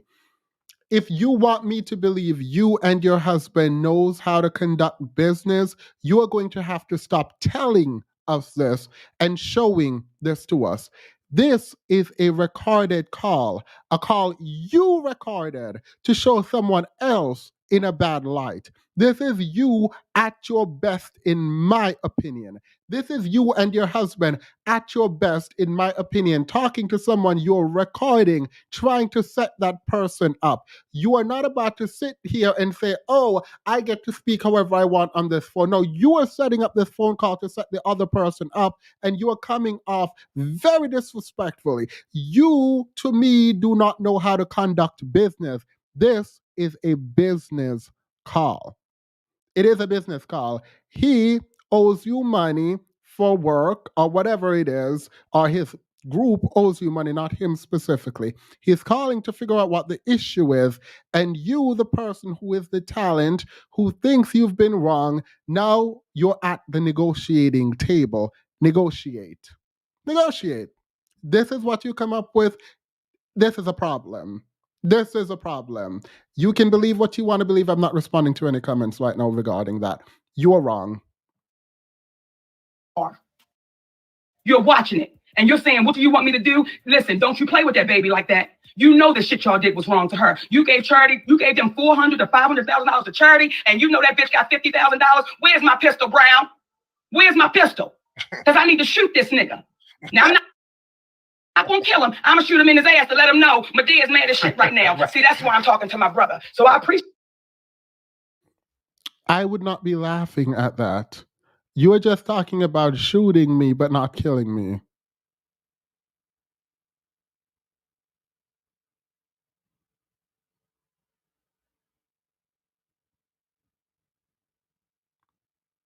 That's bizarre to me.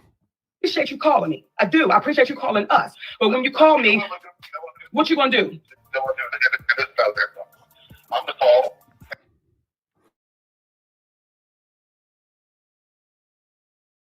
Reparation is not about employment. Reparation is not a business meeting. This is a strictly business meeting. This is a business meeting. If you are telling me that your husband is your manager and that y'all know how to negotiate and you all are salespeople and he is qualified, stop telling me he's qualified and show me that he's qualified. He is wrong. This is a business meeting. How do you speak to someone like this in a business meeting? Okay, then you all are friends. Friends are just doing each other favors. Why are you mad then? This is not a friend conversation. This is a business meeting that you're recording and you're attempting to set him up. And the fact that you come out looking worse than him is wild when you're the one recording. And find out whatever money is coming in for precious, and I'm gonna send it to you.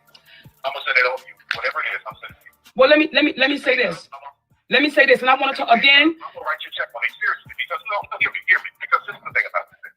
And when we start talking about this, we're doing this and this, we're doing that, and black people doing this, black people doing that. What would you understand about that is this? Where we are right now and what we're trying to do, we got some opportunities that a lot of those people didn't have. So what I don't want you to feel one day, not one day, is that you were mistreated or that you were treated unfairly.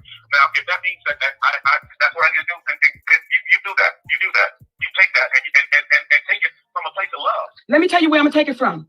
I'm gonna take it from it's business, and I'm gonna take it from my brother saying, "Listen, yo, this is what y'all was supposed to get." Okay, this is it. This is good. This is it. Tyler Perry says, okay, you might have been wrong here. I'm taking this from a place of this is business. It's not charity. This is business. And I was supposed to get this money. Speak your business, money. This is how you do business. When he calls, let him know that you are hurt because of what happened. And now you need your money. That's it. Stop talking about shooting him. Stop talking about, I want to talk to Medea. Stop, you don't, I mean, curse him out if you want. I don't know. But at the end of the day, get to the point where you're requesting that which you want. You cannot be on the phone in a business meeting not requesting what you want. So Tyler Perry offers up money and she says, yes, I'm taking this money because this is from a place of business and you owe me this money. Right? All right. So here we go. Can someone block Rebecca Drew? I'm not doing this. One of the moderators, please block. Wait, Demas, didn't you say Tyler didn't say he was wrong? I said Tyler Perry never said he started a rumor. I think Tyler Perry, Oprah Winfrey, and Lee Daniels are all wrong. Whether he says it or not is not my problem. I said he never said that he, Tyler Perry, started a rumor about Monique being hard to work with. I want to hear where he confessed that. He does say something that I think is important, but it hasn't happened yet. So he is calling to correct an issue. Someone need to block that person, please. If I see the comment again, I'm going to block them myself. No, here's the thing, brother. Well, I don't know what you were supposed to do. Here's what we're saying is, when you say, I don't know. Okay. Monique says, okay, we're taking the money because you are not, this is business and y'all drop the ball here and I need my money. We're good. Even if we're not good, just collect your money, Monique, and then figure out what you need to figure out after. Her husband steps in. What it's supposed to be, but I'm gonna send you the check. Listen, not charity, brother. We don't, because see, what happens is, what's not going to take place on our watch is this. I wrote a check for something that came in, and it's one of those things where you're missing the point. And we believe enough in the universe to understand that, listen, when a person comes to you sincerely with understanding what it is that you're talking. Click. I'm done. I am not having that conversation. I'm sorry. I'm not having that conversation. Why are you talking about charity? This is not charity. He is saying, I'm trying to make things right. Monique, what have I owed you? How can we make this right? Monique says, my money, give me my money. Give me my money. Give me my money. Tyler Perry says, okay, I'll give you your money. I'll give you the money. How much money? Her husband comes in and said, this is not charity. Who is talking about charity? There's no charity. There is no charity. This is not charity. Monique is owed money because of how she was treated and what happened to her. She's owed money. Tyler Perry is calling. Maybe he's calling to get a guilty conscience off. I don't know why he's calling. But he's calling. Y'all are at the negotiating table. You've disrespected it multiple times on the call. I'm not saying Tyler Perry is right. But in a business meeting, y'all are disrespecting him. He continues the conversation and somehow offers up money. What do I owe you? How do I make it right? Monique says, I am not taking this from a place. Here's where I'm taking this from. I'm taking this from a place of business where my brother is calling me up and trying to make it right. I'm taking this from a place of business. Her husband steps in. This is not charity. I don't think you understand.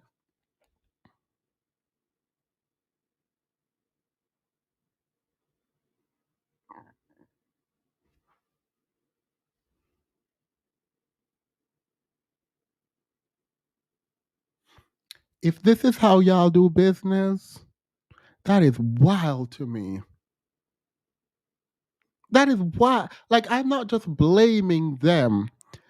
The general truth about mistreatment of Black people and Black women, just generally, but in the entertainment industry, is true. It's real.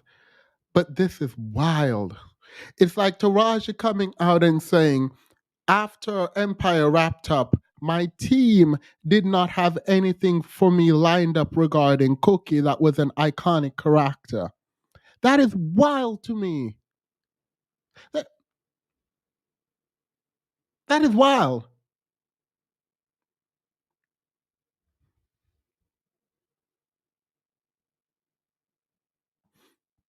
She doesn't want to admit she ruined her career through him. Yeah. I mean, I think Oprah and them obviously ruined her career, but like these like small steps build, and you're talking to someone who has power, influence, and money or whatever, and y'all are negotiating him compensating you for work done. And your husband is gonna come in and say, oh, this is not charity. No one said it was charity. It's not charity. It can't be charity. They owe you. They owe you.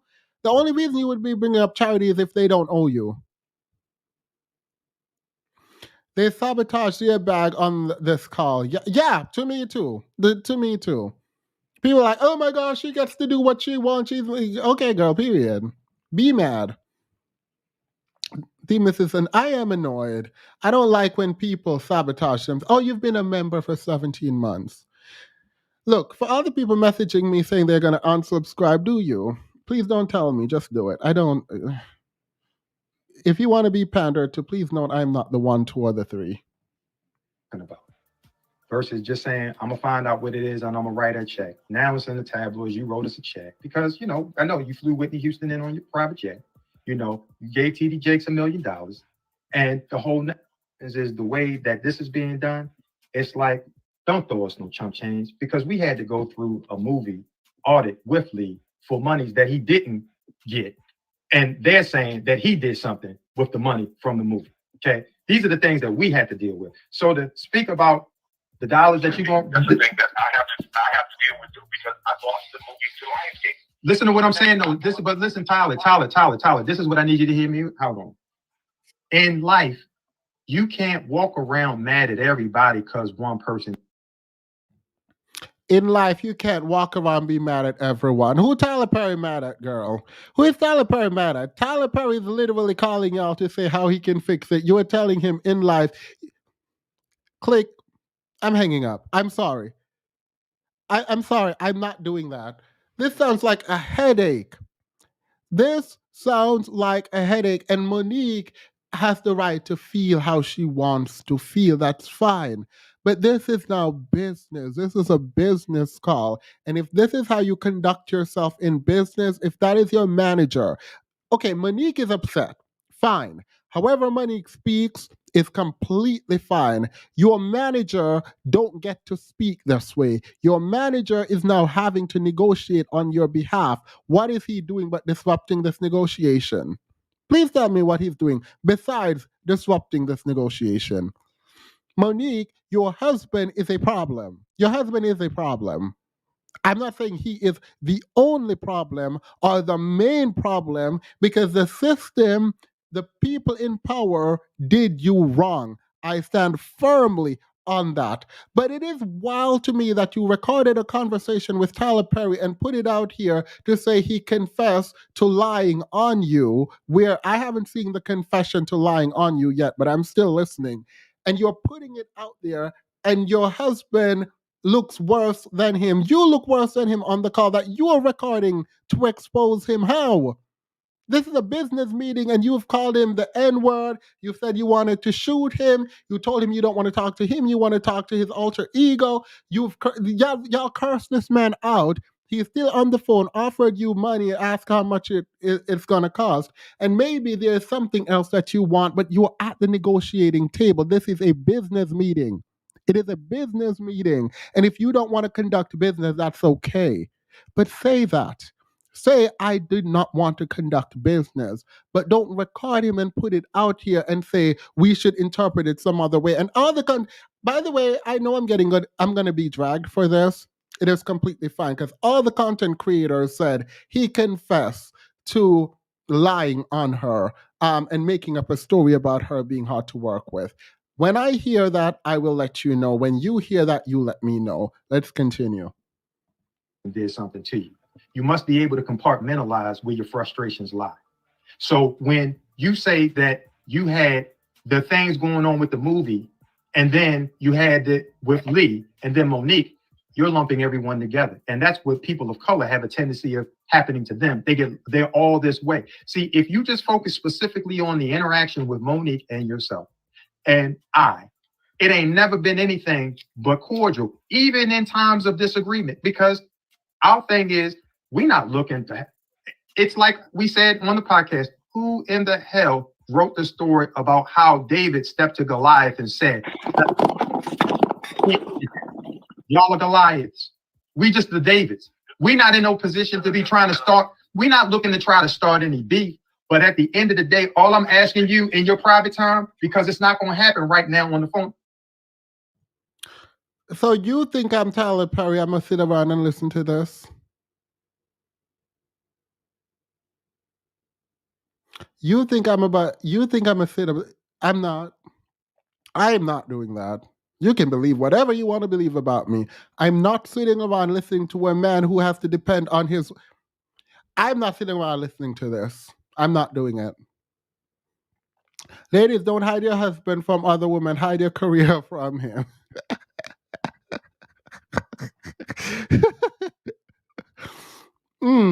If my manager talk like this, I'm fine. Yeah, I get to talk like this. Monique get to talk like this. You don't.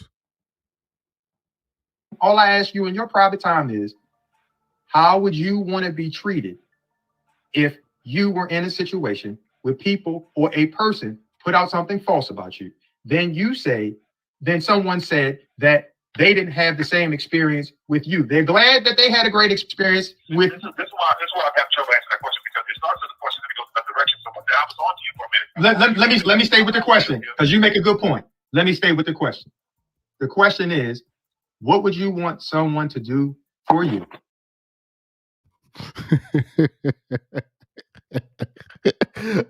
Brooklyn, you play too much. This is not the joke of this, but I appreciate that you disagree with me, but you won't unsubscribe. Thank you. I like seeing that. I appreciate that. How come her daddy always know how she feels better than her girl? I don't know. I don't know.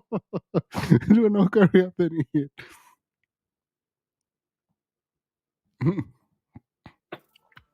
Who said things about you and or mentioned things about you alluding to the difficulties that they had with you, all because you chose. I got an answer. How can you answer something and I'm not finished? Okay, well, let me answer part of the question. Maybe you can be the other part. How about that? Can you do me a favor? Can you, since you called up to have a real conversation, typically I know you used to directing, but what I need you to do is just hear me out man to man. And that is this.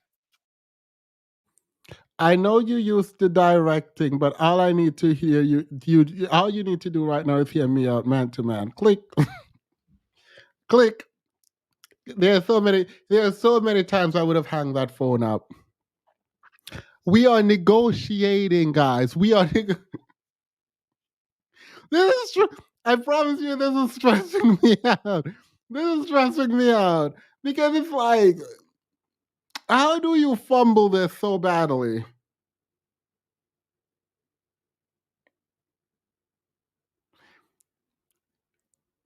Sydney is not the problem, but he is a problem. And I don't think Monique will ever.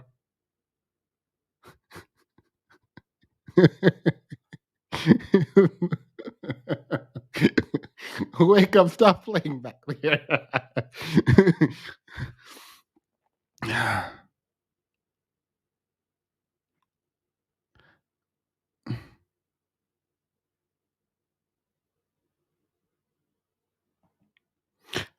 You can't be indignant when you're blackmailing folks. That's the part you're missing, Themis. But I don't know if they're blackmailing. I didn't hear any blackballing, sorry.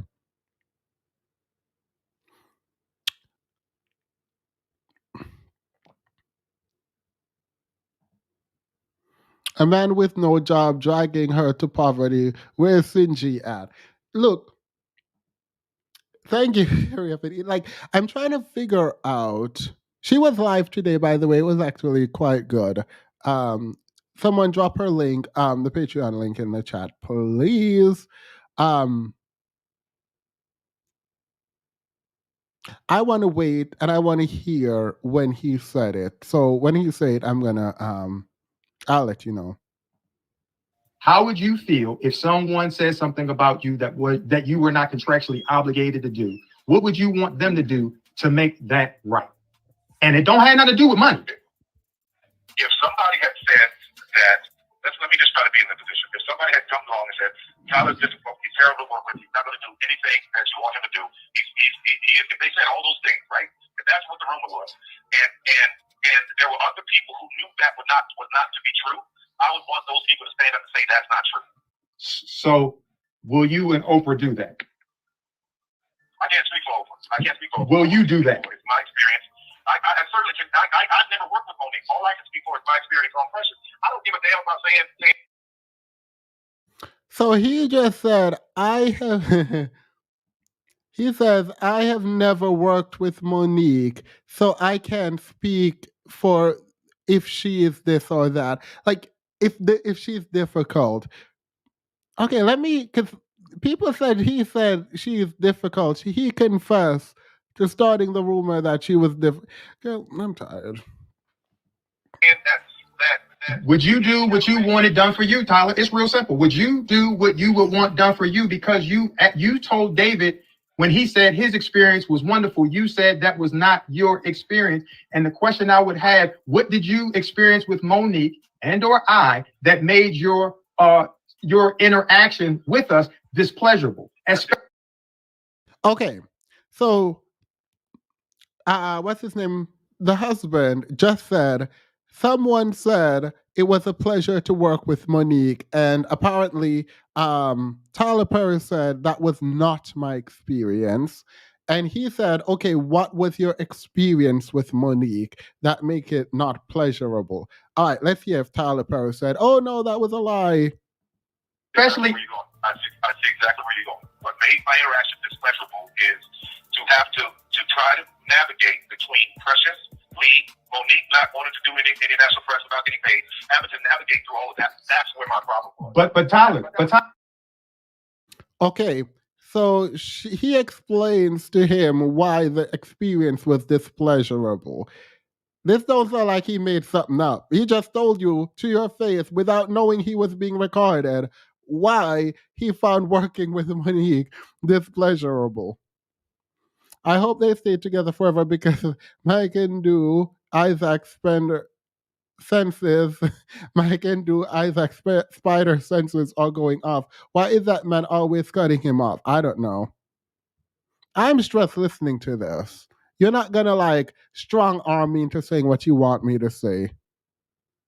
I mean, he look, you can say, I don't agree, she wasn't difficult. You ask him to say why he thought the experience wasn't pleasurable. And he told you why the experience wasn't pleasurable. Now what? What are we going to do about it? Because you said he confessed to lying. It don't sound like he confessed to lying. This phone call seemed displeasurable. If this phone call is any indication of working with you too, I wouldn't want to do it.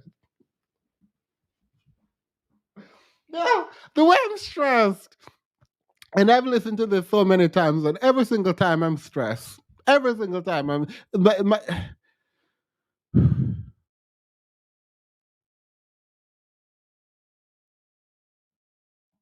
Tyler, but Tyler, this is where we are though. I'm talking in real time.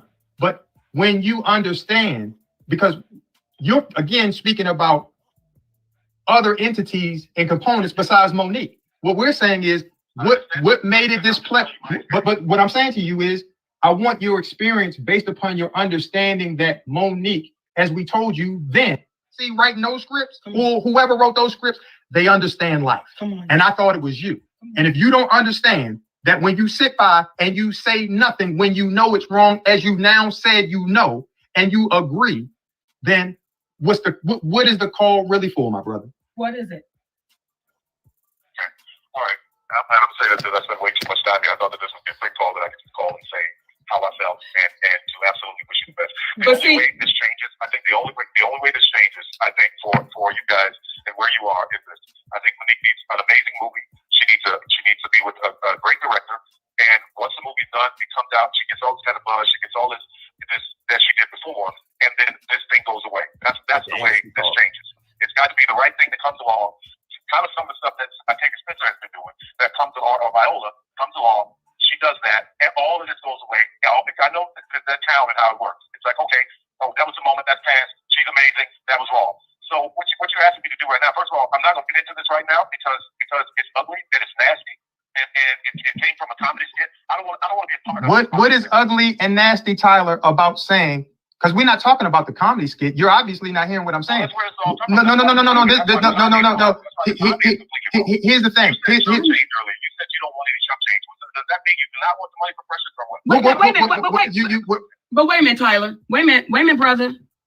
Hold up. Because see, now what happens is the billionaire's starting to come out. Right.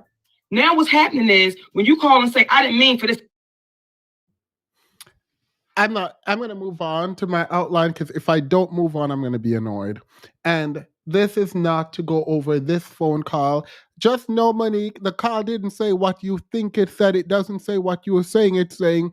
The fact that people have been calling and pretending like, oh my God, this is the smoking gun is wild to me. The fact that he says what you did on stage was disgusting and I don't want to get into it. And Monique and her husband is pretending like they didn't know what happened is absolutely wild. So I am not saying, by the way, Tyler Perry, the studio, Oprah, and them are right.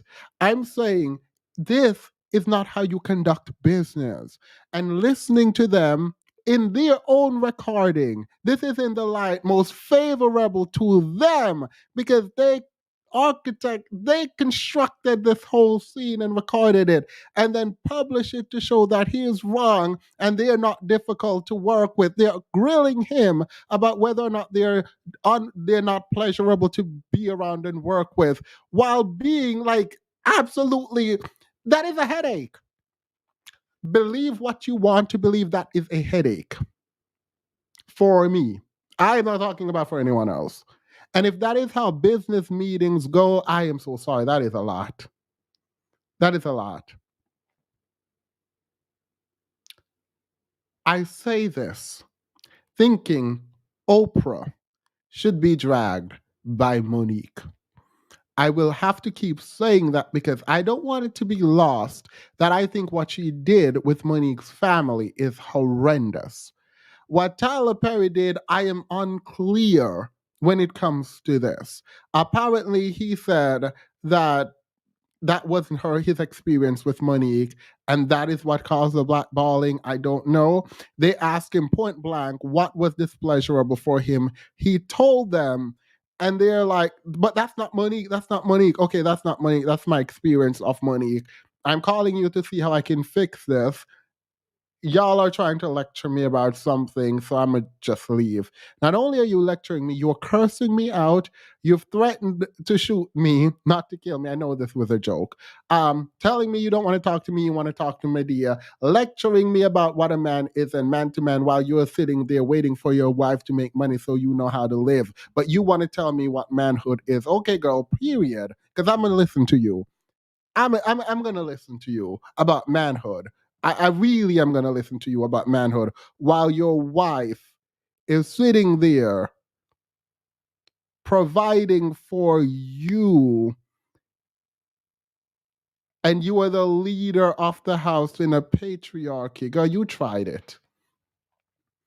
Monique also said in the interview, I don't know if we're going to get to it, so I need to hurry up and say this, that she does not curse or speak this way when she's in her Monique persona. It's only when she's on stage. This is a straight up lie. I don't even have to get into it. You heard that on the phone. And she also said she was loud or whatever. So it's weird to say she only does that on stage and not in real life. But that's a whole different story that I'm not going to get into. I would have clicked off so many times when it comes to the conversation with Tyler Perry and them because, like, no, I'm not doing that. If you have been traumatized, I think you should be able to speak your mind. I think you should probably get help. But when you're in a business meeting, that's not the time to like dump all your frustration. This is the time to conduct business. And if you can't do it, which is fear, if your feelings are hurt, you are human, your manager should be able to conduct that meeting in your stead.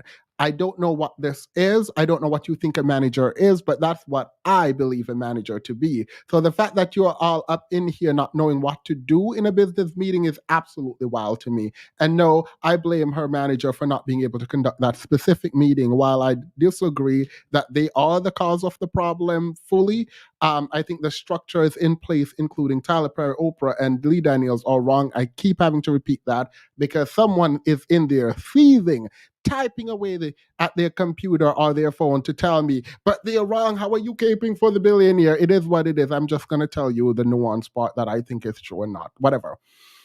This experience was difficult. Off of this experience, I would not want to have a conversation with both of them because that is wild to me. And the fact that they pretend to not know what the ugly nasty skit is also bizarre. I think a part of negotiation, I said this in the beginning, is knowing who to send in to a negotiation. And your husband might not be the person you send in to a negotiation. All right, let's go to Kevin Hart. I'm going to just skip to the Kevin Hart portion of this interview because I don't want to go through all of this. I thought that was a stage, the way you Look in the camera. Yes. Because you heard it. Yes. Right? Yes. So when you hear what this man is saying, so I said, Stephanie, tell Tyler Perry, never will I meet with him without my husband. And I owe no apology, so I'm not going to give one. That goes away. Kevin Hart. And you know when Cat Williams said gatekeepers? Yeah. Kevin Hart. Since Cat Williams said it's the age of Aquarius, everyone wants to tell the truth, not the truth. Right? If Tyler called to offer an olive branch, I hope he ate it himself, right? I'm sorry, I'm not doing that. I am so sorry. I am not doing that. Like, if I am calling in good faith to have a conversation and it's not what you want to do, let me know. Let me know. Look, this is not a business meeting. I'm not planning to conduct business. I'm not doing that.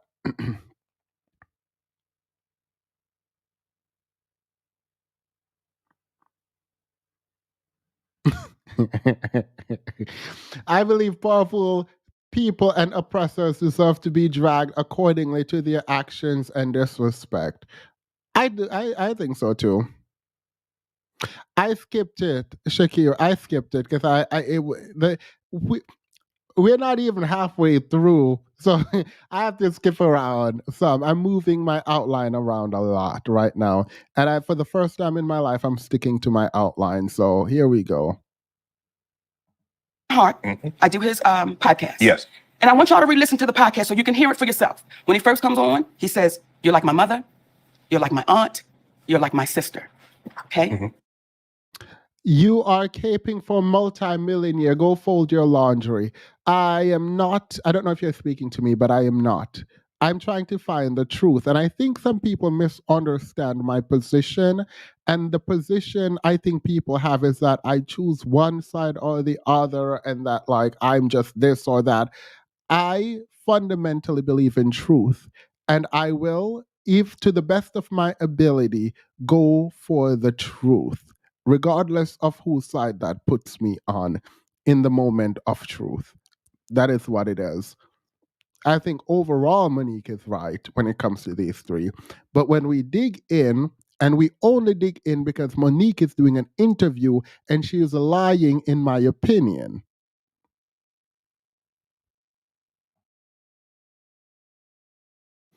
Lying is a strong word. Rephrase. She's at least misrepresenting. I don't think she's straight up lying. I don't think she intends to lie. Then we do the podcast. We speak about the Tyler Perry situation. Oprah Winfrey, he said, "I don't really know Oprah, but I'm going to reach out to Tyler." I appreciate that. Kevin kept his word. He reached out to Tyler Perry. Kevin Hart called me back about maybe a week or so later. He said, "Mo, I talked to Tyler." He said he don't want to revisit it. He said, "But I tell you what, let's move past that, Mo. Let's just move past that and let's just do great things." So whatever. That's what Kevin said. I want you to hear me, Kevin Hart. Let's move past that, Mo. Let's do some great things together. Don't even worry about it. Whatever y'all want to do, I will partner with you. I'll executive produce with you. You just let me know what you want to do. Now, let me say that before we go any further, because I want to make sure I give Kevin Hart his proper credit. When my family was up against the wall, Kevin Hart wrote us a check and said, "Here you go." We're forever grateful for that. When we were able to give it back, we said, "Brother, we appreciate you," with some interest on top, because I don't ever want nobody to think me and my husband. So I want to make sure I put that out there. That brother really helped us out when we needed to be helped out. Then when he came back with, "I got you," I didn't ask Kevin Hart to do anything. He said, "I'll executive produce. I'll partner with you." I said, "Good shit, Kevin," because we're in a deal with Endemol and we're trying to get our talk show back. Mo, whatever it is, I got you. Now, Kevin Hart is one of the biggest entertainers right now in the world, right? And was then. We got off the phone with Kevin Hart. We called Endemol immediately and said, Kevin Hart said, whatever we want to do, he got us. He's going to partner executive use. They was like, "Oh, this is incredible," because when you put Kevin Hart's name on it, you already know what it is. Correct. 2 weeks go by. We get a call from Endemol. Endemol says, "We just got a call from Kevin Hart's manager, Dave Becky." And Dave Becky said, "Kevin doesn't want anything to do with Monique. So whatever she told y'all, he doesn't want to do anything with her, nothing. You know, he doesn't want any kind of relationship with Monique." So what changed between the 2 weeks and when, and plus he gave you a check, you gave the money back, then said he would partner with you, executive produce, whatever you need, Mo, hey, we got you. So what transpired, or what do you think transpired between then, that 2 week period? Well, soon as we got off the phone and they told us what Kevin's manager, David Becky, said, I called Kevin Hart immediately. I said, "Hey, baby, we just got off the phone with Endemol," and they said Dave Becky called them up and said, "You don't want anything to do with me." He said, "Mo, that's a miscommunication. I can tell you right now." I said, "Wait a minute. Are you okay with this white man calling them up? Getting in between our relationship after something you said?" He said, "Mo, that's a miscommunication and we're going to talk Tuesday. Don't worry about it. I'm telling you right now, it's a miscommunication." That was 2 years ago. If you talk to him, I talk to him. I've never talked back to Kevin Hart again. So that's what we're faced with. When you allow somebody to come in between a relationship with a woman that you said, "I'm like your mother. You said I'm like these things. I didn't ask you for that." So everything that baby was saying sitting here, everything he was saying was only up and up, because when you hear people say, "Get the anger out your heart," oh man, no one's saying he's lying. No one ever said I was lying. It's so easy to discount and devalue because of what we look like. Right. However, when it comes to Tyler Perry, I will not allow you to. All right. I think Kevin Hart is wrong. I think Kevin Hart is dead wrong for this. And it was in the Discord that I think Tyler Perry, you knew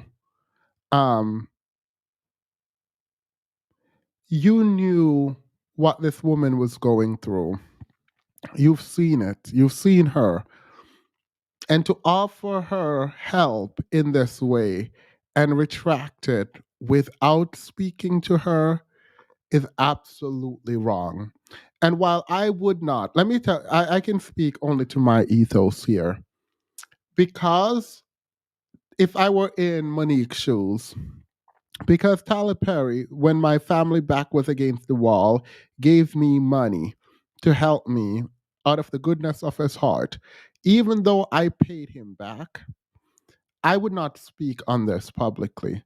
What he did, I would have just ate and took that L. I would have taken that L. However, he's dead wrong. A settlement is not a win. Netflix settled with Monique mostly for the PR optics. That was not a lawsuit Monique could win. That was not. I don't want. This is not legal advice, but for gender bias. Anyway, we'll get to the Netflix thing, because I'm glad Netflix settled, and I do fundamentally want Monique to be paid. I think Monique has done too much good work for her to be struggling, and that's not right. That's not right. The fact that Kevin Hart had to give her money is wild too. The fact that her husband couldn't go out and get a job. Anyway, separately, whatever. I'm gonna leave her husband alone, because that destroy patriarchy, because it's not good for anyone. Everyone should do everything. I wish Monique would see it that way instead of saying her husband is her leader. Because, like, why would you say that? Like, you don't have to lean into patriarchy. You can lean out. It's not working for you, obviously. So the fact that Kevin Hart would give her his word and then not speak to her, at least talk to her and say, hey, Monique, I can't help you. And I can't help you. And even if you don't have a reason, don't give a reason. If you have a reason, give a reason, and then go your way. Wait, someone said something.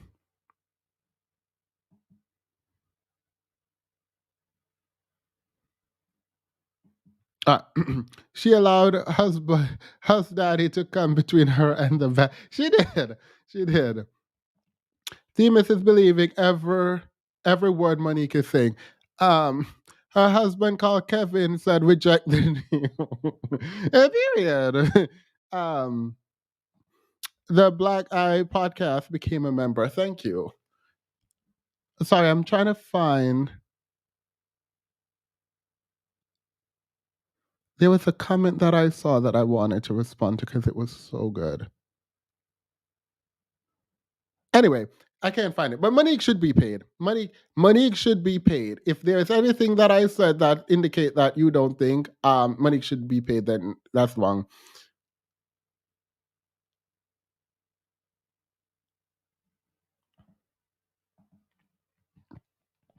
No, Themis, you are wrong with this. She explained why she refers to him that way as daddy. We're talking about refer to her husband as daddy, and it has nothing to do with patriarchy. It has everything to do with patriarchy. I heard her explain how she raised him. She looked to him as his daddy. She didn't have a daddy. She said he's the leader. He's the man of the house. He sits at the head of the table. That is patriarchy. That is patriarchy. I think it is high. Let me leave that alone. It is patriarchy. I promise you it's patriarchy. When your man has to be the leader of your household, even though he don't bring nothing to the table in terms of finances, that is wild to me, and that is patriarchy. Your man, by virtue of being the man, is not the leader of anything. Oh, back to Kevin Hart. Sorry. Yeah, I think Kevin Hart was wrong. You don't know what this woman could have done. You only added to her pain, and that is weird to me. That it is weird. And even if he meant well, because he did give her money, so some part of him wanted to help, it is some level of cowardice that I can't comprehend for you not to be able to go to the person you claim that you are going to help. You made a promise to, and for you to not explain to her why you could not keep a promise you made. And if any of these people said they were going to do something publicly and they didn't, that applies to them too. It is wild to me that you would see this woman being blackballed, for her to see her family struggling to the extent that you gave them money, to see that the industry rejected her, and for you to offer her help. And when it's time for you to follow through with it, you lie to her, talking about, oh, it was a miscommunication, and then ghosted her. That is sad. That is disgusting.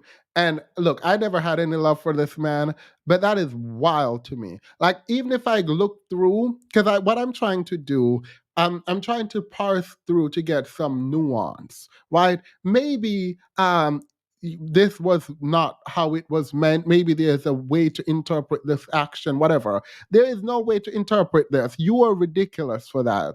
You don't go someone after you told them, oh, I'm going to make it right. And then you don't make it right. And then you don't talk to. Absolutely not. Ain't nobody got time for you, Kevin Hart. That is ridiculous. Unfortunately, it's true. Depends on what you look like. If she looked like Tatiana Ali or Sana Lathan, she would be more believed by many. I believe her. And that's the problem. I believe her, and there's conflicting thoughts. I do believe Monique.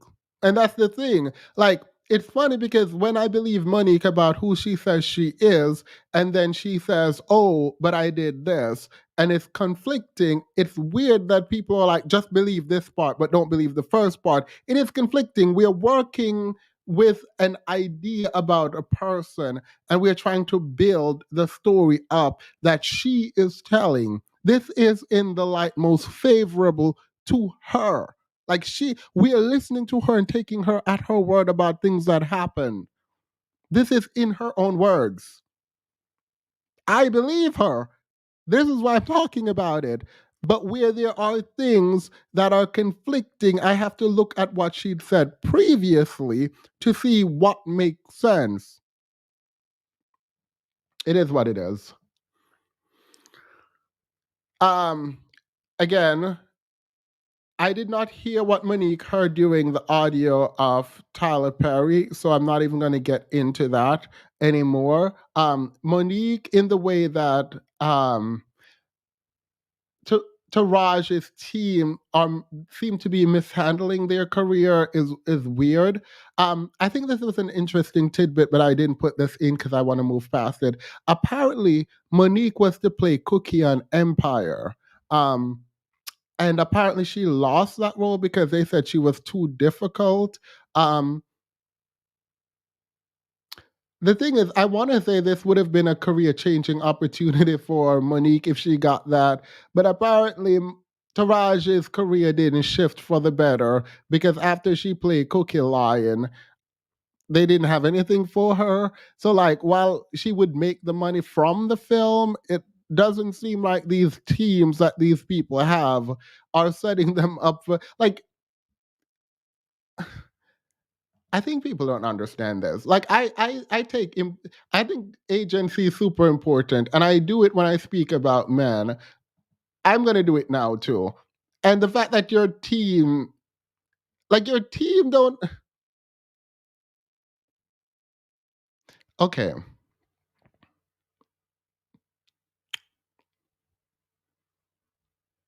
It is wild to me that people are upset that I'm focusing so much on their team and agency, while any other live stream, it would be fine. I'm not about to change my approach now.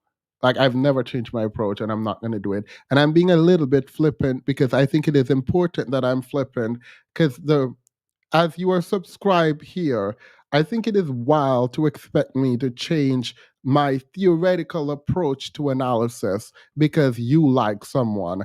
That has never happened here. And because we've always agreed about the thing does not mean my analysis is going to change to make us agree. If we've always agreed, that that's fine. This is not the first. We've disagreed many a times before, but I am not going to change how I approach my analysis because it makes you uncomfortable. Like, I'm not doing that. I'm so sorry. Like, I'm actually sorry, but I'm not doing that. Like, I'm not doing that for anyone. I am so sorry. So if you're uncomfortable, you can step away and come back later, but I'm not doing that. Oh, no. I'm fine. I promise. But my energy is low and I have a sore throat, I think. I haven't slept in a bit. So it's not there. Like, I'm fine with this. Like, I promise. Oh, you guys are sweet. No, I'm fine. Daddy is the reason she has no career at her age. And by the way, what's wrong with a little humility, right? Queen of Kenya, you've been a member. Thank you.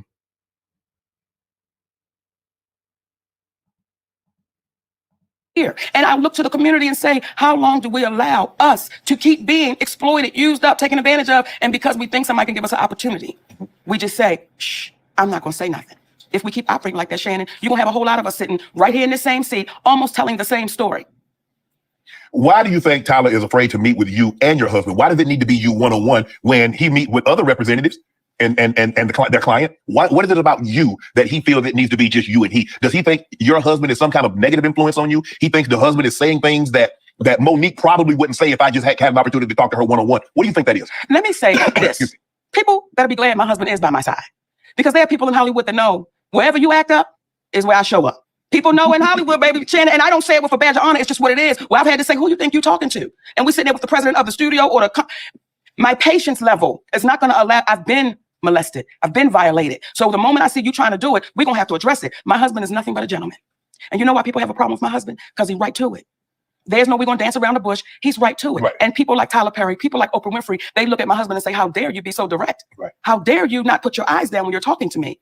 How dare you do that? My husband is also my manager. Why would he want to exclude my management? It's like, Tyler, you should want my husband to be there.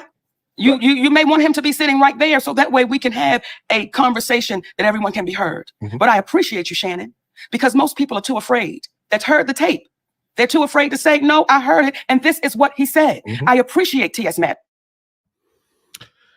I agree. Daddy is unprofessional. Stop blaming Monique's daddy. Taraji and Viola doesn't have a daddy. There is a bigger issue. Yes, there is a bigger issue around undervaluing and not appreciating Black art, but Black women's contribution in society generally, but in the entertainment industry. This is true. And her manager is bad. Taraji fired her entire team after she ended playing the character Cookie Lion.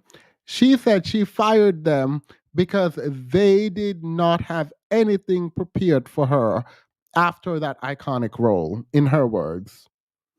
Can we sit here and say these teams aren't a mess? I don't know about Viola, right?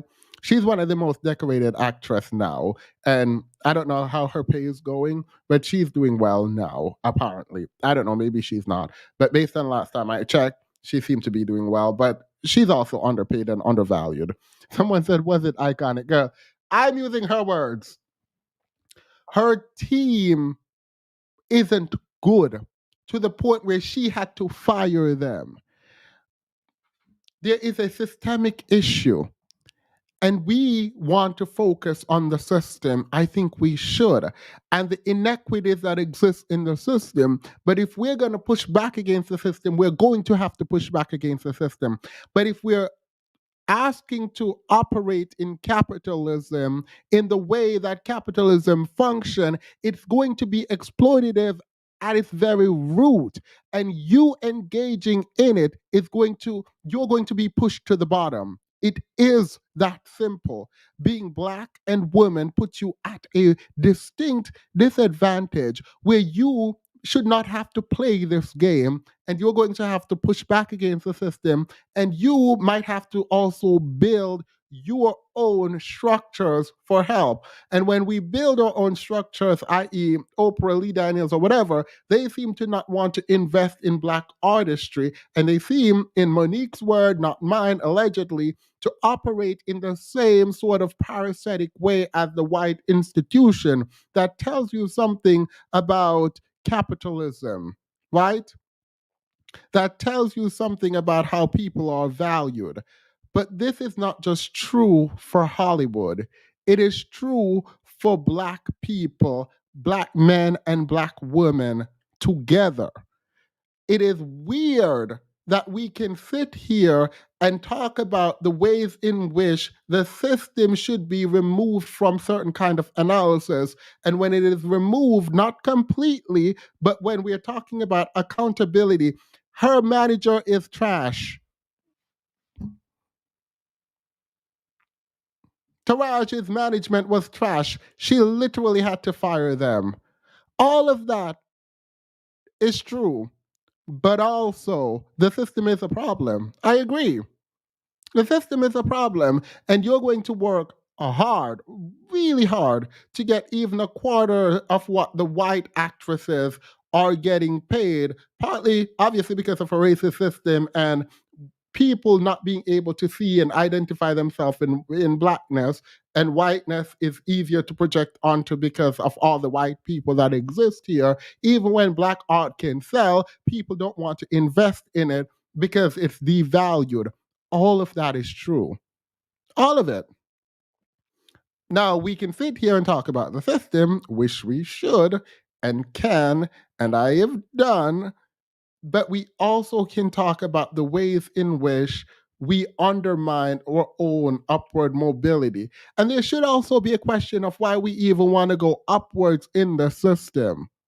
The analysis does not just stop when you say, don't focus on the fact that Monique and her husband seem to not know how to do business negotiation. And we see that very clearly in the call that they recorded with Tyler Perry.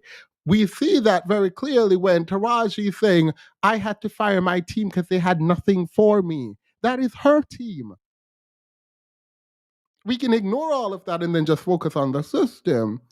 I think it is unfair to only want to focus on the system in these conversations where we completely ignore the system when we're talking about Black men. Please click that and repost it everywhere.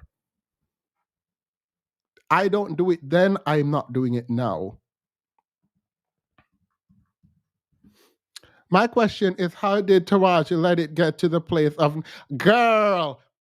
And this is where this is exactly what I said in the Discord today.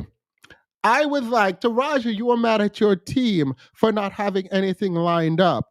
That is fine, but like, was your team just magically appearing after the show ended? So there weren't conversations happening leading up to the show ending? Like you were waiting for the show to end to start your new project? Like, where were you in directing your team at this point? And I don't fully blame Taraji, by the way, and I can't fully blame Taraji because, again, the system and the inequities are real. We did not build a system. We're in these people's system begging for crumbs. If you want to put it the most direct way, there it is. You're welcome. We're in someone else's system begging for crumbs, begging to be at the head of the table. That's not going to happen. It's not going to happen. Until we build our own system, we're begging. Okay, now that that's out of the way, let's continue. My question is, how did it get to the place of not having anything lined up? Was she asking them what's next, right?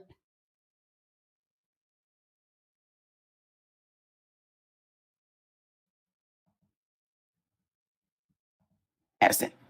Because T.S. Madison was the first one to say, no, I heard what he said. Mm-hmm. So when folks were trying to jump on her, she not down for the Black woman. Listen, baby, y'all don't even understand the fights that sister be having when ain't nobody watching for the Black woman. Right. So I appreciate you looking in that camera. Right.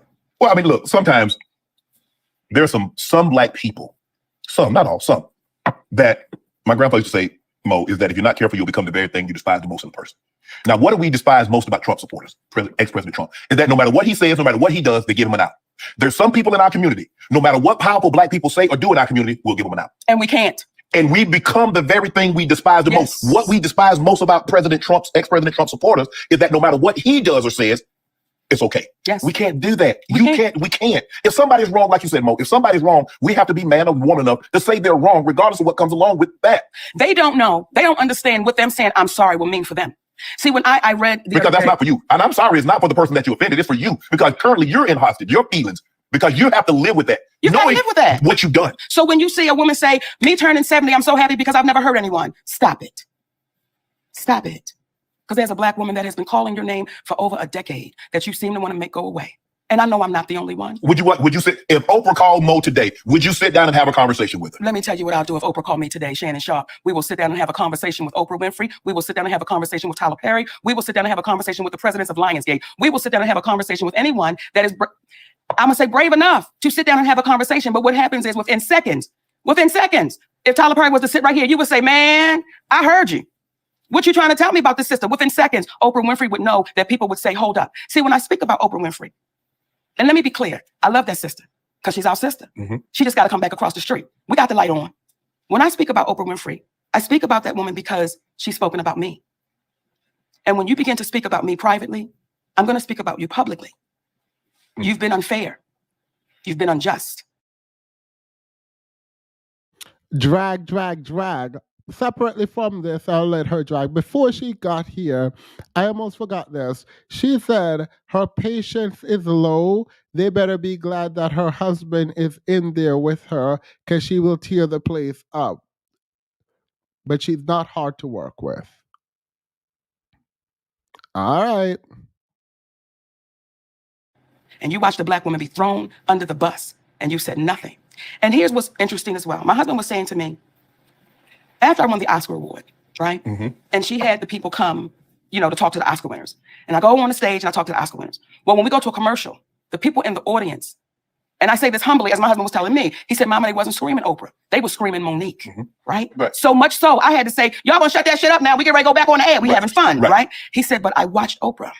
He said, I watched her almost turn in her seat like they screaming her name. Now, some people would say, oh, Monique, you're reaching. Well, let me tell you what then happened. Your husband is in a room with you and Oprah doing some kind of televised something. Look, I was here for the drag of Oprah, right? That's fine. Your husband told you that after they cut to commercial or whatever they were doing, people were screaming your name and not Oprah while you were the one on stage. So obviously they're screaming your name. Okay, whatever. And he's telling you that Oprah body position was shifting and she seemed jealous because of her body position.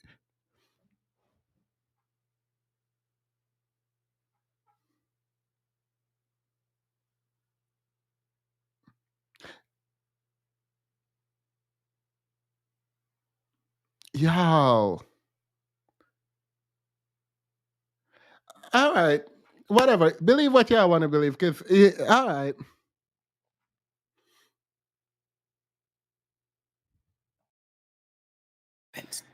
The movie The Butler, mm-hmm. that movie was offered to me. Lee Daniels came out and said, I did offer Monique The Butler. But as he said to me, he said, Mo, at the time I didn't have no power and I didn't have no money. So when Oprah said she wanted it, so who played the lead role in The Butler? Oprah Winfrey. Girl, interview Lee Daniels next. Interview Lee. I need to see an interview because I need to hear how this went. So Lee Daniels wanted to give Monique the lead in one of his show, but Oprah was the one with the power and money to finance it, so Oprah got it.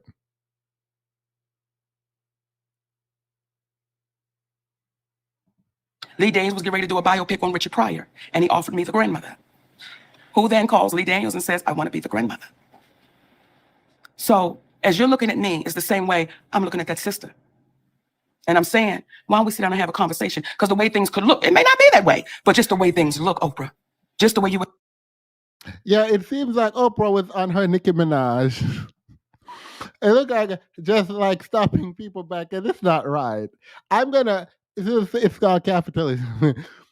This is wrong, and this is messy. And I'm assuming Monique is telling the truth. I'm not sure how she got this information. Oprah owes Mo nothing. I think this is wrong. If you're intentionally just trying to stop someone bag like this is wrong.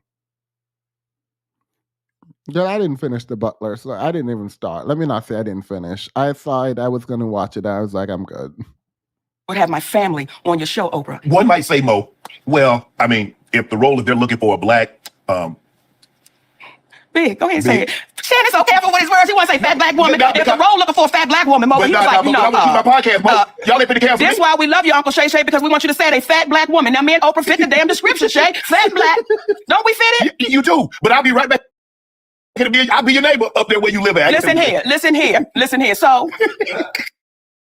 Okay, in the interest of time, I'm going to skip this part. I thought it was funny. I actually do find Monique to be very funny when she's like actually like talking and chilling. I'm not into her stand-up special. Actually, let's get into it. Let's just jump to DL Hughley, because this is where I wanted to wait, and maybe this is what, not maybe, I think a lot of this portion shapes my view of kind of how I see Monique, right? She made some very wild claims about DL Hughley here, and I find it weird, right? Now, DL was wrong coming out and going after her weight, because like, girl, what? So that's I have an issue with DL's response. I have an issue with Monique, quote unquote, misspeaking, because she then comes out and said she misspoke. But let's hear this story. Because this is why I don't like people like, oh, she just told the truth. No, when I heard this right here is when I stopped just like believing everything Monique is saying. And it's not just like believing. I stopped looking at everything as if they're just completely true. And then I start looking at what was said and if it is contradictory. That's what happened. This right here is when my eyes open. I was like, okay, maybe I'm wrong about all of this being true and Monique being completely true. So here's what she said about DL. Family is sacred. It's supposed to be. And we don't cross the line with family. Mm-hmm.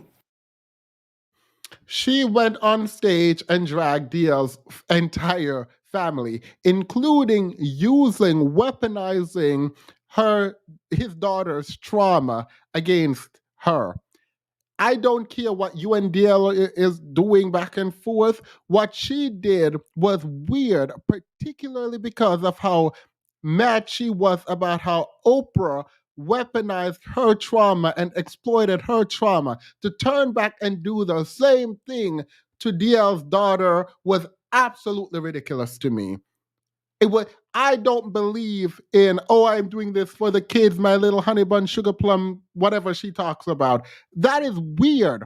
If you are that principled about protecting family and protecting other women or whatever it is that you believe, you would not put that little girl out there like that. Not only, and she's like, someone was like, but DL spoke about how he didn't believe and blah, blah, blah.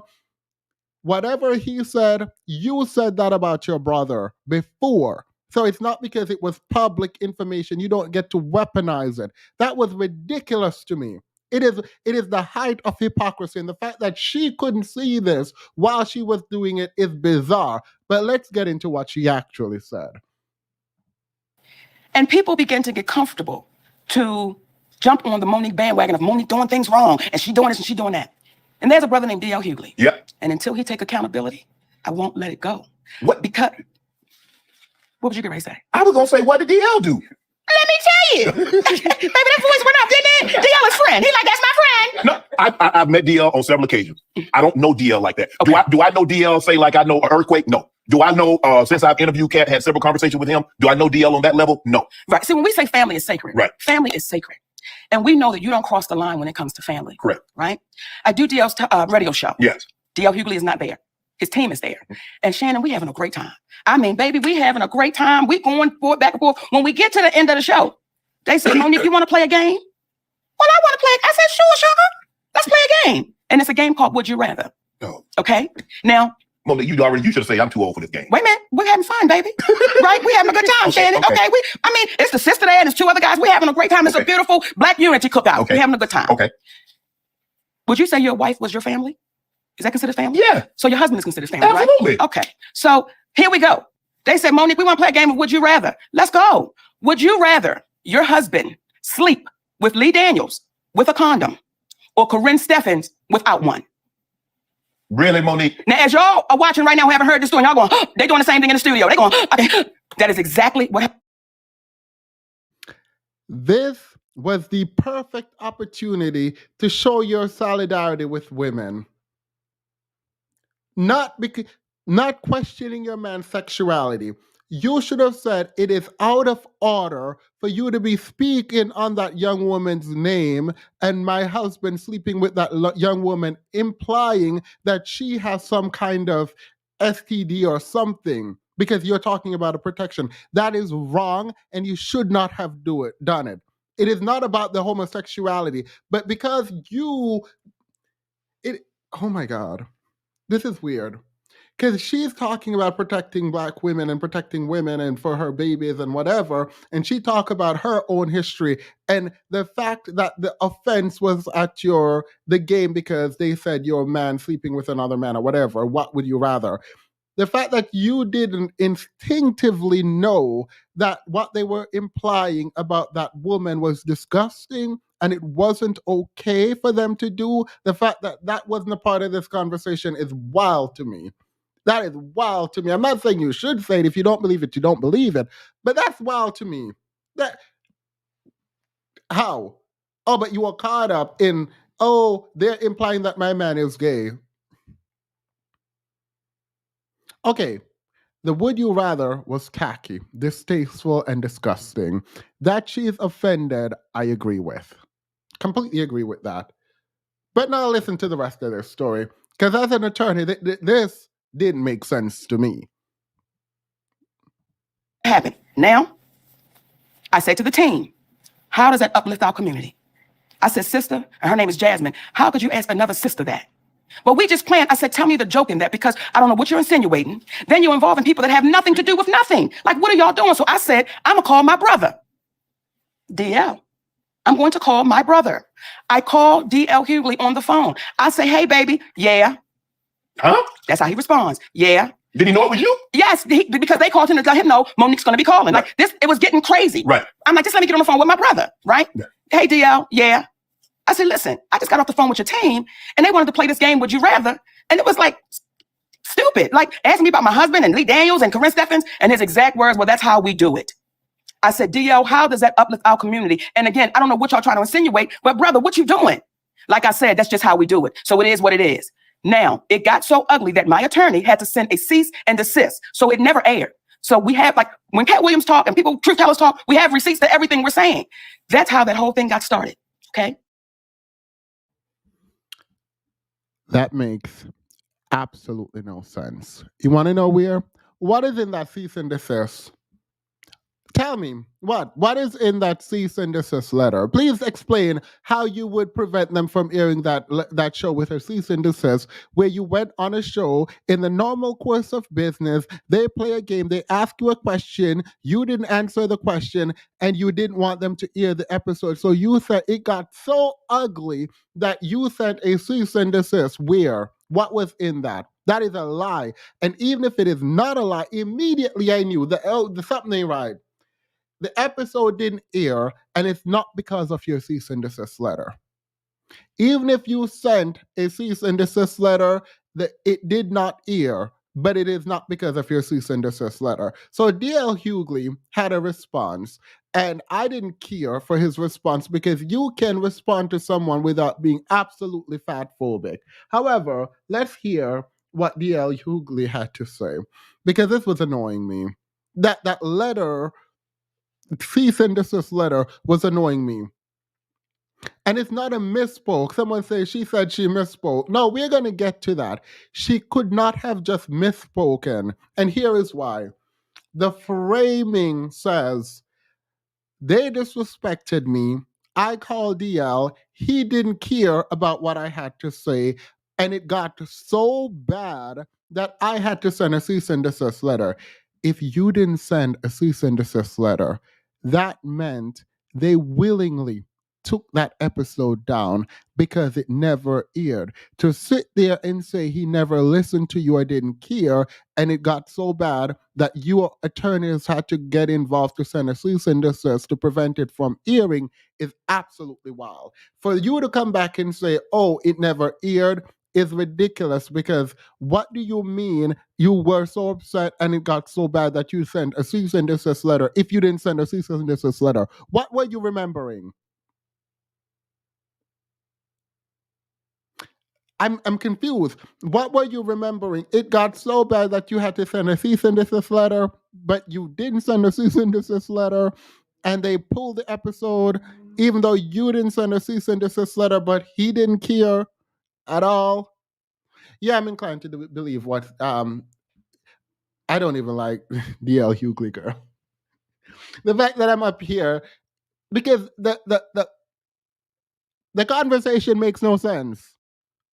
It makes no sense. So like I'm here in the seat of defending or backing up DL.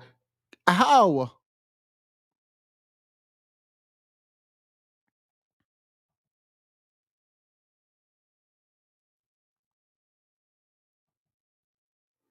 Someone said the term reframing in mental health is needed here. Look, I don't mind. Like, we can explain all of this and how she remembers and all of that. But if I give that grace here, I have to extend it all the way. Shay Shay is getting messier and messier. It's almost like Wendy Williams didn't go anywhere. She just got a weight set. And so Monique was on. Every time I see Monique these days, she's on doing some greasy video with her and her daddy complaining about something or working out. I don't know nobody that work out that much and gain weight unless every crunch you do has got Captain in front of it. But apparently she goes on Club Shay Shay and tells the story about how she came on my radio show and I wasn't there at the time. And my co-host Jasmine Sanders played a game that we played all the time with everybody called Would You Rather. She apparently was so offended by that she says she got off. She called me. Monique did, and she said I was very dismissive, like, Monique's a liar. When Monique did call me, I heard her complaints. I listened to her and I pulled the segment. So if I had been as dismissive as she alleges I was, that segment would have aired. It didn't because I respected her wishes. She's a liar. Well, Club Shay Shay is getting messier and messier.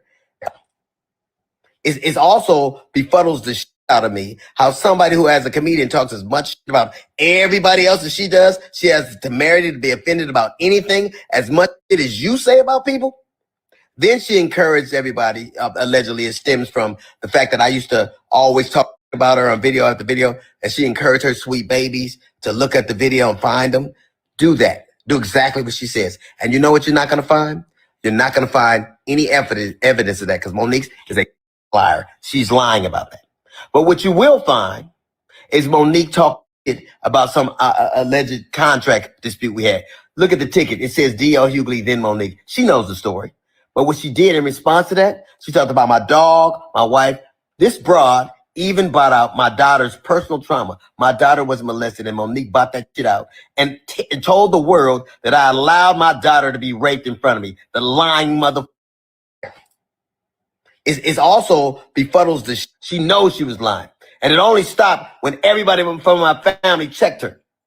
It's interesting. You know what else you won't see Monique doing? You won't ever see her with her family, videos with her children or grandchildren, because nobody with me. How do you have sweet babies when your own babies don't with you?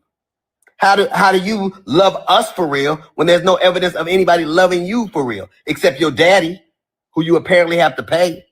And FYI, daughters are paid for by daddies, not daddies who get paid by their daughters. You know what else you won't see Monique doing? Telling jokes. Monique, if she just spent as much time actually writing jokes and writing her Netflix special as she did complaining about not having one, it wouldn't have been trash. It got the worst reviews of any Netflix special in history because that's what Monique does and warm to people. All right. I won't let it finish because I don't agree with the way that he spoke about her. I also find that her Netflix special didn't do well and it wasn't received well. to be sort of interesting, but that she lied. Well, let me play what she said happened. Here you go. I'm just gonna skip to the part where she said it, but we can watch the entire thing, I guess. I love you, brother. And I don't know if you didn't hear that part, but we really do. We love you, brother. And if ever you get courageous enough to want to have a conversation, we're always open to it, because doing that, it shows how our community can get better. When you're wrong, as we have said to you, hey, brother, we apologize on that one. Yeah, incorrect on the cease and desist. And I want to add one more thing. When you spoke in reference to your daughter being a reason why Monique stopped speaking about it, what you don't even understand, out of love for you, see, you can have a problem with your brother, but you're not going to take it out on the kids. And tell me this is not gaslighting. What do you mean? It's not because the family checked Monique. It's Monique's love for him that made Monique stop talking about his child, because she loved the kids for real. She spoke about the child. She kept speaking about this child. And then after, I don't care. I actually do not care why she stopped talking about the child. You were talking about the child. Where was that love while you were talking about this child? And also, let's get back to, we misspoke about the cease and desist. We never sent it. Your whole story is predicated on the fact that it got so bad that y'all had to send a cease and desist. How did you reframe this entire story in your head?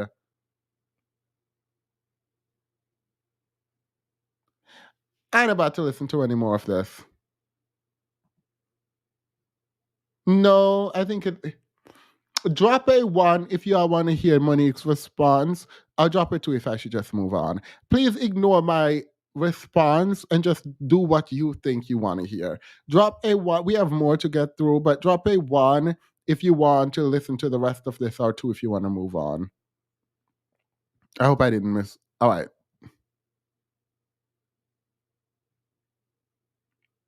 Oh, wake up. No, you're fine. You don't have to stay. I forgot to tell you that I thought this was going to be a longer video. All right, we'll watch some of it, and I'm going to do this one. And then we can move on after a while. And I need to grab my phone anyways. Let's have this conversation, please.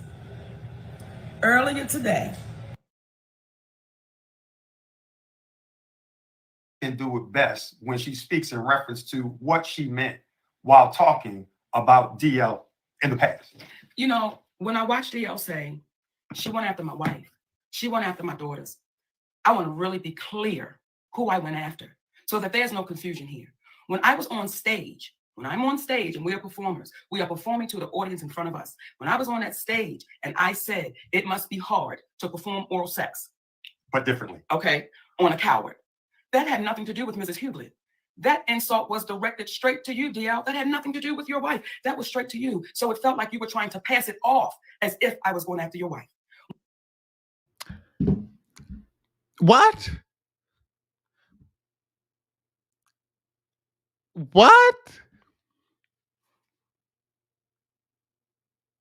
So you weren't going after her wife. You were just going after him through the wife.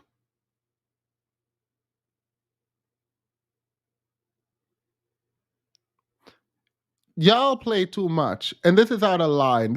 By the way, this is where my opinion on Monique shifted completely. I'm not saying she's wrong, because she's not fully wrong, but with the DL situation, she's mad. Why is that? Are you talking about her man? When it comes to your daughter, to the baby that you did a post about, you did an interview about, I didn't do that interview. I simply reposted what you said. So when you say, Monique, you went after my daughter, that's untrue, DL. I posted what you said. And then when you said when you were really going for it with your shades on, and you said, Monique said, I stood by. You were in a stand-up special or stand-up thing where he was late, and you literally spoke about that man's daughter, that man's dog, that man's family. I am not saying you need to protect him. I don't care. But to sit up here and said you just quote unquote reposted a video of what he said is wild. It's wild to me. And then said the reason you stopped going after the daughter is because of love for the daughter is wild to me, Monique. This is you walk around, and this is my issue. You can't be running around here telling everyone to take accountability when you don't even know how to do it. You literally don't know how to take accountability. What you should have done was apologize. That's what you should have done. Since you've asked everyone for an apology, you should have apologized. Not to DL, because girl, who cares? To the daughter and the wife that you disrespected. Talking about, oh, I wasn't going after the daughter. I made it clear after the special that when I talked about her doing this to you, I was talking about you, not her, even though I talked about her. What are you talking about? What are you talking about? This is the fake foolishness that I don't like. This is foolishness. This is straight up foolishness. Girl, like if you're mad, you're mad. I don't care. Y'all will no. And watch my daughter be raped. DL Hughley, that's your conscience talking to you, brother. I never said that. I never said that. And I want to be a little clear about something else. Never would I try to do anything to harm any of your babies, because we got babies too. So never would I try to do anything to harm. Including her in a stand-up special, talking about her mother, reposting that video. Yeah, I think that was harmful to them, Monique. I'm sorry. I think that was harmful to them. I don't like hypocrisy. I do not like it. I do not like it. By the way, for anyone who was curious about why it is that my empathy level might have not been where you want it to be, it is there and it's fully alert. And I have empathy for what she went through. I think it was wrong. But the fact that she's sitting up here and cannot apologize for her wrongdoing, and I don't care about a DL Hughley. I care about the fact that you are sitting here talking about you are protecting the babies, you love the babies, this is for the babies, while you're dragging these kids, our people, who did nothing to you, these women. That's weird. That is weird and wild to me.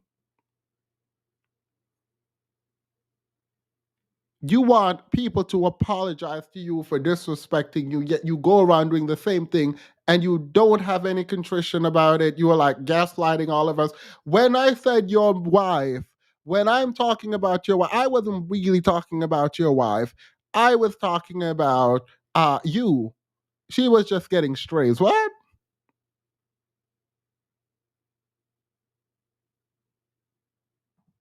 Your children. However, what I was saying to your daughter and to the other daughters out there, I know what it's like for your daddy to know you've been touched and he not protect you, because my daddy did the same thing. That's what that whole point was. But Okay, I won't do it. That was too easy. But imagine if that's what Oprah said to you about why she interviewed your family, because she can relate to you. That is bizarre. The fact you did that to attack him.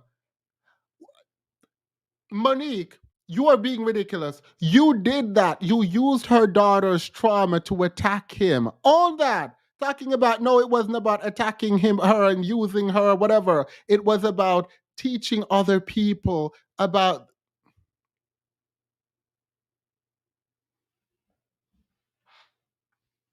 I don't want no one at me. No one at me. I don't care. If you're mad, just stay mad. I don't care. If you're mad, stay mad. I don't care. This is ridiculous. This is ridiculous. I was showing why I would call you a coward, brother. I don't think it's brave that you didn't protect your baby.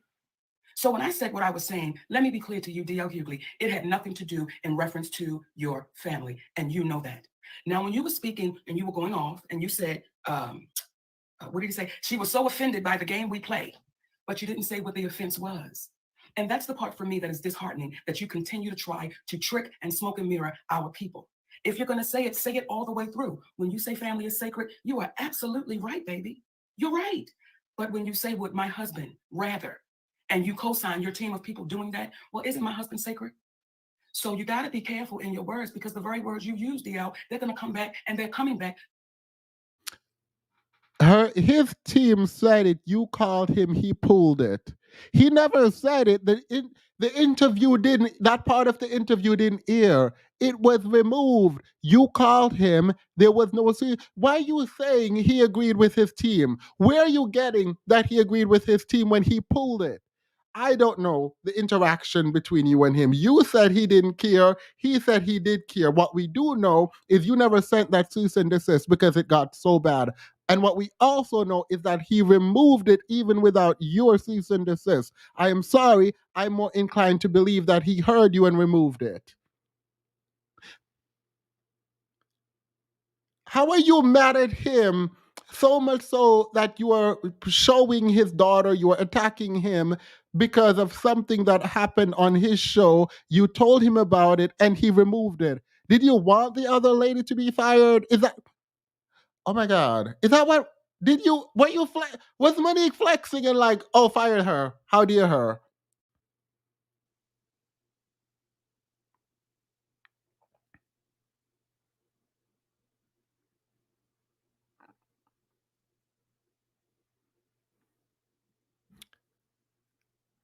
I don't know what y'all are doing in the comments.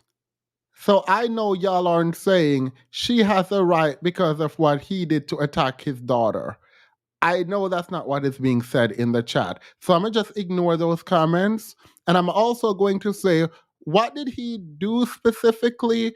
Because you called him, told him that it was disrespectful what happened. He removed the segment. What else? Why are you still mad at him? I'm confused. Monique, why are you still mad at him? Oh, Themis, they sure are. I'm just going to live in my delusional land where there aren't women in the chat saying that Monique has a right, when she's upset with DL Hughley, to drag his daughter's trauma into it as an attack on him. I'm just going to assume the chat isn't saying that, and I'll go back to live in my delusional world where women in the chat aren't actually saying that, because that don't make no sense to me. He went to hell and she went lower. That don't make sense to me. Because I don't know where he went to hell, because she said she called him about an episode where his team members, he wasn't there, said something off the wall and he removed it from airing, and she still goes after him.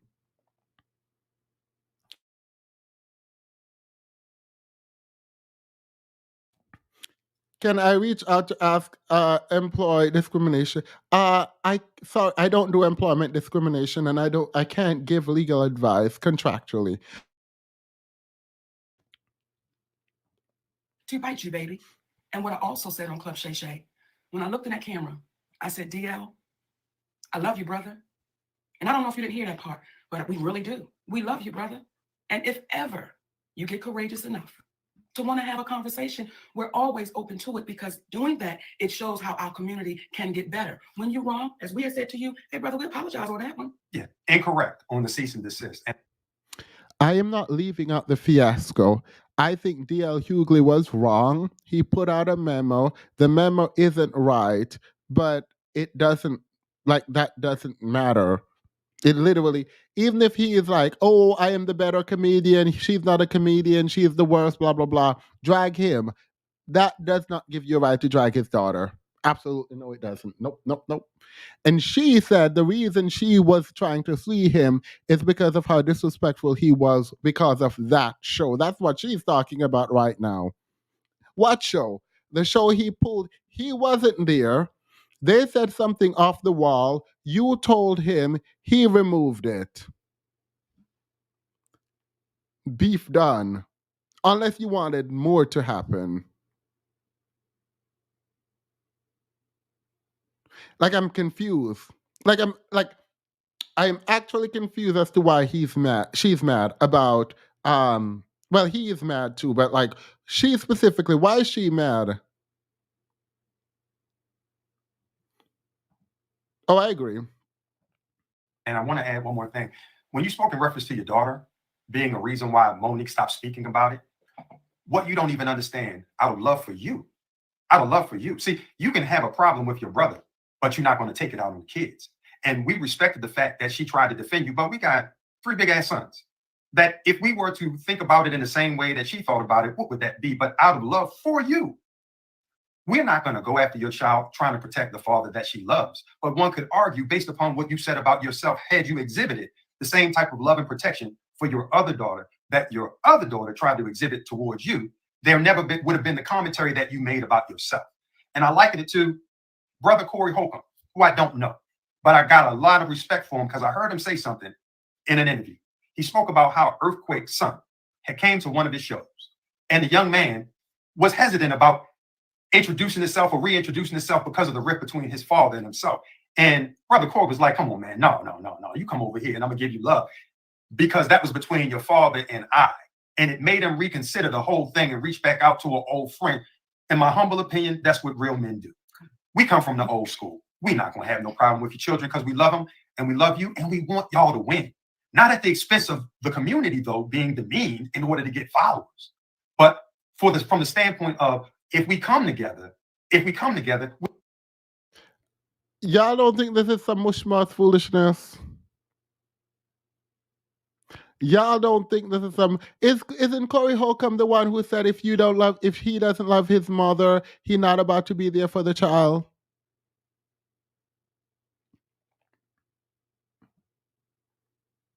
Ain't nobody got time for that. Let's move on. Let's just move on. Let's not have a commentary. Let's get to Tiffany Haddish, because I do need to get to this before we go. I'm sorry. I feel like y'all are feeling my energy. The exhaustion probably isn't because you guys are tired or exhausted. It's probably my energy. I'm actually really tired.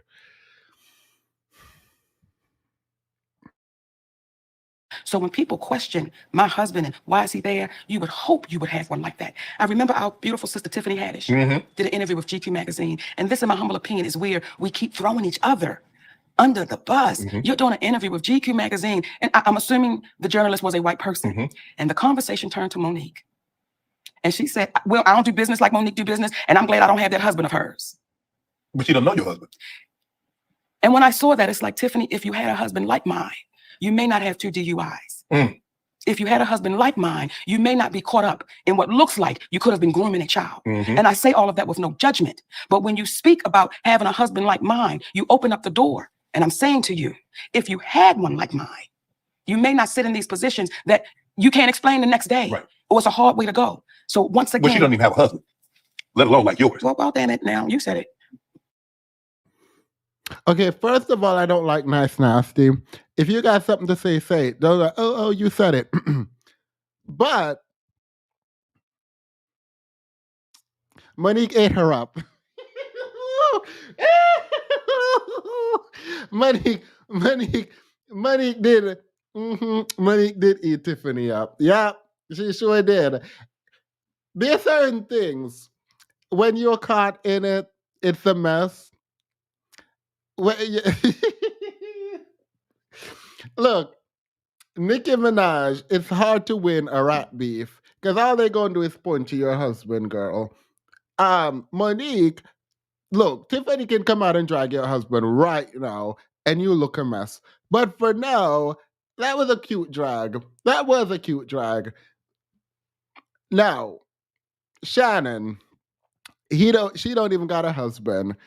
A husband is not a prize. And like, I'm trying to reconcile the fact that I think this is a cute drag. It was a good drag, and Shannon is messy.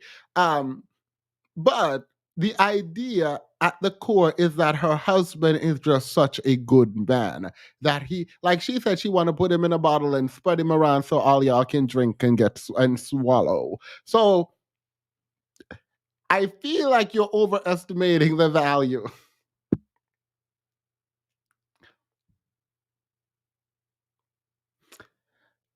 It's weird when we lean so hard into patriarchy in this way, to the extent that the kind of man doesn't even matter, right? Where we believe that women are at their best when a man is telling them what to do and how to be. I think that is really, really strange. It is off-putting. It is demeaning to women. But it leans into a very specific part of patriarchy. I'm talking about, this sounds like repetition, ignoring the provider bit, right? Like, I don't believe in any meaningful way that people, successful women, are looking at Monique and saying, I want her man, or I want a man like hers. I'm going to leave it there because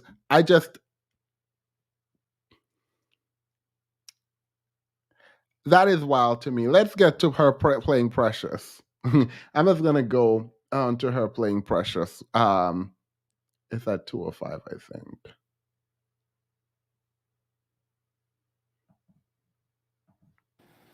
Wow. This is what I want to get to. I want you to get to it. A lot of this happened with the movie Precious. That's the movie that made Monique a star among stars. She shined the brightest because you played that role. Nobody else could have did that role justice, Mo. Thank you, baby. Nobody. You played it. And I remember walking out the movie and I called my sister. I said, she's going to win the Academy Award for that role. I said, it's almost like she was born to play that role. To say you were born to play the role that Monique played in Precious is wild.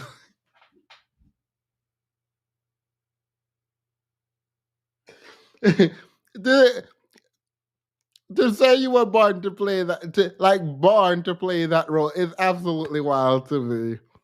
I feel like, anywho, this is a woman who, anyway, whatever. It's fine. It was a good movie. She did what needed to be done. I believed her. So yeah.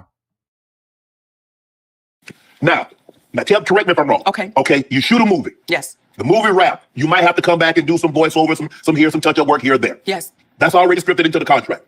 Now, the promotion aspect of the contract. What were you contracted to do? Because that seems to be where the conflict seems to come in. Yes. Because you like, okay, well, so tell the people that's going to watch this and listen to this, what was Monique contractually obligated to do as far as the promotional aspect of Precious? Don't be mad at me. He really did. So Shannon Sharpe reminds me of Hafiz. And the thing I liked about Hafiz is what he reminds me of. I like hard work in very specific ways, right? And it sounds like Shannon Sharpe has worked his entire life to get over a speech impediment. This is not a drag, by the way. Please don't laugh. It is actually a compliment, I think. It is the list. Yeah.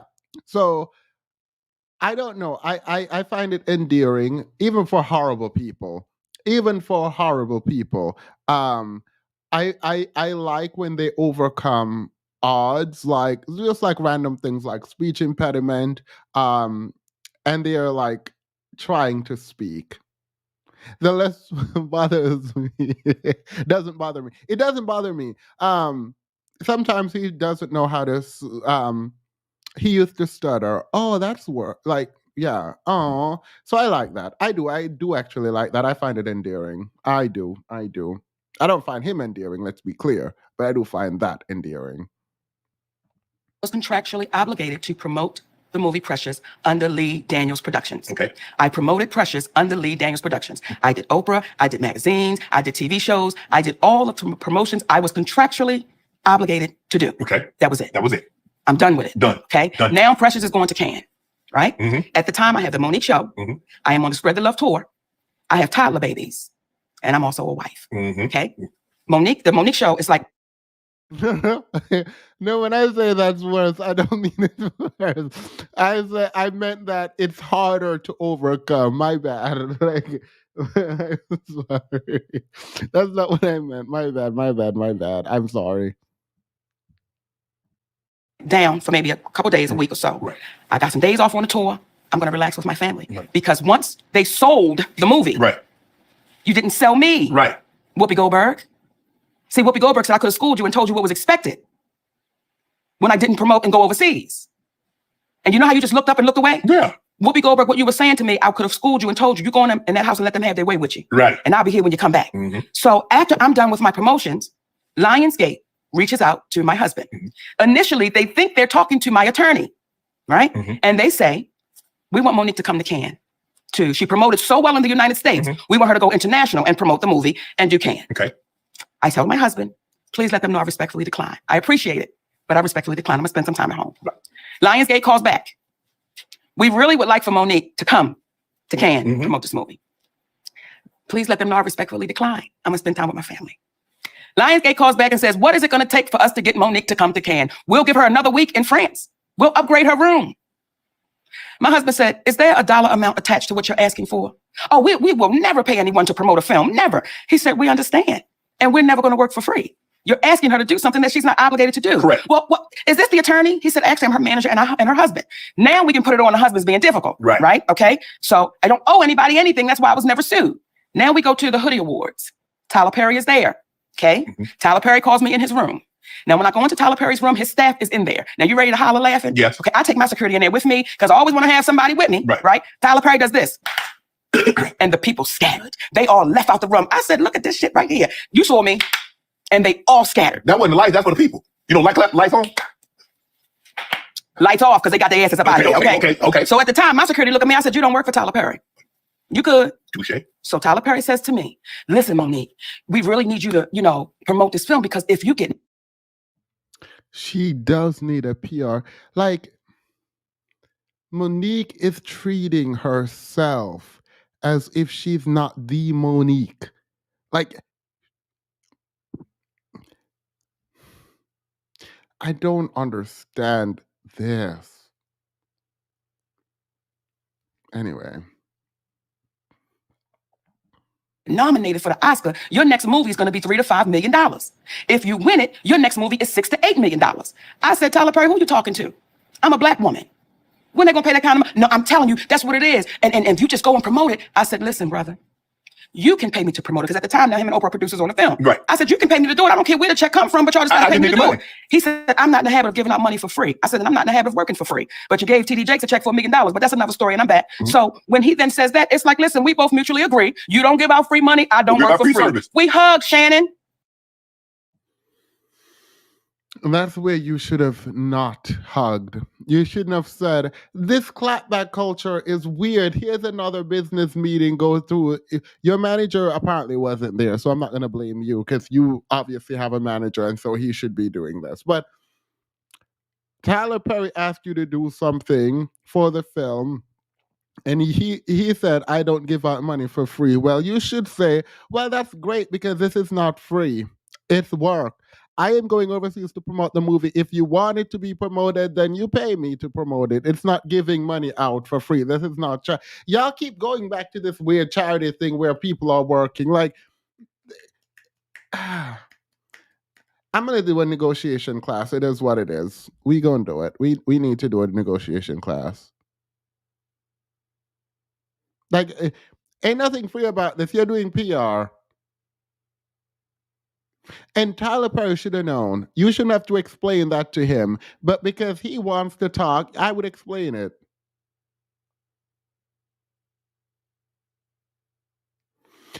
Yeah, I think we kind of suck at business, honestly. I think we do. I think we do suck at business. Because it don't make no sense to me.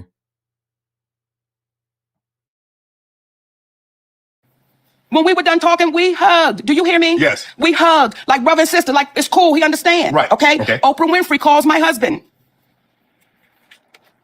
I want y'all to take your time because I'm getting ready to go. Yeah, that's your camera, right? Yeah, because the people at home, they sitting there like, Monique, what happened? Bitch, I'm going to take. She calls my husband. Okay. My husband explains to her what's going on. She says, there have been times I've had to draw the line in the sand. So my husband said, well, what is different between you and Monique? You've got to draw the line, and you're saying when you know they're asking you for too much. She said, you're absolutely right, and I understand your position. You're right in the position you're taking. So when you're looking at me saying, well, what happened? I'm telling you what happened. But, okay, she's saying that privately, but did she voice that publicly? Did you hear her say it? I did. Did you hear her say it? JT, did you hear her say it? No. Zach, did you hear her say it, Zach? Regina, did you hear her? Tommy? No one seemed to hear that publicly. She said that privately. Now, when she said that, see, everything we're saying to you, it can be proven. She had him on speakerphone. And that when she was talking to him, in that room was a man named Reggie Wells, who just passed. Look, if you don't understand how promoting the film helps the actor also, I don't know what to tell you. You don't have to do it. You weren't contractually obligated to do it. And again, the way you have showcased the communication, it's weird, but like they are wrong. And I know they're wrong. And so, like, you are righteous in this. I don't understand why you are attacking everyone else, which is, I don't understand that. But Tyler called you up to give you what you were quote unquote owed. And that just went down the drain. It just feels like there's a lot of like mishaps. I hope Oprah comes out and speaks on this. I hope Tyler Perry speaks on this. You and Lee Daniels made up, and I hope y'all can make up because I do think Monique deserves to be paid. I just don't like this million-man march that she thinks she's on because it doesn't feel authentic. It's not real, and I love that she's attempting to negotiate, but it's weird the way that she's attempting to do it because it just feels contradictory.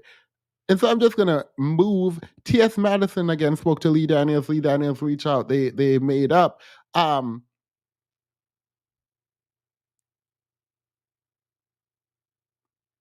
Should I do this?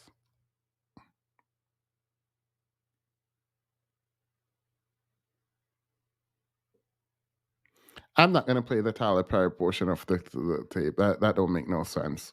Now. There is a portion of this where she's talking about her experience with another director. And I want to get into this, but I don't feel like I have the time. So I'm just going to skip to the Netflix special where she was vindicated.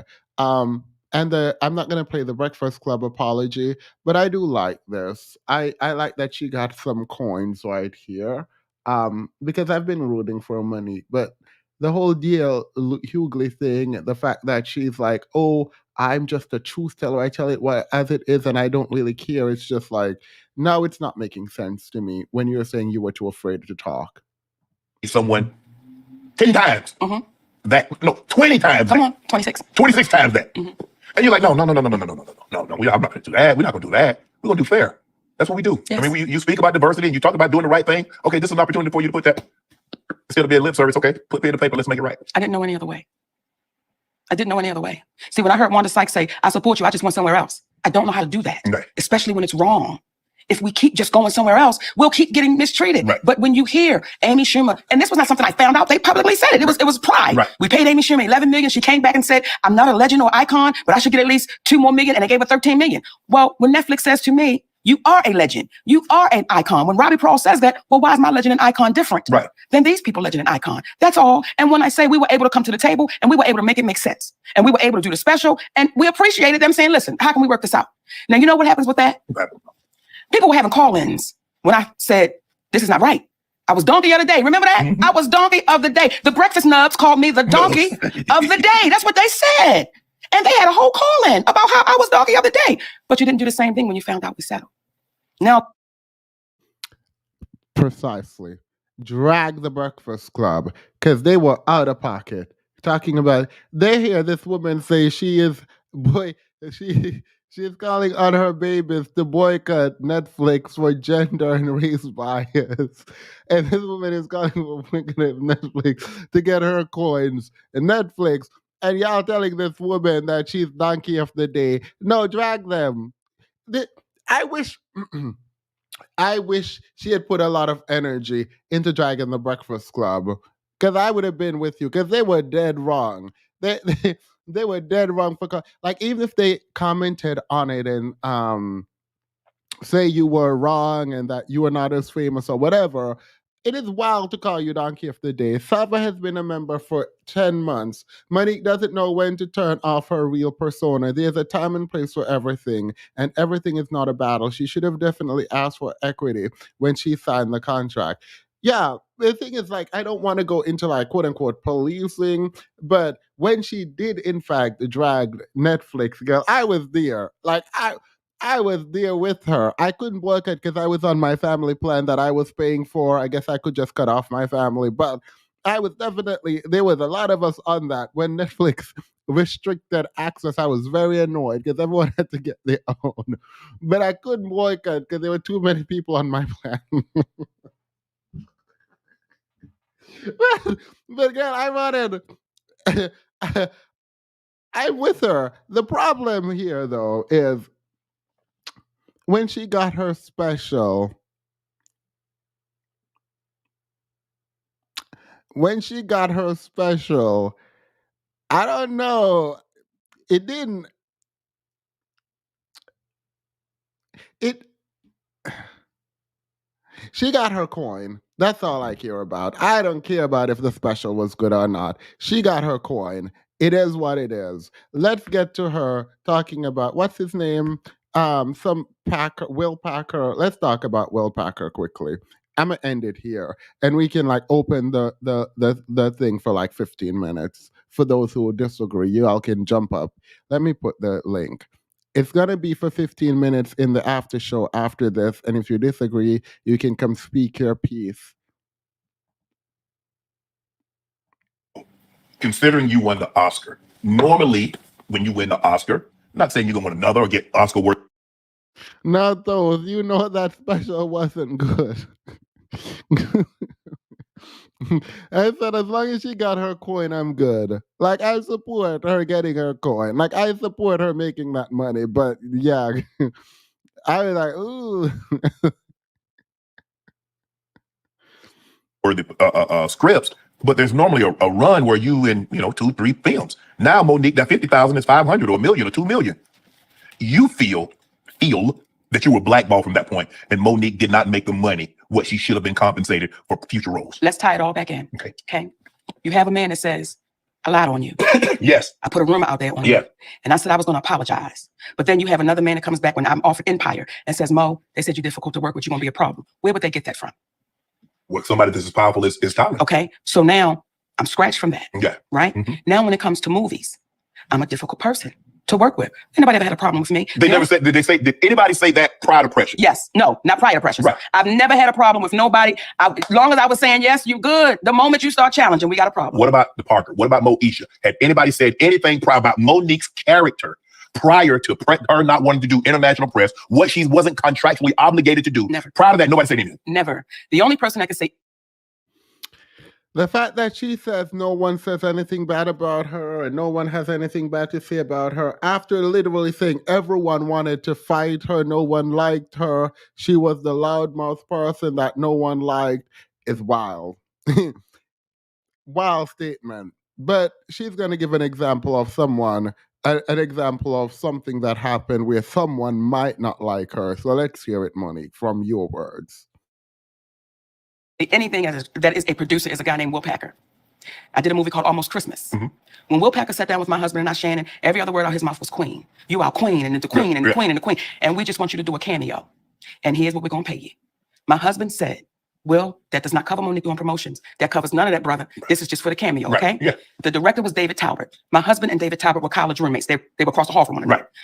In the script, I was that quick because it's a cameo. Right. Okay. Yeah. So 99% of the things you heard Aunt May say, it was Monique, it was me ad-libbing. Yeah. Okay. Because it's a cameo. Right. When we had a meeting with Will Packer says, if you do this for me, I'll give you a 3-picture deal and a sitcom. Now we have all of this in writing.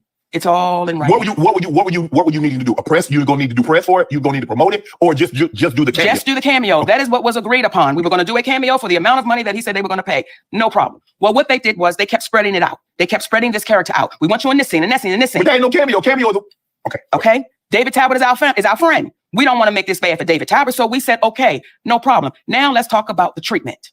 While we're on that set of Almost Christmas, there were a few things that was happening that I took issue with. Will Packer is a producer. He came on that set and tried to give us a direction while the director was standing right there. I said, Will Packer, I will not allow you to do that. You would never do that to Steven Spielberg. You would never do that to a white director. You as a producer going to just walk in and give a direction. So I will not take direction from you. If you have something you want to give to me, you give it to the director. And you have the director to give it to me. You are disrespectful to him. Now, I had a meeting in David Talbot's trailer. That is wild. That is wild to me. That is wild. The producer, the person financing the project, right, is wrong. Let's say he's wrong, right? He comes down, oversteps the director, the director of the film, because he is financing it. I don't know what he knows about anything. The director doesn't say anything, and he's giving instruction to the actor. And in front of them, I'm assuming Monique says, I am not listening to you. You have to go to the director who is right there, not saying anything. You have to go to the director to tell me what to do.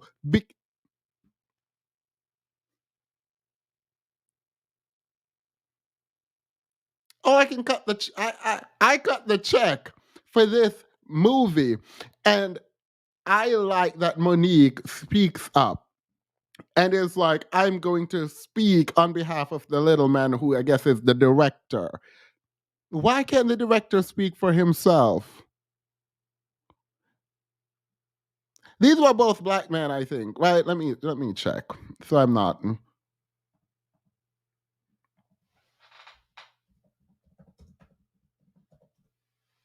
Yeah, I just wanted to make sure that the Will Packer that I'm talking about, the American film producer, is in fact black.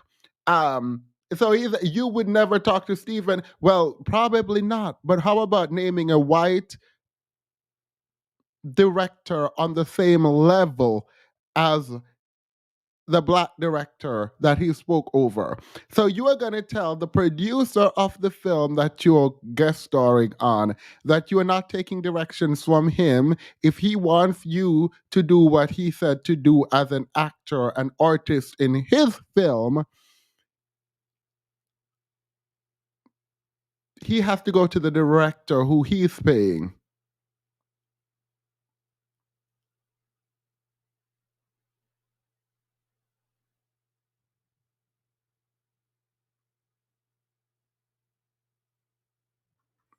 I'm sorry.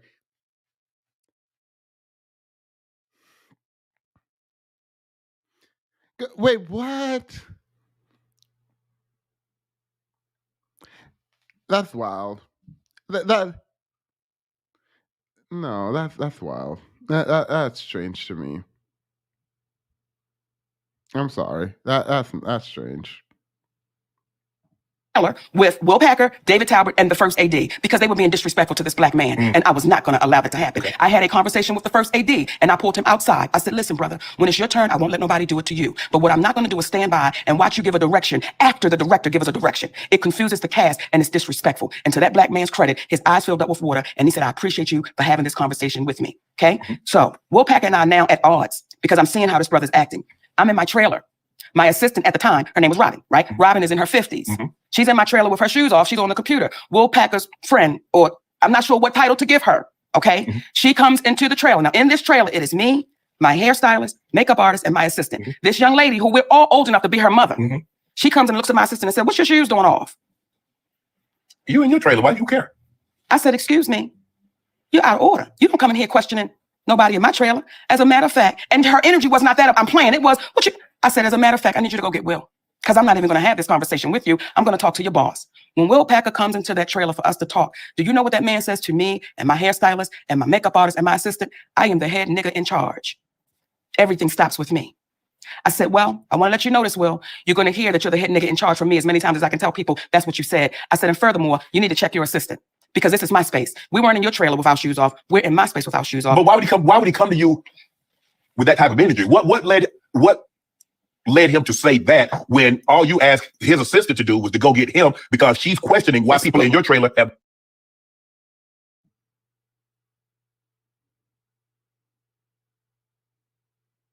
This is from Monique's perspective, by the way. This is how she's explaining this.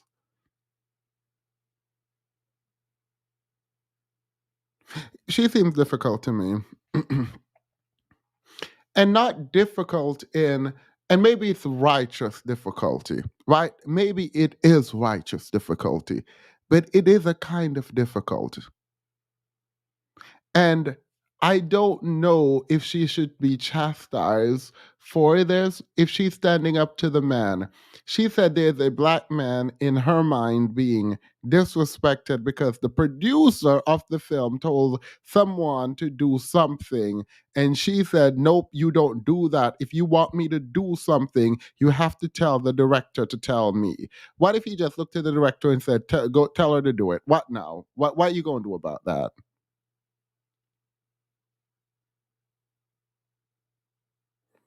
In this interview, I didn't play this part because I skipped it.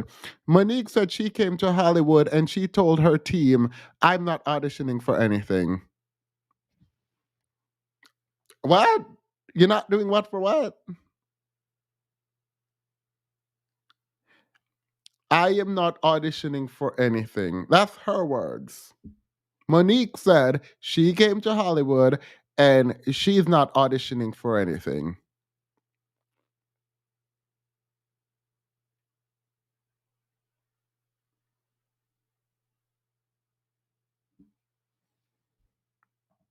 The truth. That's a good one, because what I said to him was, who do we need to talk to? This young lady can't be up in here like that. And that's when he became the head nigga in charge. And then I said, who are you the head nigga in charge of? We have Danny Glover on this set. We have a legend and an icon. Are you the head nigga in charge of him? Are you the head nigga? Here's the producer. All right, I'm done. Here's the link. Please, y'all come forth and explain all of this to me because I'm missing something. I am paying for this film. What do you mean?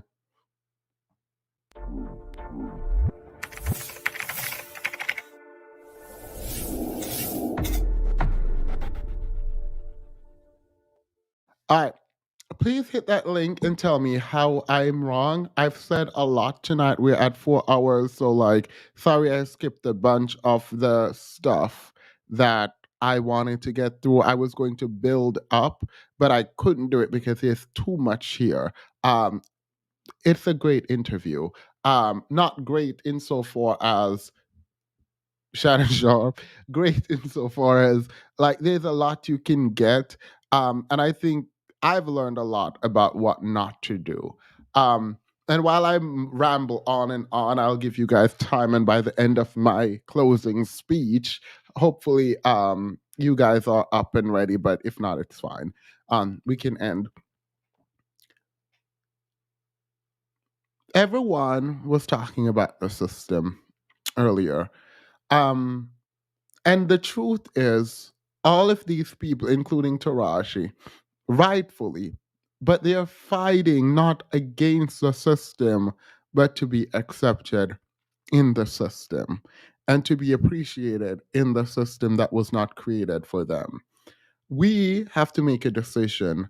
Are we wanting to be in the system?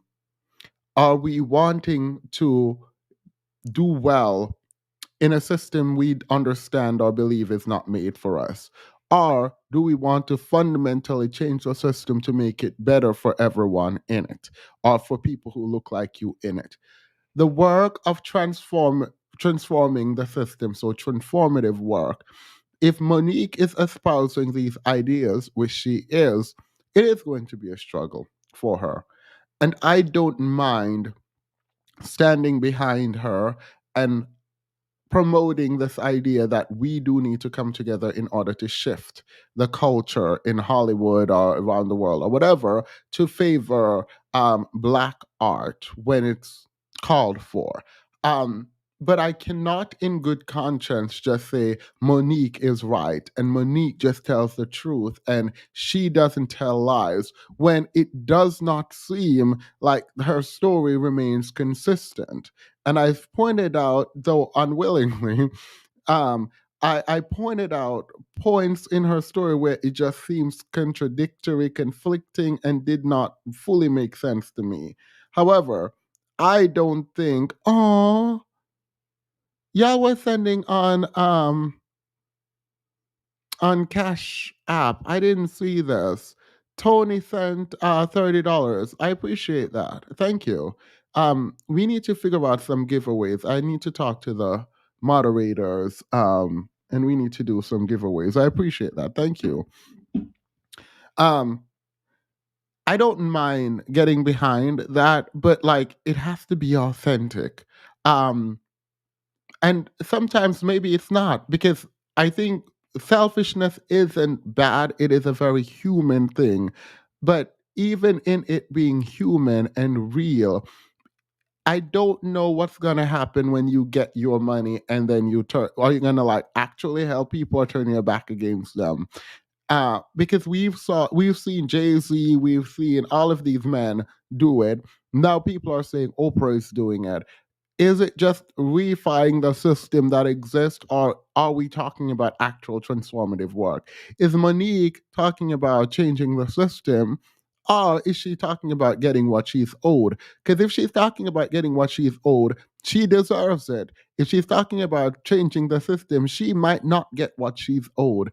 If she's going to change the system, she might not live to see the system change if she engages in that kind of labor. And I think that is important. I support Monique in her quest against Oprah specifically. I support Monique getting her bag. But what I don't support is where we pretend like there aren't inconsistencies that she can do no wrong. That part for me is a little off putting. So I will end it there. It's like when Trump tells people so and so come to me with tears in his eyes saying, "Sir," right, right, like, girl, this man probably was like, "Girl, you gonna get me fired." That man was probably scared out of his mind. And maybe Monique was right. Like, maybe the producer shouldn't even talk over the director. Maybe the producers is supposed to shell the money out and not be engaged. I don't know how the film industry run, but if the director is afraid of the producer, Monique, and you stand up on behalf of the person who is afraid, good on you. Good on you. Know there are consequences, but good on you. Monique doesn't know when. Oh, I read this. Tiggy says, question, was Monique out there protesting with her fellow Hollywood actors during the recent SAG protest, since she is doing all this for our community? You know what? I don't actually know. I don't know. I know I looked at her thing and I didn't see any post. Wait, let me see something. Net worth.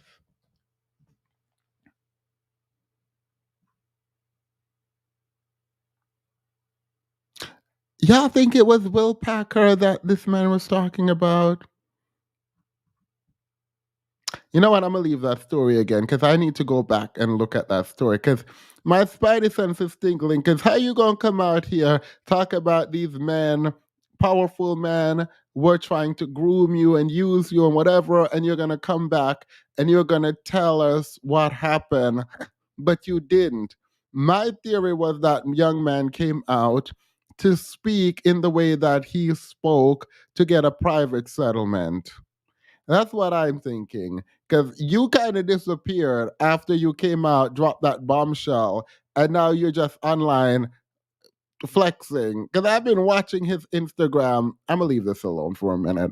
Because I've been out here watching this Instagram, and the way you haven't brought that back up, and the way people have forgotten it, I'm going to probably continue to make a video every quarter until we get more information.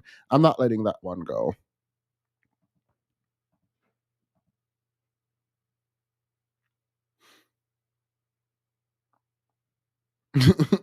Chrissy, Christian Keys probably received several checks from several of the men who were trying to. Yeah, they don't know which one. He didn't call any names, so all of them in a tizzy, girl. He probably collecting his check. Sorry, as he should. You know what? You know what? Play your game, Christian Keys. He was like, if y'all billionaires don't want to get spoken about, y'all gonna pay me. Because he quiet, girl. I've been checking his Instagram. And he wasn't he on. Let me look if he was on vacation last. Let's look at this real quick. Because he look rich. he look, he look,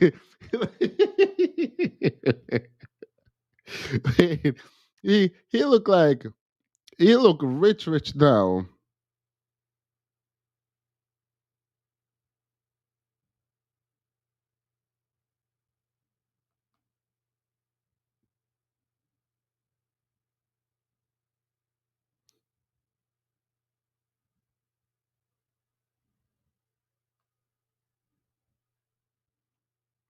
Had a hell of a time, Big Beer, this weekend between. Period. Yeah, he's on vacation, girl. This man out here living his best. This was January 17th. This man out here living. Yeah,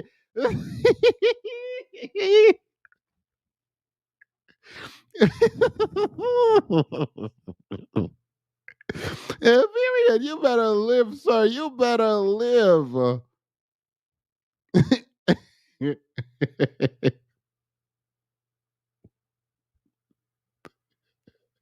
Let me stop. Let me stop. Anyway, to be fair to Monique, the director is the captain of the ship when filming, and the producer is in charge of the money spent. The producer should never undermine the director on set. Oh, I agree. Don't know anything about this, but period. Yeah, that man look rich. So the producer shouldn't undermine the director. Agreed. I think he should speak through them or whatever. And then if he doesn't, who speaks up? Is there an HR?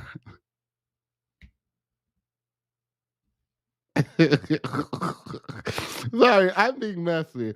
I am being messy. None of the I mean, someone would hit my direct deposit like, girl.